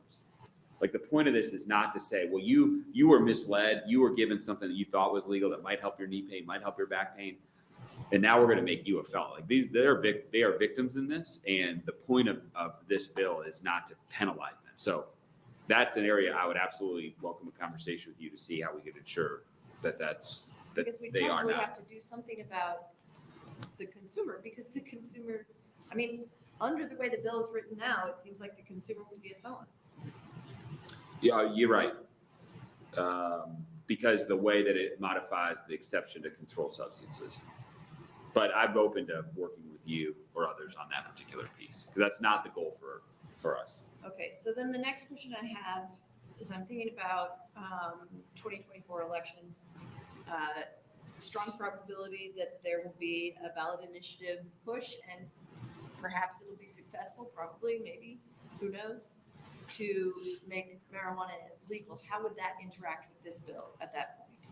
If the voters vote, if that becomes on the ballot initiative, voters voted through, how does that interact with this bill at that point? I don't recall the ballot language, I don't know it. so I don't. I know I think it's it's a legal right. I think it makes it a constitutional right. I would have to look to see how it's drafted. Anyway, that's something that put on your radar, because we certainly would want to think about that. Thank you. Yeah. Any other questions from the committee? So, we're gonna figure this out for sure, but where I'm confused and kind of dance around the question is, if it's illegal, it's illegal. I'm just gonna give you Senator Bosn sells me this, has gummies in it. It's my headphones. I get pulled over. I get charged. Why are we just charging people? Your hypothetical is Delta 8. Well, Why, yeah. If it's illegal, why are we charging people? Why aren't we? Yeah, well, why are we charging me? And then I turn on Bosn and say I bought it from her. Why are we charging the store owners with selling a controlled substance? Well, let me take your first example when Senator Bosn sells it to you. So you're possessing something that's illegal. Well, this has kind of happened in the last couple of years, and I think a lot of law enforcement agencies around this. Not my position, by the way, Senator Wayne, because, and I'll tell you why. Well, let me tell you what I think some think. They say, look, if I'm going to prosecute you, Senator Wayne, in order to show that that's not hemp, I have to go and test Well, for me to test, I got to go to the state patrol lab potentially, and they're not even in many cases taking these kinds of tests, or you can't get those tests. Or I got to go out of state, and that's going to cost me a ton of money. So the cost benefit of me charging you for possession like that is pretty low, or the cost is high and the benefit's low. So you're not seeing a lot of charging decisions. Now, my view, and we've held off because we want to see how this goes, is that actually if you want to have a certain exception to the Controlled Substances Act, which is what it says in chapter 28, you have to go and show that what you had was actually legal. So the burden isn't on the state, it's on the defendant. So that hasn't really happened over the last couple of years. I think in part because people are just, this is so new, people are grappling with how to deal with it. I mean, we do that with residue though, right? Residue you have to send to a test and you have to get it tested. And it's a residue that if state patrol is behind, you got to send it out of state if you're going to do speedy. So they're still charging people with residue in at least 2 counties. I mean, I guess to me, if it's illegal, it's illegal. I guess that's where I'm. Well, and I would say, and so our office hasn't made that prosecutorial, either of those 2 choices, so I can't speak to that, but I think we've got a law enforcement agency following me. They might be able to help. So that's what I've heard. I guess you filed lawsuits underneath the consumer protection. Why didn't you charge the store owners with possession and possession to control, to distribute a controlled substance? 2 reasons. One, the consumer stuff was very blatant, and we wanted to get attention on this. And 2, more importantly, is we're so close to the legislative session. Let's give this an opportunity to see if it can get resolved. But if it's not, then we have to look at every one of the other tools we have. Now, I'm going to take that transcript and go to all the prosecutors and say, hey, we're so close. We got some marijuana. drop my client's charges and let's see if we can get it worked out. I think this is a little sui generis. Denied. Mr. Chairman. I mean, this whole thing, the way it's popped up, the speed, the statewide nature, this is a little different in my view. It's a different in kind than some of these other things. Well, I'm committed to working with you, and I think I don't the turn it over to the regulation part on the farming part. Not, from what I'm hearing, not a big deal. We got to figure out the consumer protection, and I agree with you. Not that I have tried anything personally. There are some things I'm questioning about how it's legal. I think we should figure that out. I don't have a problem with that, and I look forward to working with you on it. Any other? Never sold you anything illegal. Huh? I also never sold you anything Oh, illegal. for the record, who might read this 10 years later, she has never sold me. On your farm, right? Well, I'm grateful for the time and the opportunity to dialogue. Any other questions from the committee? Seeing none, thank you. Thank you, Chairman. Next, proponent. I have to run to revenue and present. Welcome.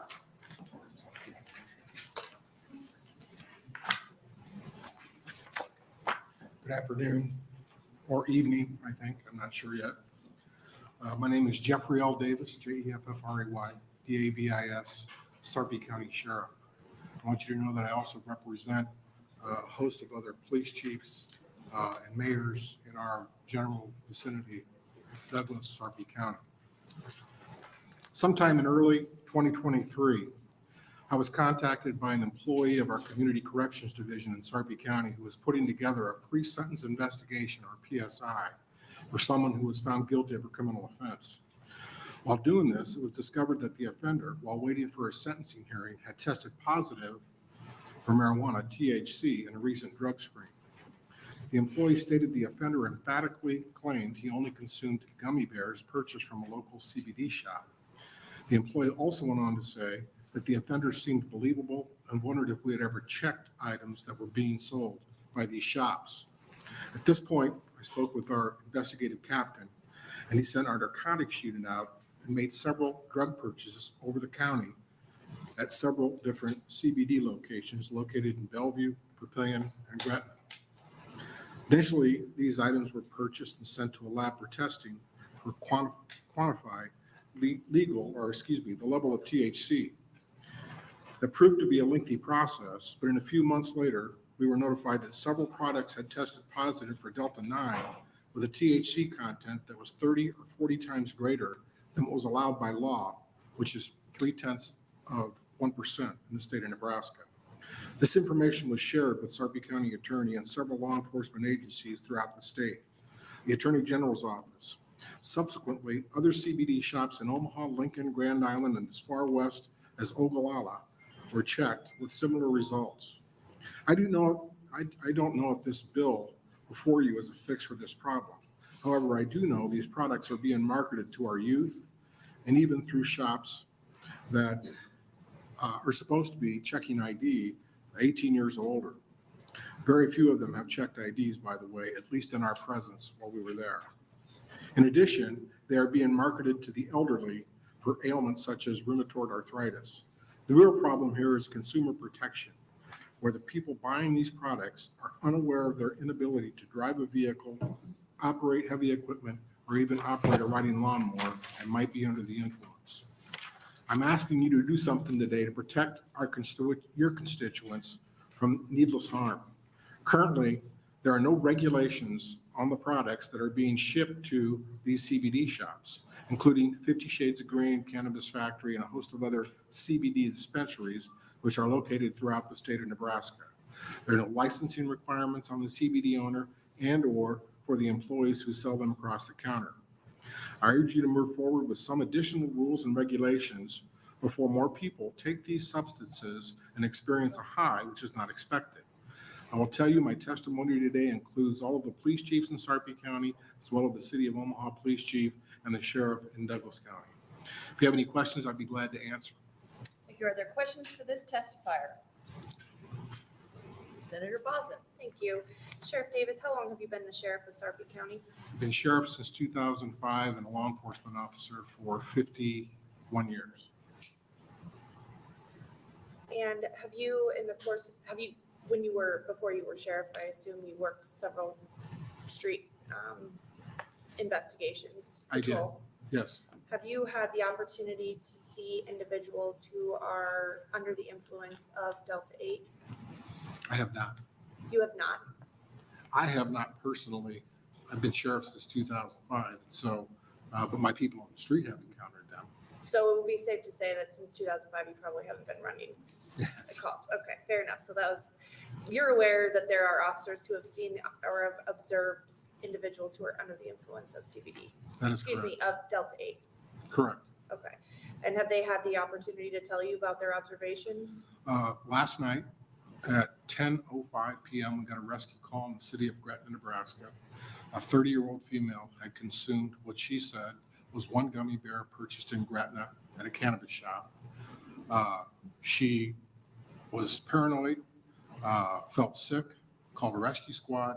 The squad responded, recorded a very irregular heartbeat. I can tell you that is happening more often. And I think the problem here, and again, I'm not here to tell you whether marijuana should be legal or not legal. In fact, I'll go on to tell you that I think I'm the only law enforcement officer in the state of Nebraska that's ever testified for medical marijuana. LB 390 was Senator Sue Crawford. That bill was passed. And as a result, dozens of children that suffered from different ailments, including grand mal seizures repeatedly, were tested. And a positive outcome came from that bill. That's not what this is about. This is about a consumer protection problem where people like myself who are elderly are told you can go in there and buy a product that's legal that'll help your arthritis, and walking out with something that's going to put them under the influence. I didn't call you old, just for the That's okay. I have nothing further. Any other questions? Thank you very much for being here. Thank you. Next, proponent testifier.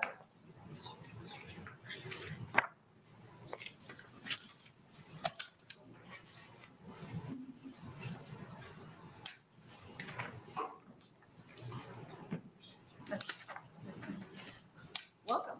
Thank you. Good afternoon, Vice Chairperson DeBoer and members of the Judiciary Committee. My name is Maggie Ballard, Maggie Ballard, still a prevention specialist at Heartland Family Service and a strong proponent of LB 999. Thanking Senator Ibach for bringing this bill forward. Last year, when I was testifying on another marijuana bill, I pointed out that it did seem strange and redundant to me for so much effort to be placed on commercializing or decriminalizing just one strain of marijuana, Delta 9 THC, when our state is overwhelmed with shops that sell derivatives like the Delta 8, Delta 10, Delta 0, and more. I stated that I was surprised more people that day did not bring up the fact that we are already inundated with marijuana. This is, of course, thanks to the 2018 federal farm bill. I've had conversations with our federal legislators about the federal farm bill, but unfortunately they had to extend it to September of 2024 because of things happening in Washington, D.C. So I want to talk about the worst problems Nebraskans are experiencing with these THC derivatives being sold across our state. The first issue is what I said before. We are inundated. And when I say inundated, I mean inundated. I have yet to hear of any of my friends, family members, colleagues, social media friends, anyone who expresses anything but concern or complete irritation at how many of these shops are in our towns and cities. For example, when I leave church on Sundays, when I'm able to go to church on Sundays, I drive just 6 miles to my parents' house for Sunday dinner. And between church and their home, like I said, 6 miles, I pass 11 shops advertising federally legal cannabis or Delta 8 or those other derivatives. Whereas in comparison, I only pass 4 grocery stores and 7 gas stations. The second and most concerning part is the form that these products take, like the AG already talked about, the candy, the chips, the snacks that look identical to those products without THC in them. This is obviously a strategy to target our youth and children. And no matter what your opinion is on these shops, we should all be able to agree that advertising to people whose brains are nowhere close to being fully developed is irresponsible, dangerous, and unethical. Last week, I spoke to 2 school resource officers who told me that every other vape a middle schooler or high schooler gets caught with is Delta 8. While some of these shops might be carding people when they come in, most of those students say that shops will sell any of those products to a 12-year-old.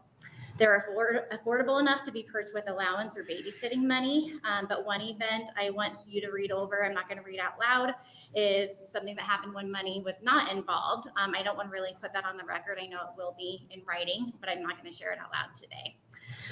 So make no mistake, this is what happens when you invite a for-profit industry based on addiction into our state, and I see my light is red. Thank you. Any questions from the committee?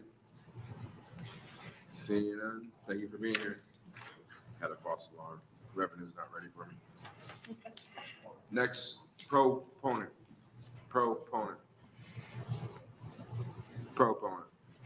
All right, moving on to opponents.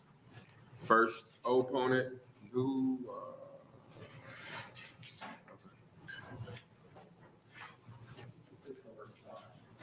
Go ahead. Thank you, ma'am. Good afternoon. I'm Dr. Andrea Holmes, ANDREAHOLMES. I am a PhD organic chemist, a professor, a recipient of a National Health Institute Fellowship, and the Presidential Early Career Award by the National Science Foundation. I have built several hemp companies in the US and served as the global head at KD Pharma in Germany that specializes on the approved pharmaceutical cannabinoid ingredients.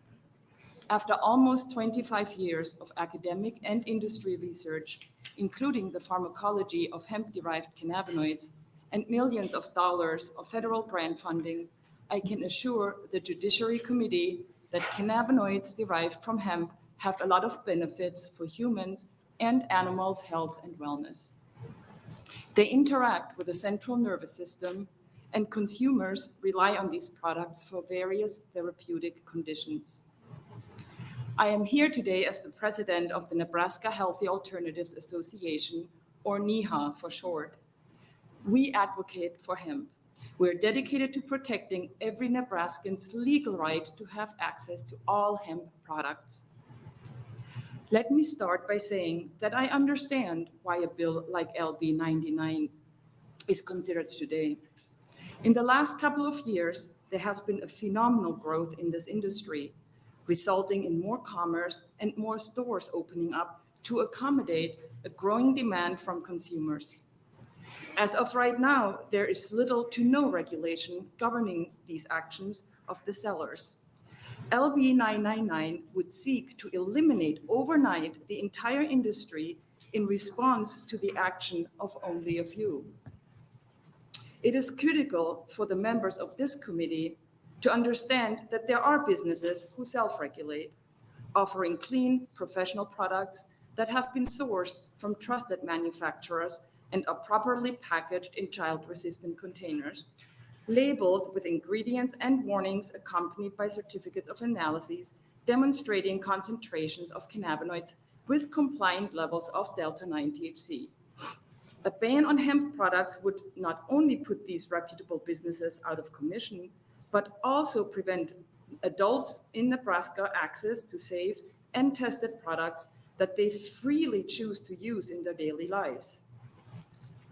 At NEHA, we are the industry experts. We are scientists, attorneys, business professionals, researchers, and we have worked in this industry for many years all over the US. Instead of banning the industry, it is time for Nebraska to adopt an evidence-based approach to hemp policy and regulation. I urge you to work with NEHA's expert to strike a balance between consumer protection and a thriving small business economy. Thank you for your attention. Any questions from the committee? Seeing none, thank you.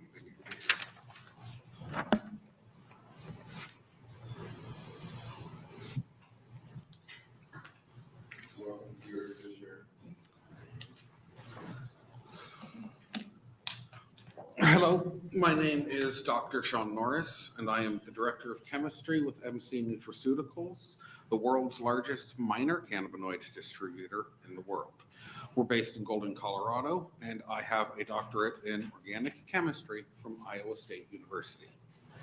An estimated 40 million US adults tried Delta-8 products in the last year based on a recent study.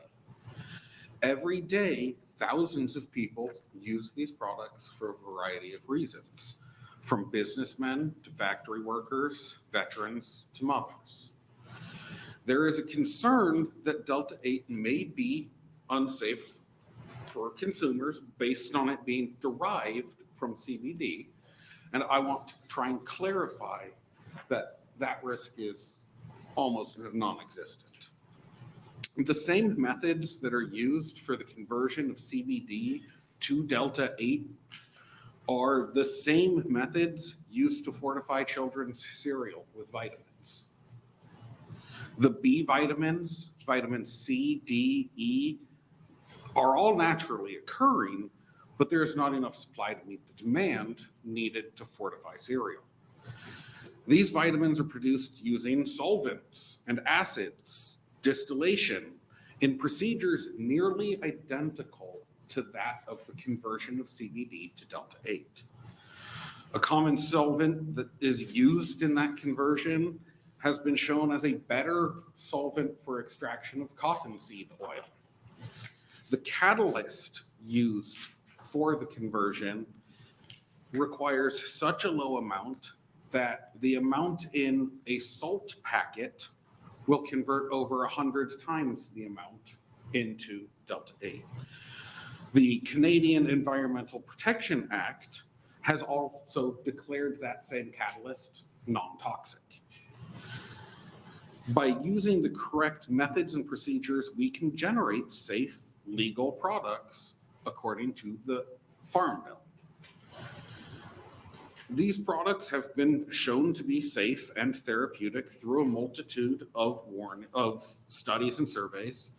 People using these products report that the therapeutic benefits outweigh those of traditional medicines and painkillers, including opioids. Veterans and people living with PTSD have found relief from symptoms that plague them. People like my wife, who use these products nightly to help fall asleep. There are thousands of people like me. After 4 spinal surgeries, I am in constant pain and use these products as a safer and more effective method than over-the-counter products.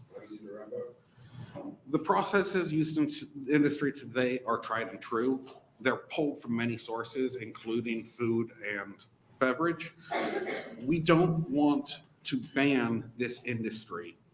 What that is going to do is hurt small business, farmers, employees, and the people who use these for therapeutic benefit. All right, Thank you. any questions from the committee? I have one. So I have, in Omaha, we have a Kellogg's plant to make Frosted Flakes. You're telling me they use the same thing that, quote, similar process to make hemp? So when they're doing the vitamin fortification of flour and wheat in the United States, the vitamins that they are adding are synthetic. They are added from processes and created from processes that could convert CBD to DA. So if the process for hemp to create hemp is too dangerous, then it's too dangerous for Kellogg's to operate? Is that what I'm understanding? That's my idea, is if we can use these for the creation of vitamins, how is it any different than creating DA? Thank you, and thank you for the memo with on the products. I appreciate that. Oh, can you spell your name? Oh, Sean Norris, SeanNorris. Thank you. Any other questions? Seeing none, thank you for being here.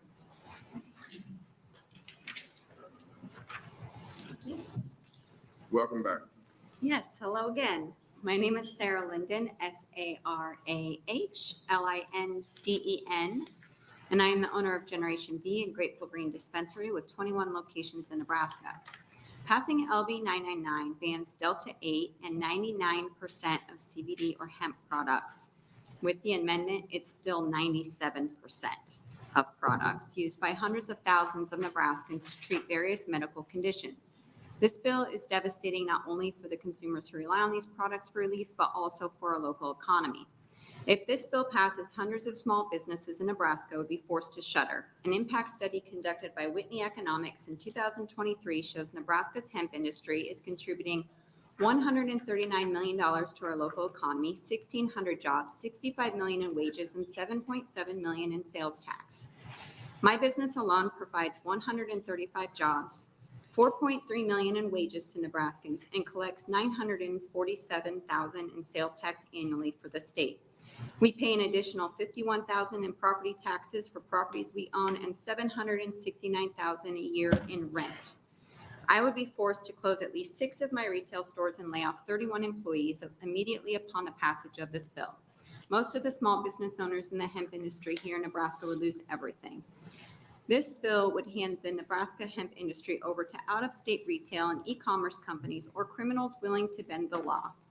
80% of Nebraskans live within a 1-hour drive from one of its borders, where there are already legal cannabis dispensaries strategically located to take advantage of Nebraska's restrictive cannabis laws.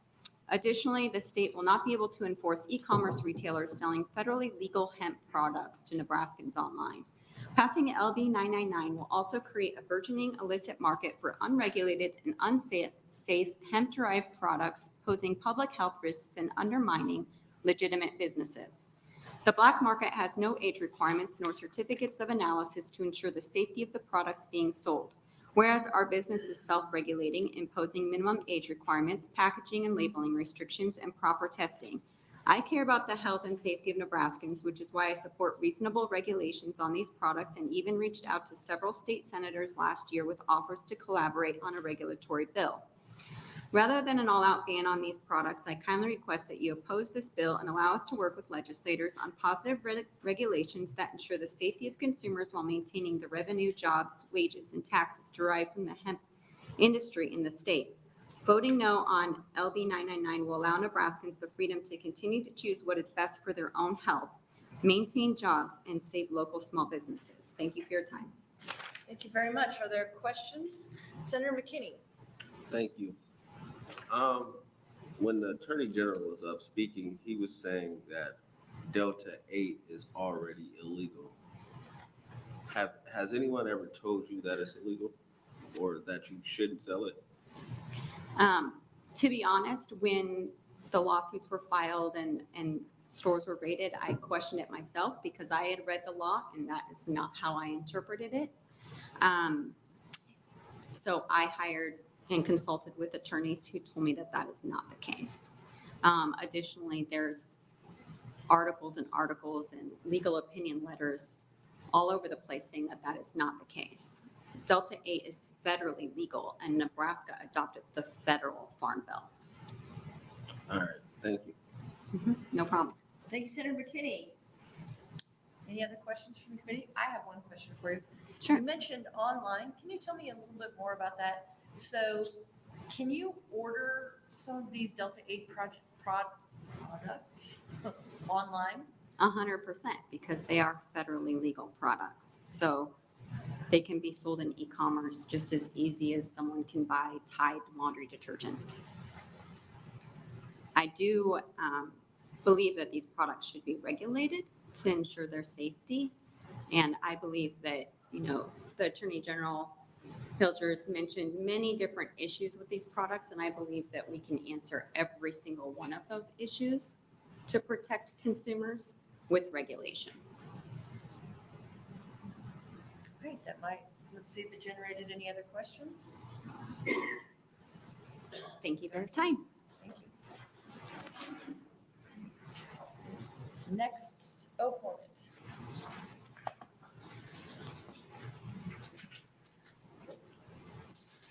My name is Dr. Amanda McKinney, AMA, NDA, MCKI, and I'm a practicing triple board certified physician, and I have taught or currently am teaching medical cannabis for Doane University, Bellevue University, and Little Priest Tribal College. I've also educated physician groups in Omaha and Brazil on the use of CBD and other hemp-derived cannabinoids in their patient practices. Thank you for allowing me to testify in opposition of LB 999. The safety and medical benefit of CBD and other hemp-derived cannabinoids is well documented in the medical literature. I routinely recommend CBD and other hemp products to my patients for anxiety, pain relief from conditions like endometriosis and fibromyalgia, Parkinson's disease, cancer, and sleep disorders, because they are far safer and often more effective than the alternative manufactured pharmaceuticals. Many of my patients also use hemp products as a safer alternative to alcohol. LB 999 would deprive patients of this opportunity. Binge drinking is the most common substance use disorder in Nebraska by far, with one news article stating bluntly that Nebraska is America's 9th drunkest state. Fortunately, in Nebraska, we have some really good actors in the hemp space, meaning that the products they produce or source are reputable and free from harmful contaminants. But this is something that I'm always concerned about. As such, I would encourage this legislature to work with the hemp industry in Nebraska to provide a common sense regulatory framework to ensure safety for patients and consumers. Thank you for your time, and I'll be happy to take questions, but I would also like to add that the statement made earlier by AG Hilgers that Delta 8 has not been studied or been found to have any medical benefit is not true. There are studies that have shown Delta 8 to be effective in pediatric populations, and it is currently being used. And I'd be happy to supply you with those studies. Thank you. Thank you. Let me see if there's any questions from the committee. Does anyone have any questions? I'd like to see those studies, so if you'll email those. I'd be happy to. The chair, and I would assume he'll disseminate that. Yes, I'd be happy to do so. Thanks. Thanks, Senator Bosn. So let me ask you a question myself. I'm thinking about these various toxicity levels of the sort of various substances. How would you compare the toxicity level of Delta 8 to, let's say, marijuana? So Delta 8 is not toxic, nor is marijuana. So I would say maybe a better term is, I guess I'm not really sure what term to use, but I guess I'll try to explain. Marijuana is a whole plant, right? So there are multiple different cannabinoids in there, including CBD, including Delta 8, THC, Delta 9, et cetera. Delta 8 THC as an isolated cannabinoid works on the same receptors as the Delta 8 and the Delta 9 that's in regular marijuana. It works on the same receptors and it has the same effect. The primary difference between Delta 8 and Delta 9 physiologically in the body, they both interact with the same receptor, the CB1 receptor in the brain. However, Delta 9 binds at basically 100%, whereas Delta 8 THC only binds at about a 65% capacity, which means that it's 65% as potent as Delta 9 THC. The other thing to remember too is that these cannabinoids are fluid. So they don't stay in their same form, even in the plant. So there's really, so if you consider, like if you have a 10 milligram Delta 9 gummy versus a 25 milligram Delta 8 THC gummy, those are essentially equivalent in terms of dosage, if that makes sense. Yes? Okay, but I'm not sure if I guess I'm not sure if I'm answering your question. No. So we've had a lot of discussion today about alcohol and the various substances and all of these sorts of things. So I'm just trying to kind of like put it within all the substances in our society and kind of understand how it fits in. Gotcha. Like versus coffee, versus alcohol, Gotcha. versus, all of these things. Where does something like marijuana, Delta 8, where does that fit in? Gotcha. So alcohol is a toxin, okay, pure and simple. It has no medical value whatsoever, okay? Cannabis or, marijuana, hemp, whatever, does have medical benefit because we have an endocannabinoid system in the body that is actually, and we make similar chemicals in our own body that are we call them endocannabinoids, and they're very similar to the cannabinoids we find in the plant, the phytocannabinoids. So it's not a toxin in any way. But when we talk about substance use disorders or addiction, the rates of addiction are, or dependence, essentially, lifetime dependence risk. For cannabis, it is 9%. Alcohol is 14%. Cocaine is 17%. Opioids is 23%, and nicotine is 32%. So you can see that it has a much lower addictive potential than any of the other substances that are commonly used in our society. And it has medical benefit when properly used. So hopefully that answers your question. Yeah, it does. So one of the things we've been hearing about is that there are children who are getting hold of these things and they're having pretty severe reactions, I guess. Responses, reactions, whatever. They're getting very sick or worse. So when I ask about toxicity, I guess I'm kind of thinking about that. Like, I've never seen a kid, and not that I've seen any kid, but I spent some time in Germany to the German doctor, and there are children being given beer there, and they don't spontaneously die. So like, if the toxicity level so I'm trying to understand how kids are getting sick here. And right. So there is no lethal dose for cannabis. So THC, you cannot, there's no respiratory depression associated with it. So it's not lethal in that sense. People do get sick sometimes when they take a gummy that maybe they don't know how much is in there, or maybe they have never used it before, right? And so they're completely naive to THC in general. And so the reactions that people have, the descriptions of, paranoia, somnolence, falling asleep, vomiting, all those things are accurate. I mean, those things happen, but they are self-limited and they resolve on their own. There's no medication that's required to resolve those issues. It's just literally a tincture of time just to let it wear off. So while I certainly we need to be careful about, we don't want these things in kids' hands. I mean, I have teenage kids, and we talk to our children all the time about not using these products, not just CBD. We talk about alcohol, we talk about nicotine, we talk about all those things. So it's Yeah. Why? You talk to your kids about not doing them. Why do you talk to your kids about not doing them? Well, it's been fairly well established that in children before the age of really about 25, so 21 being the legal drinking age is probably not what we should be doing if we're really concerned about health concerns.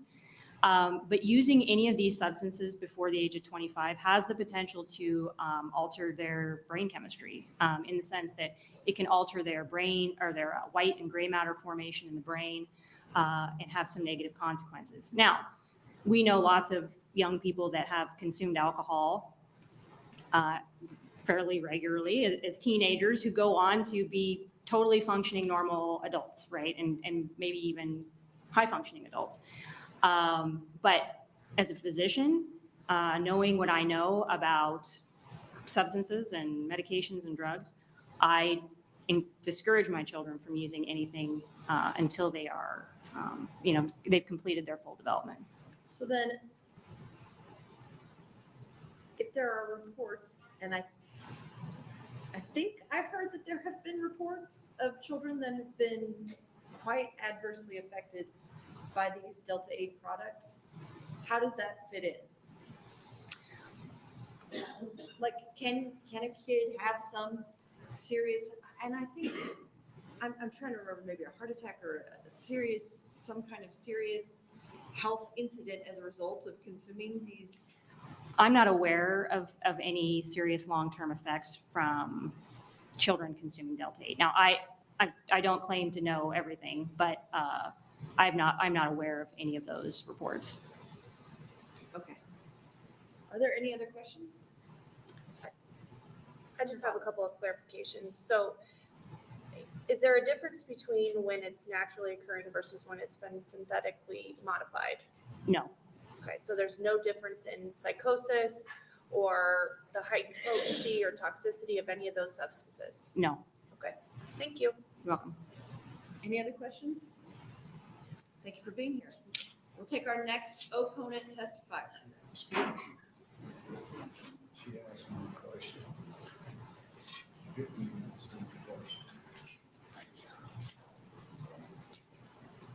Welcome. Good night. Chairman Wayne and members of the Judiciary Committee. My name is Brett Mayo. It's spelled Brettmayo. And I am the Chief Marketing and Extraction Officer at Sweetwater Hemp Company. We are the world's largest ice water extraction facility. We just received our renewal on both of our growing and processor handler licenses. And as of this morning, we're the only licensed processor of hemp for the state of Nebraska. Being fourth and fifth generation family farmers and running a greenhouse for our family business, Sprout House Herbs, our roots are deeply based in agriculture.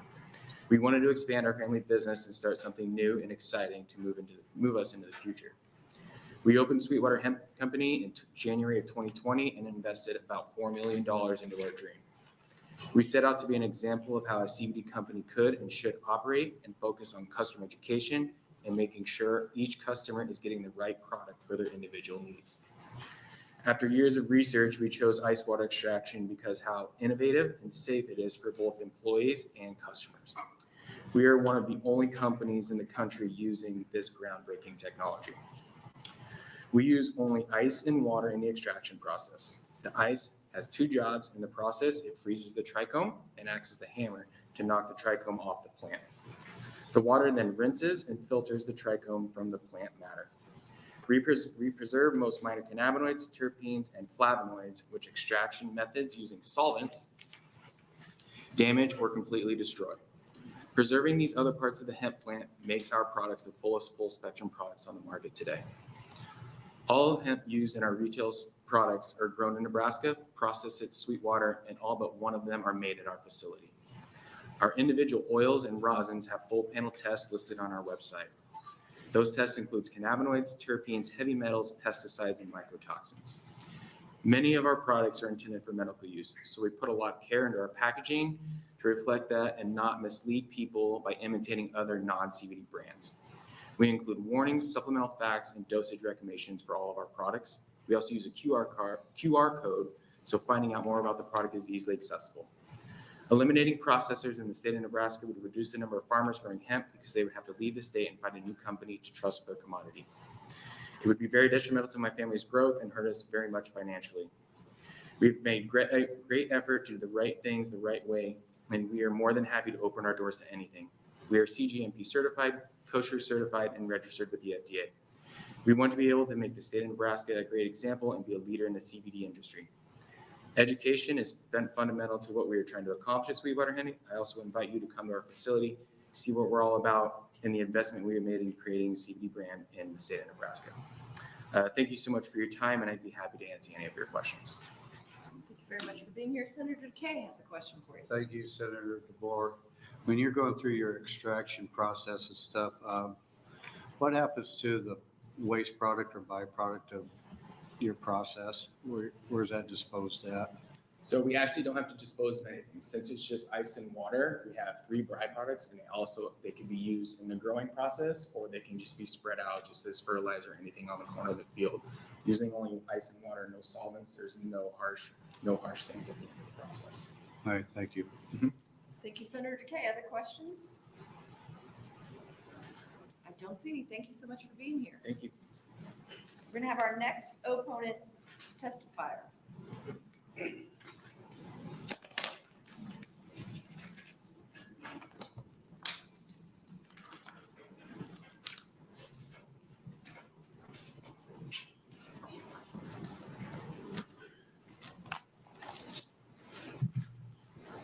My name is Andrew Bish, Andrew Bish. I come to you representing myself and the Nebraska farmer. I'm a national recognized hemp leader. I serve as a president of an organization called the Hemp Feed Coalition. In my day job, I run a company called Bish Enterprises located in Giltner, Nebraska. We are an agricultural equipment manufacturer. Hemp happens to be a space that we have worked in since 2016. Some of my clients in 2023 would be Cornell University, Rutgers University, the University of Kentucky, the USDA, University of Nebraska, Lincoln. And I say all those things because these places consider what I have to say credible. I'm first going to talk about D8, and I'm not here for or against D8. What I'm concerned about with this particular bill is it doesn't seem to address the problem at hand, which is consumer products. This bill does not address the testing of what is inside of the other non-D8 products that are out there. And I think that that is equally as concerning as what is inside of the D8 products.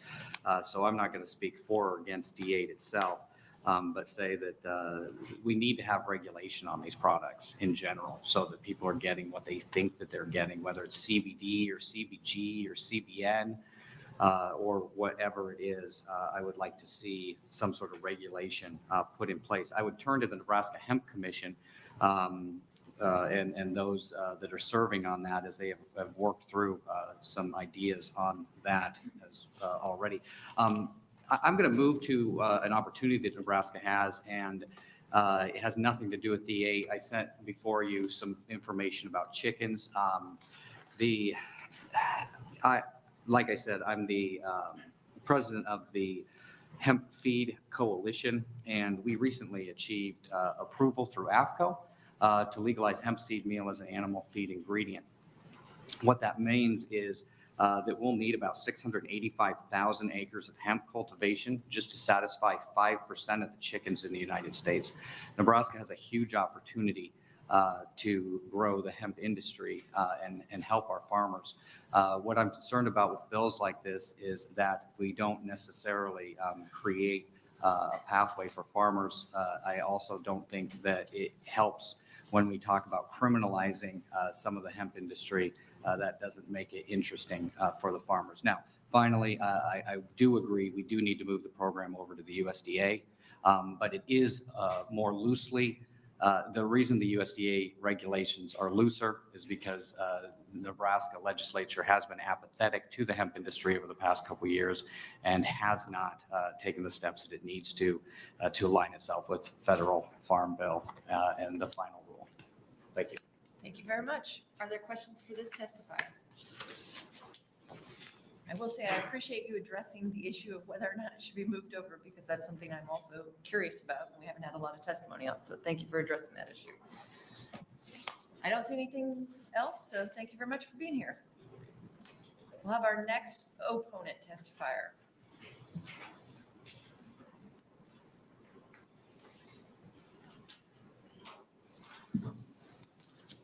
Vice Chair, thank you. Vice Chair DeBoer, members of the committee and staff of the committee. I am Dr. Mark Orsag. I'm a professor of European and interdisciplinary history at Doane University. Thank you for this opportunity today. I'm here to offer a longer-term historical perspective. From that viewpoint, LB 999 will clearly make Nebraskans less safe. LB 999 constitutes an overreaching government solution. The FDA's July 5th, 2023 warning regarding Delta 8 dealt largely with the much narrower issue of copycat products that could be mistaken for food. This is precisely the kind of issue that limited regulation, as opposed to unenforceable blanket bans, could more effectively address.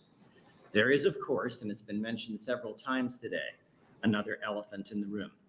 Alcohol kills more than 140,000 people in the US each year, according to no less an authority than the CDC.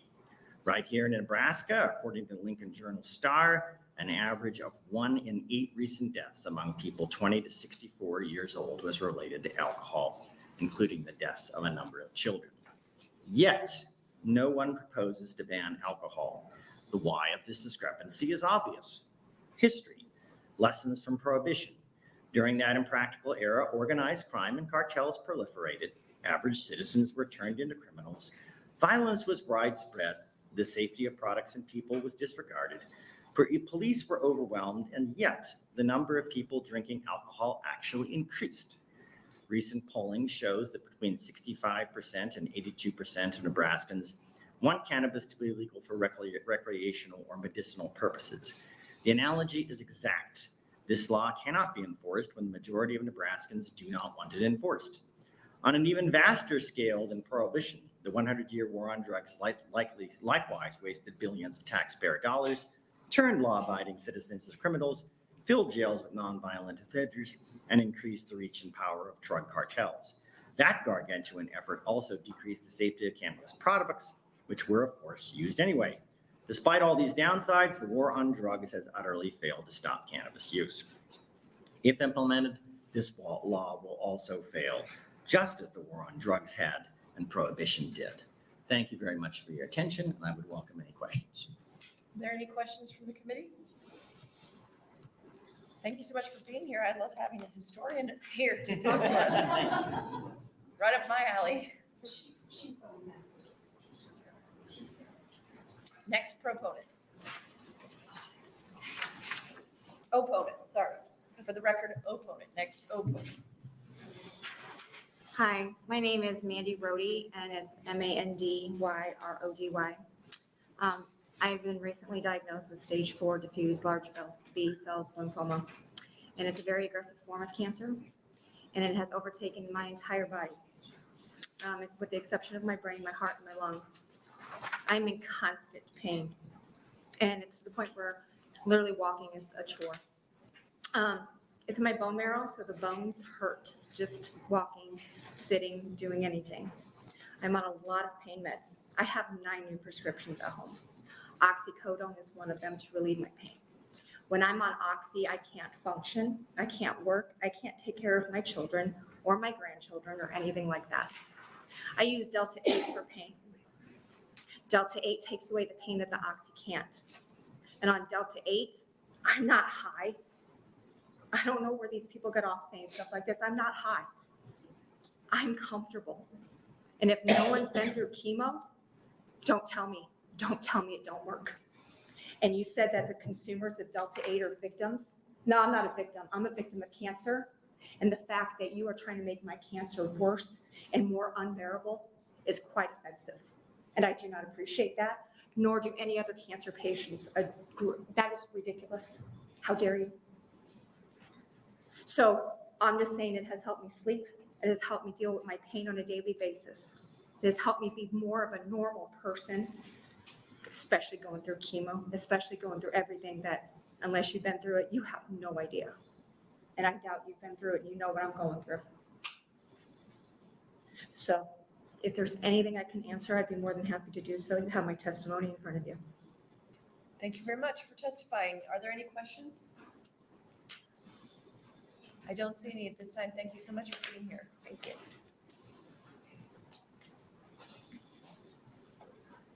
Next opponent.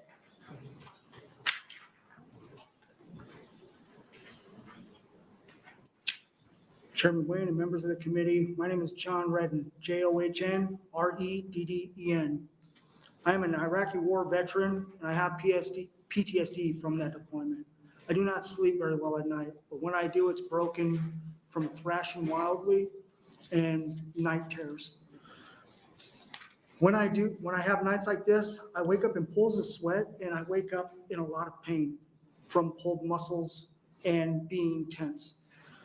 I have found that the Delta and botanical products that I use help me get sound sleep at night. I get better rest using these products than I do with any prescription drugs, which left me with lots of side effects, including very painful awakenings and inability to wake up on any given set time.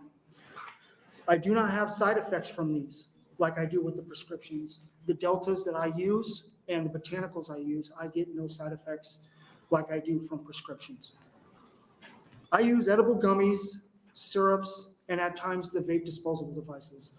I also use topical botanical products, muscle rubs, roll-ons, and lotions to soothe the muscles after they've been pulled to the point where I can't walk. The botanicals and Delta products help me function in my everyday life with the strict routines I have daily because I take care of my 2 autistic sons, and routine and consistency is very important. It also allows me to maintain employment and not be absent during my PTSD episodes that frequently happen. If these products were not available or taken away, it would drastically impact my daily life functions, and it would be very negative impact. I have spoken with hundreds of other veterans over the past few years since these products have hit the market, and they have had very similar positive effects with being able to be in rooms with people without the social anxiety, the muscle rubs, and the ability to sleep is the most key that all of the veterans that I have worked with say is the best. Sorry, it's hard to read right now. I respectfully request for me and all veterans suffering long after we have come home, please vote against LB 999. Thank you, and I'm happy to answer any questions that you guys might have. Thank you so much for testifying. Are there any questions? Thank you for your service. Thank you. Thank you. Thank you. We'll have the next opponent testifier.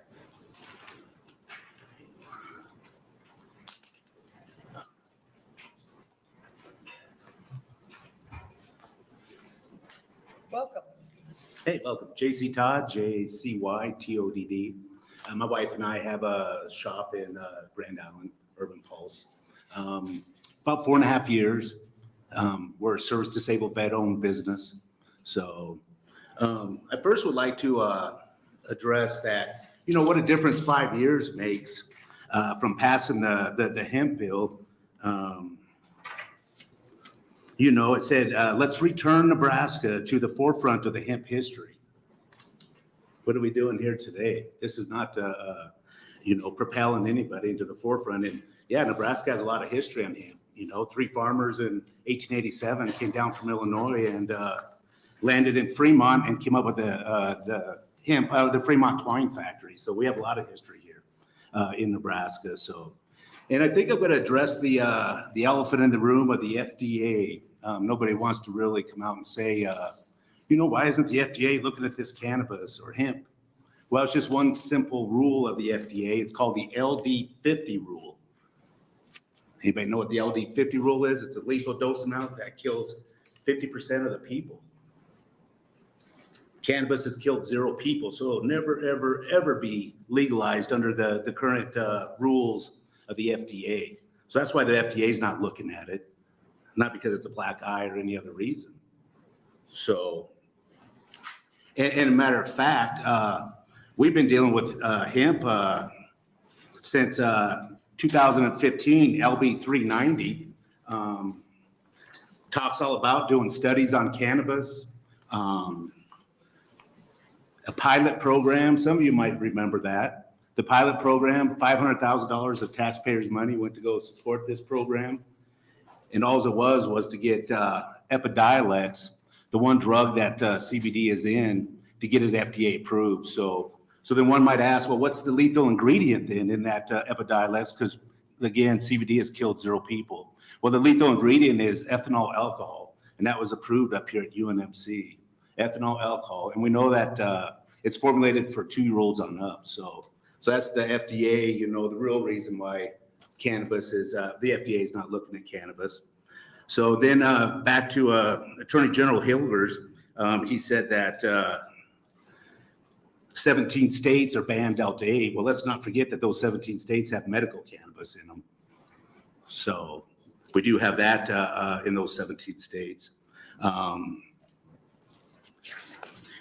And on this 390, that Epidiolex, it says here, cannabinoid receptor agonist shall mean any chemical compound or substance that, according to scientific or medical research, study, testing, or analysis, demonstrates the presence of binding activity at one or more of the CB1 or CB2 receptors. So you guys knew about this back in 2015 with the CB1, the endocannabinoid system.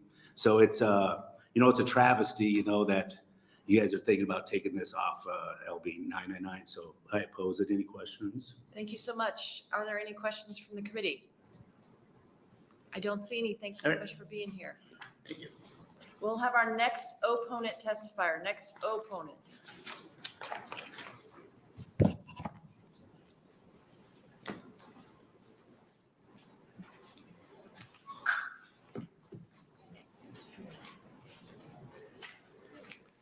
Good afternoon, members of the Judiciary Committee. My name is Neelam Malatmal.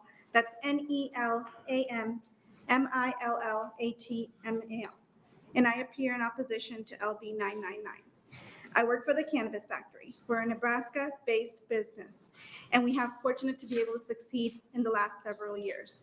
We currently have 16 stores throughout the state of Nebraska, starting from Lexington, going to South Sioux, Omaha, Lincoln, and many more. There has been a lot of misinformation and misstatements about the products that we offer, the product codes that we follow, and really how we operate ourselves as a business. I want to talk a little bit with you guys about how things really work. So how we get our products. We purchase our products from reputable distributors that have hemp licenses issued by the Department of Agriculture within their state. I provided an example to you guys. They also use DEA certified labs to test these items.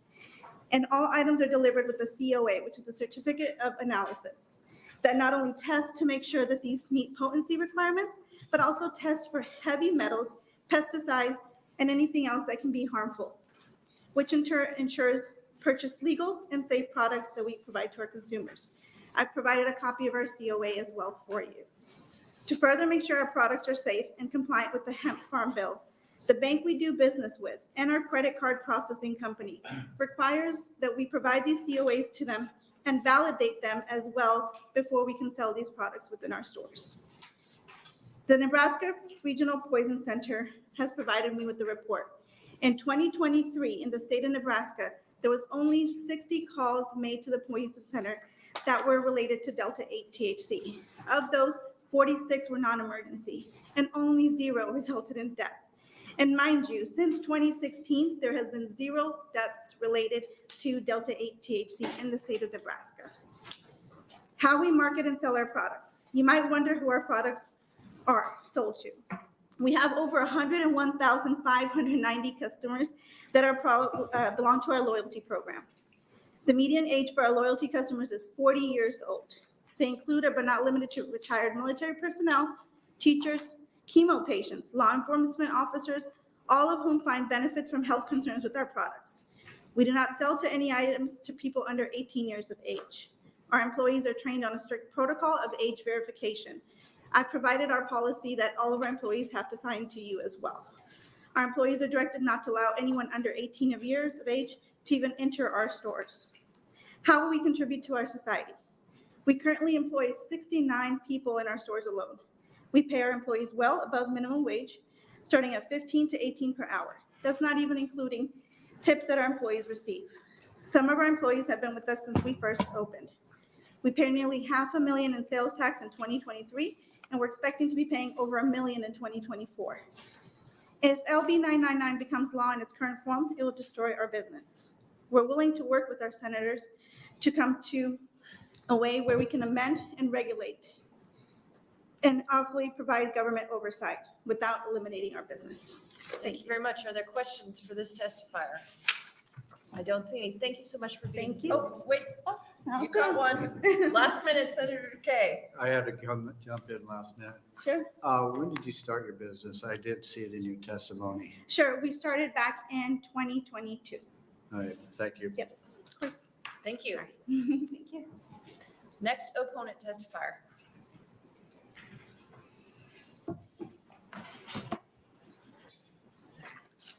Hello, my name is Christine Vanderford, Christine Vanderford. Good evening, Vice Chairman DeBoer, members of the committee. I work for Cure CBD and Vape. We have 12 stores in Nebraska. We operate a total of 75 store locations across the United States in 14 different states. And we have 45 employees currently in Nebraska. We pay taxes to support those employees' wages here. We offer an opportunity for 45 people to contribute to Nebraska's economy and to their families and to be wage-earning taxpayers. We are good actors in our industry. We understand how they can help and support people's ailments outside of pharmaceutical drugs. We want to keep products available for age-appropriate Nebraskans that are seeking alternatives for relief. We started in November 2018 selling some CBD-related products into our Nebraska stores, and now they represent about 20% of our business. We find that when people see what works for them, the numbers increase, and we're seeing that month over month. Despite regulatory changes at the federal and the state level, we continue to grind away at being lawful, abiding citizens in this industry. We only sell what we're allowed to, when we're allowed to, and where we're allowed to. We file reports on the federal and state and sometimes local levels, as each of the municipalities may require in addition. Prior to hemp law changes that we experienced in Virginia this year, we owned and operated 7 retail locations. The Virginia Cannabis Control Act legalized retail marijuana sales for recreational use that were effective as of January 1, 2024.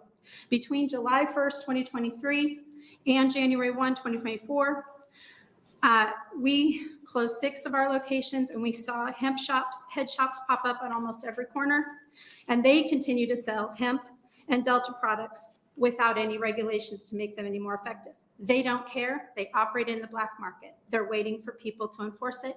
So far, we've seen some enforcement, but it could be a lot better. We're weary from being punished and overregulated when we're the good actors and the bad actors go unpunished, and they continue to act badly. In Tennessee, hemp laws have been more thoughtful and advanced. We would like to see what Tennessee is doing being done here. That is that the legislators work with the business owners and the citizens to find ways to regulate it instead of eliminate it. The state benefits, the citizens benefit, and there's enforcement, but there's a line within the needs. They work with industry leaders there, just as like we'd like to do here, to make laws effective and work for everyone in a legal environment of regulation. I've emailed some information because I didn't know if I could give this to you all in this hearing. So with that, I'll take any questions, and I'd like to ask you to oppose LB 999. Thank you for your testimony. Let's see if the committee has any questions. I don't see any. Thank you so much for being here. Next opponent testifier.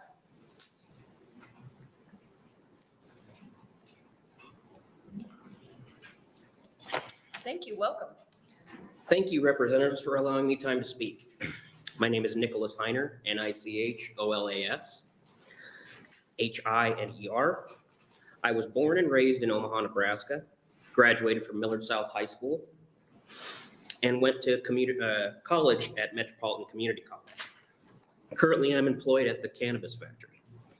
2 years ago, I took what was hopefully my last drink of alcohol, and it's in no small part to the cannabinoid Delta-8 and other products being affected by LB 999. I had heard of marijuana edibles for quite some time and thought they could help, but they are illegal here. So my research never went further than a cursory glance. And I continued to use alcohol at a very severe detriment to my physical health and my life as a whole. When I found that the 2018 Farm Bill would allow me to purchase of Delta-8, my curiosity peaked once again. And I researched it till I was satisfied that it was safe for me. These substances have allowed me to live a healthy, productive life again for the first time in a decade. And I continue to make steps forward every day. The changes in my life have been dramatic. I'm mending bridges with my family, friends, and community at large. I felt such great debt of gratitude to these substances and establishments that sell them that I applied to work there for my first job when I returned to the workplace. The owners took a chance on me, and I believe I've excelled in my position there. I want to continue to make progress in my life, continue to take steps forward. And if LB 999 is passed, it will not only mean a step back for me, but in my opinion, a step back for Nebraska as a whole. Again, thank you very much, and I will answer any questions you may have. Thank you. Are there questions? Don't see any. Thank you so much for being here. Next opponent testifier.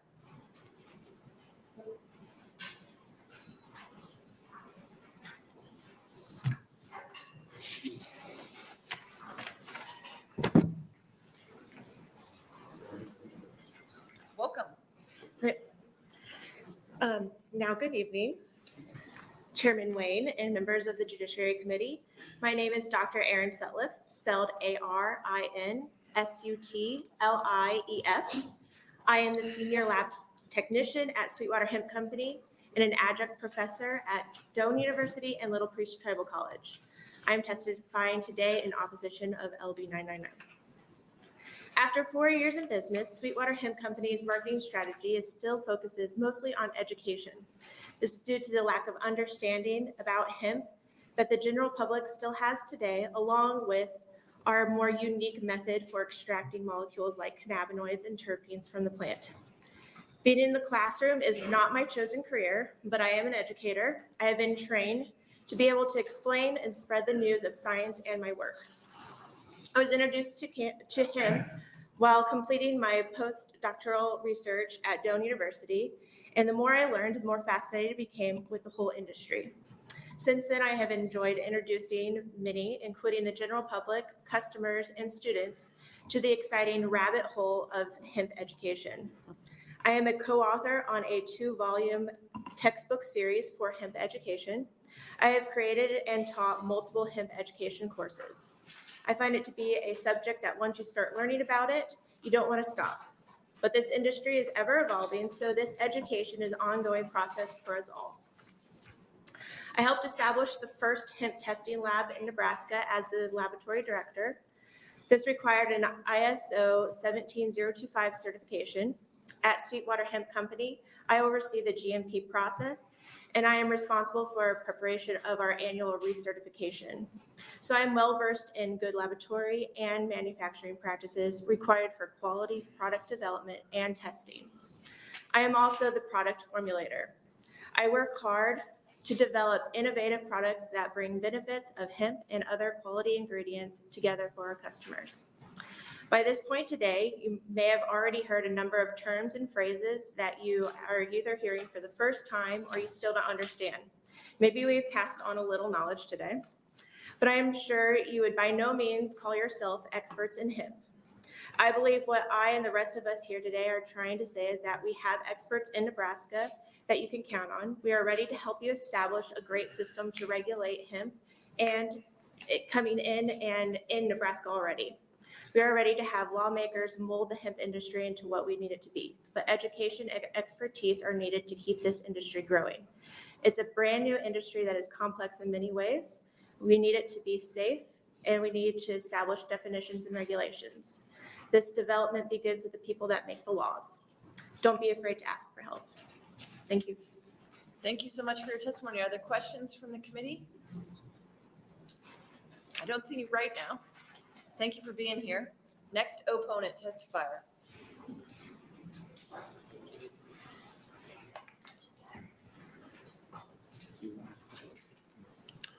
Thank you, Chairman Wayne, Vice Chairman DeBoer, and the rest of the committee. Special thanks to Senator Ibach for submitting 999. Although I am in opposition, I am thankful that we finally have something that we can discuss. My first page on the handout just talks about the history. I was one of the first chosen with the university as a pilot in 2019.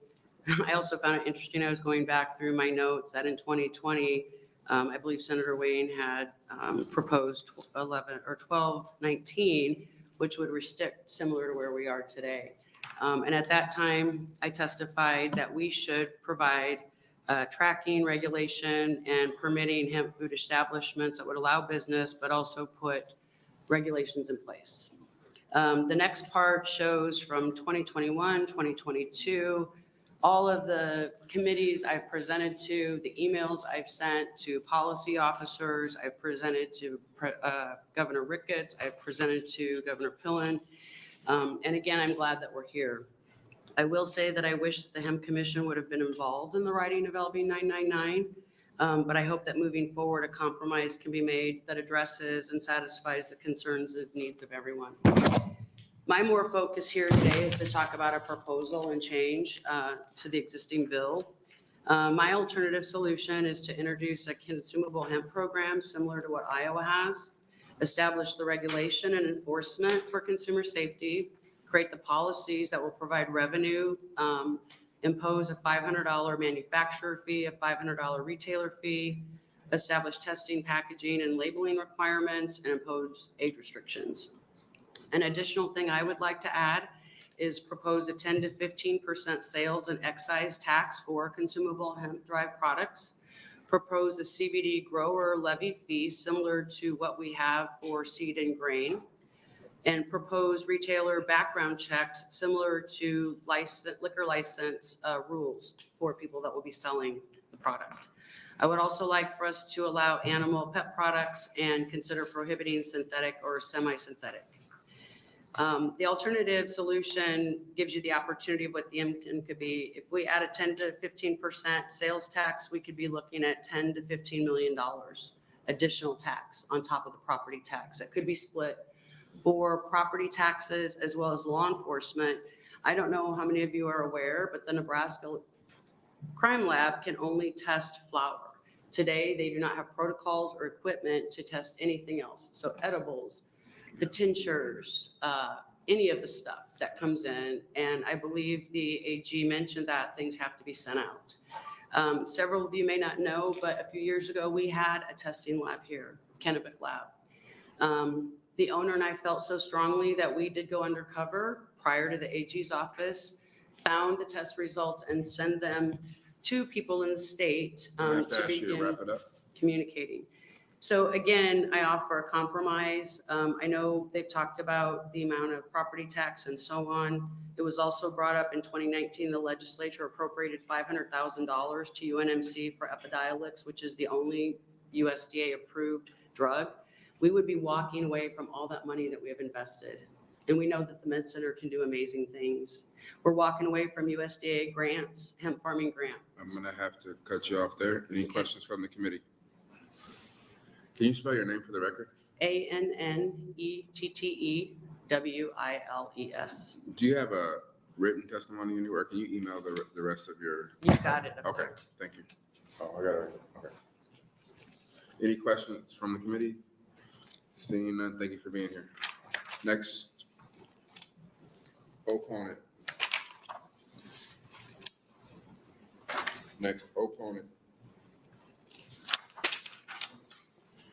Anybody testifying in neutral capacity?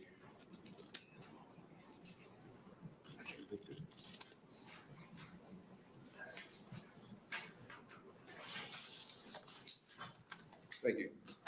Welcome. Chairman Wayne, members of the Judiciary Committee, my name is Bill Hawkins, Billhawkins. I'm with the Nebraska Hemp Company, which is a nonprofit that's been in here for 11 years, educating the legislature and the public on the need for cannabis reform laws. I'm testifying in a neutral position because I don't use hemp products. I worked with Senator Wallman to introduce the first hemp bill before anybody else was around, and worked with Senator Wayne and then continued to educate people on the hemp industry here in Nebraska. It hasn't developed. We don't have particle board shipping all over the country. We don't have a seed oil production facility. We don't have a hemp industry. And it's too bad that we don't. Part of it is because of that dangerous plant, the cannabis plant. And so you've heard from all these local sustainable business owners about wanting to provide a safe product. They're trying to do what is right. They're testing, they're checking IDs, most of them, but we still have a problem. We've heard of how dangerous this plant is, and I'm glad we brought up alcohol and tobacco because they will kill you. Cannabis hasn't killed anybody yet. So what I have a proposal, I have passed out a handout that due to some of the issues we've heard from the Attorney General and others, 70% of Americans, the latest National Gallup poll, believe in full federal legalization of cannabis. And so that's what I'm here for. We talk about property tax relief. We need to put cannabis in a taxed and regulated system with hundreds of millions of dollars worth of sales. 70% of Nebraskans believe in full tax and regulations. Nebraskans want to go into a tax and regulated store, and these businesses want to sell real cannabis to the public. It's time for Nebraska to look at this and really look at just how dangerous this plant really is. And so I appreciate the discussion and the late night that this committee has put in on this issue. And hemp farmers, I think they are okay with the federal changing of the licensing because our state ag department has not cared about the hemp industry for the last 8 to 10 years that I've been in here. And so it will be a lot better for the Fed. So I appreciate Senator Ibach and her office in working on this. And I would gladly take any questions that I could. Any questions from the committee? Seeing none. Thank If you. nothing, I just want to say thank Yes, you for your, I've been down here for 8 years. You've always done the hemp show down underneath the, in this circle down there. And I just always appreciate the fact that you are one of the few citizens who are very respectful in here, but you're pushing an agenda you care about. And I think that means a lot. So I appreciate it. That means a lot to me, Senator Wayne, and I am respectful of this institution, and we need to change. So thank you again for your time, everybody. Any other neutral testifiers? Seeing none. Senator Ibach to close. Waiving closing is a perfect. I was like, really? As she I missed the approaches, dinner, so. There is 28 letters, 9 in support, 18 in opposition, and 1 in the neutral capacity. Thank you very much, Senator Wayne. And thank you to the committee as well. Your engagement, your really thoughtful questions and observations are very appreciated. I think we're all in agreement that the commodity piece of the bill seems relatively simple. And I think there's work to do on the criminal side, but I think we all agree that we're headed in the right direction. I think worth mentioning is the mental health piece, which the doctors alluded to, as well as our mental health expert. I think we can compromise on the E-clause so that we can work toward a solution. Senator DeBoer, I would mention that with the marijuana referendum, there are several states that have legalized marijuana but do ban Delta 8 products.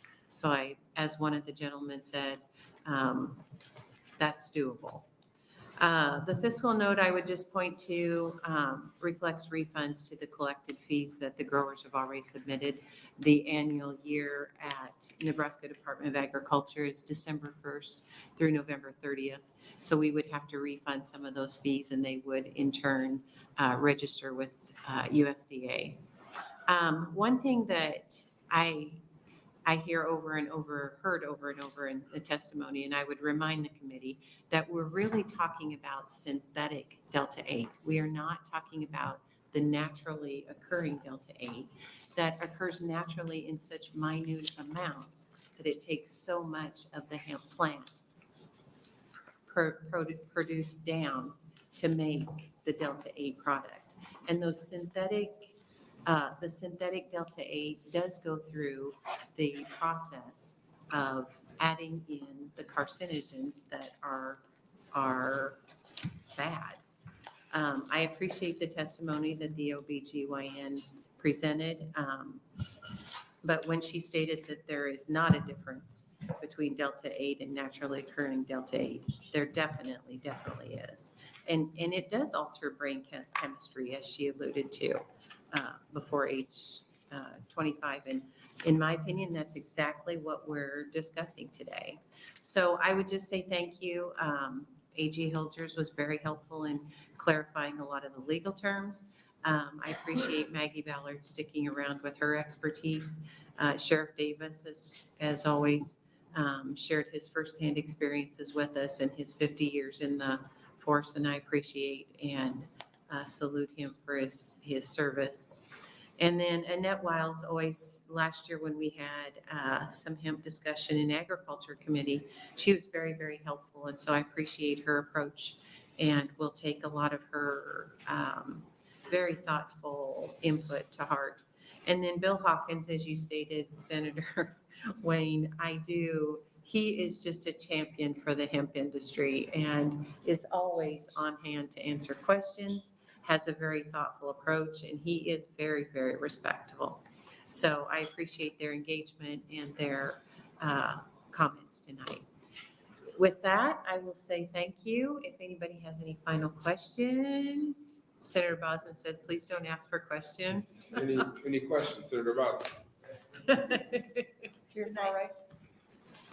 All right, seeing none, that'll conclude the hearings on LB 999 and the hearings for today.